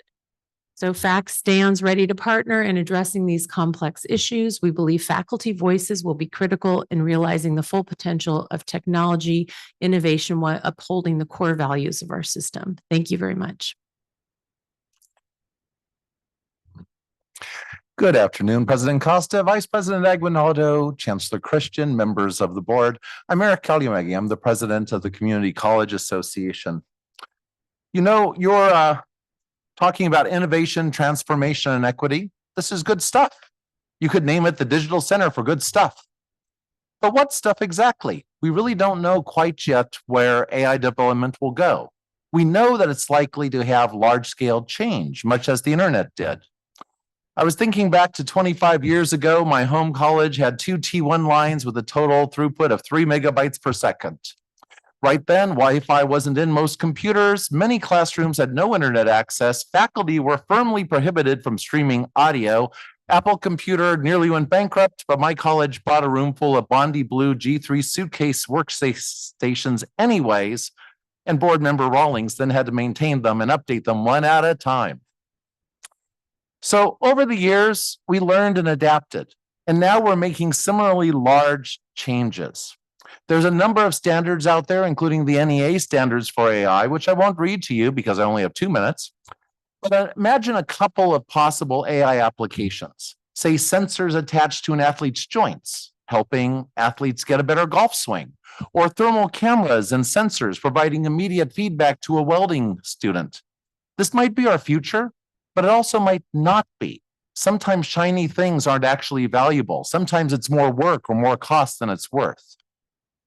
So in the new digital center, we must empower all faculty at the discipline level to use their professional expertise and faculty networking to create our curriculum. Welding and athletics are going to have different needs, but also unions must be involved because there's going to be changes to workload and working conditions. I urge the Chancellor's Office to rely primarily on its faculty for academic matters, but also to include all faculty stakeholder groups, including mine, in the center's work. Thank you. President Costa, we do have one virtual hand raised. Daniel Orta, you have control of your mic and can address the board. Yes. Thank you, board. My name is Daniel Orta. I'm a community college student, a returning community college student, and I go to Hartnell Community College. I major in computer science as well as electronic media and film.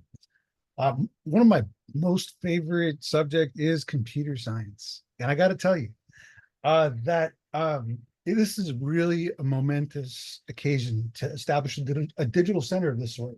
And someone had mentioned that this is important for young students of color, but I also want to express that this is technology, and this digital center empowers all people, not just young people of color, because all people of different acuity levels can benefit from AI. Because honestly, for me, it doesn't help me get through homework assignments. What it does is it helps me think more fully about ideas, conceptualize, and create scientific projects, and probe scientific inquiry, and create like small little Arduino type projects for my team. So this is really, really cool. I'm sorry, I'm a little nervous talking to all of y'all, but I just wanted to express that there's no AI boogeyman. You know, it's really us that make a difference. And when we have good stewards at the helm and we deploy it in the right way, there's no reason why AI technology and this digital arts or this digital center can't be like the turning moment for the state in terms of educating California community college students, its community members, and empowering people and its citizens here in California. And as a native resident of California, I'm glad to be a part of it. And I hope I continue to be a part of it. Thank you. President Costa, there are no other hands raised. Great. Thanks so much, Gary. With that, colleagues, I will take a motion and a second on a 4.5. I'll move to approve. I have Rawlings with the motion and I have De La Fuente with the second. Can you please call the roll? Hildegard Aguinaldo. Aye. Adrian Brown. Aye. Casey Chang. Aye. Amy Costa. Aye. Ricardo de la Fuente. Aye. Tom Epstein. Aye. Nan Gomez Heitzberg. Aye. Pamela Haynes. Aye. Harry LeGrand. Aye.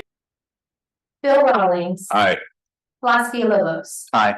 Syrian Villavicencio. Aye. The motion carries.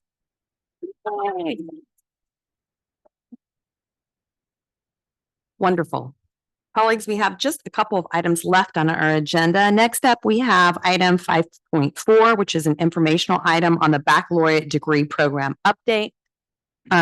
I'm going to just take it because generally it has to do with the stuff that I did. As you all know, I have delegated authority to approve bachelor degree programs that have gone through our rigorous process that includes an internal review by the chancellor's office and then a declaration of non-duplication with our partner higher ed entities. I am happy to report that we are recognizing College of the Canyons, yay, for their baccalaureate degree program in building performance.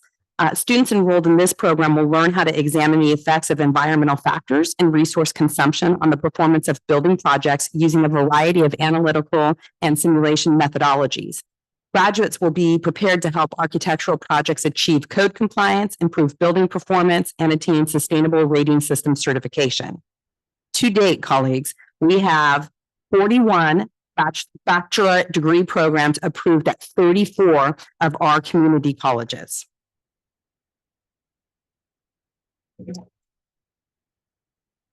We are now on our 5th cycle with applications due on August 15th. So this work continues on an ongoing basis, but really pretty astounding that we're at 41. With that, colleagues, are there any questions or comments on this update on the BA program? Great. With that, is there any public comment on this item? The public comment period in item 5.4 is now open. I will hand it over to Vice President Aguinaldo to begin with remarks in Sacramento. Thank you very much. We have just one comment from James Glapagras-Klug.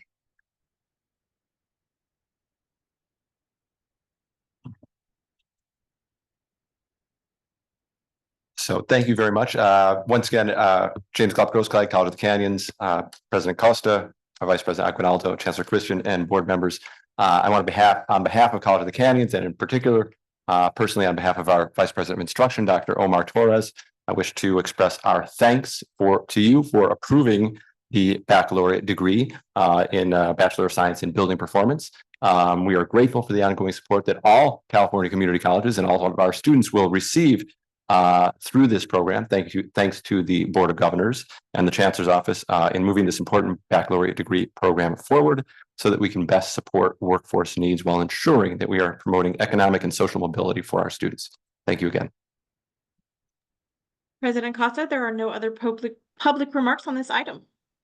Great, thank you. And again, congratulations to College of the Canyons. Next up, we have another informational item, 5.5, which is a Vision 23 update. And we have Vice Chancellor Rowan O'Shaughnessy.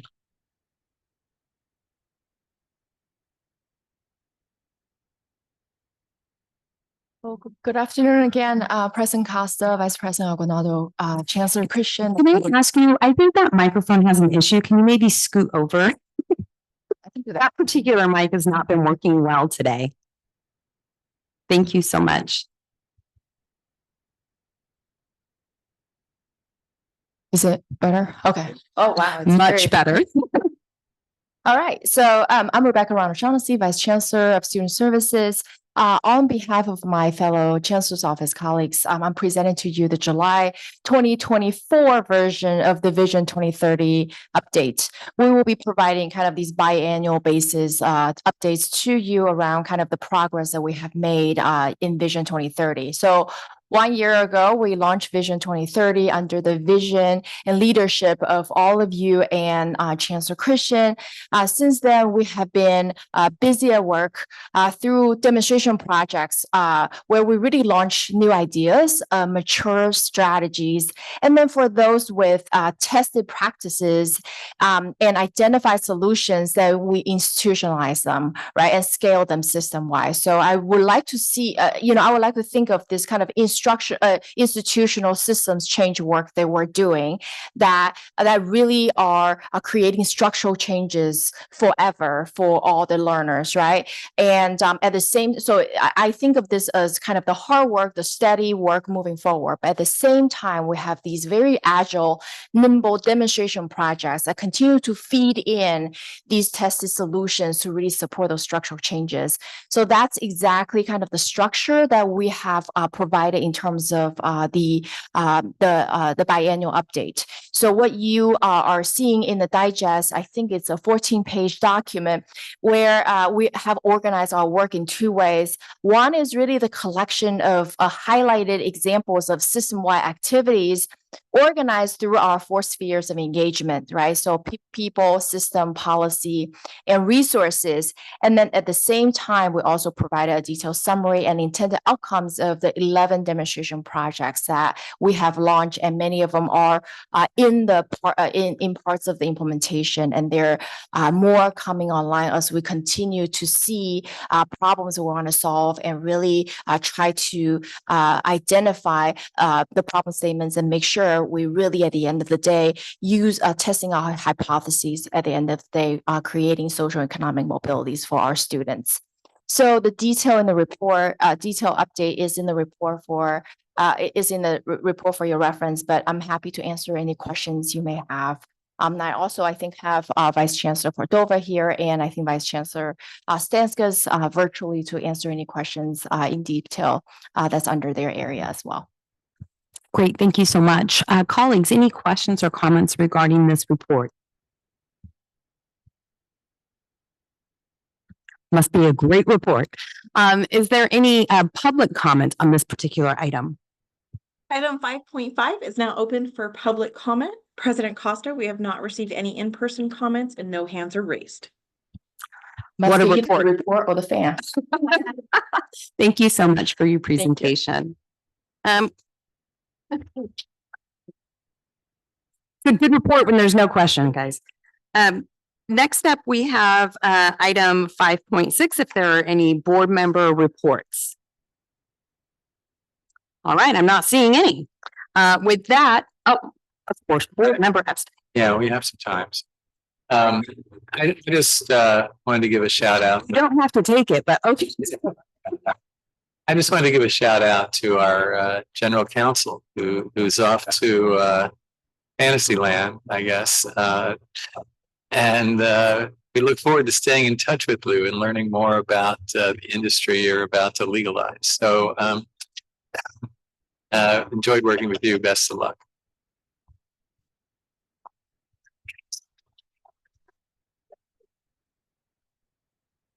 I called him a traitor when I first came in, so that was much nicer. No, we of course wish Mark all the best in his future endeavor. With that, Board Member Legrand.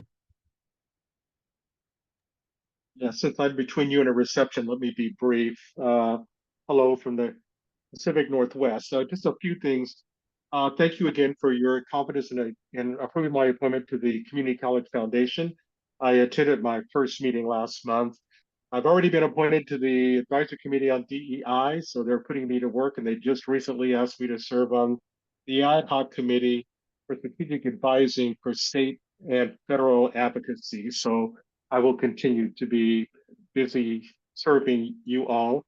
I also had the opportunity to visit Butte College last month and had a great lunch with President Gullus and their student affairs team, who took me around and showed me kind of the wonderful work that's happening at the college. And I would just say that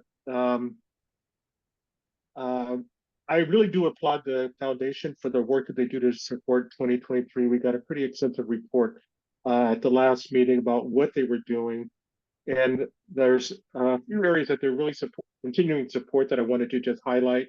The healthcare workforce, they're maintaining the budget of $8.4 million from 24-25 to 26-27. The HCAI Wellness Coach Program that's housed there, they're continuing to serve that.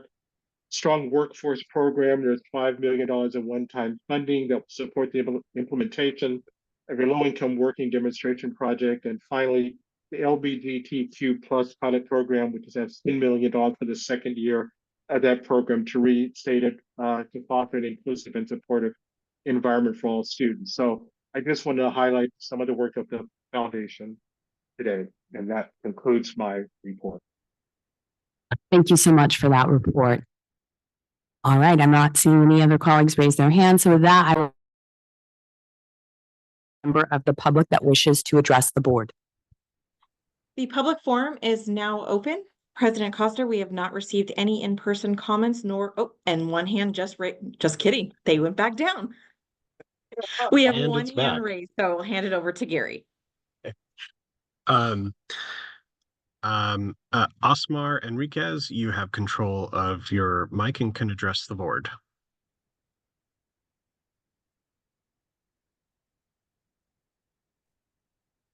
Good afternoon, esteemed board members. My name is Osmar Enriquez.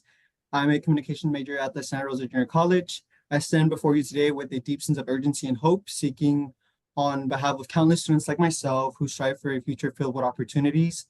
I'm here to express my firm support for AB 2586, a bill that promises to break down barriers and create equal access to campus jobs for all students, including those of us with undocumented status. California's vision for higher education is admirable, to make more accessible and more affordable for everybody, with the goal of 70% of the population completing college by 2030. However, this vision remains. You are muted.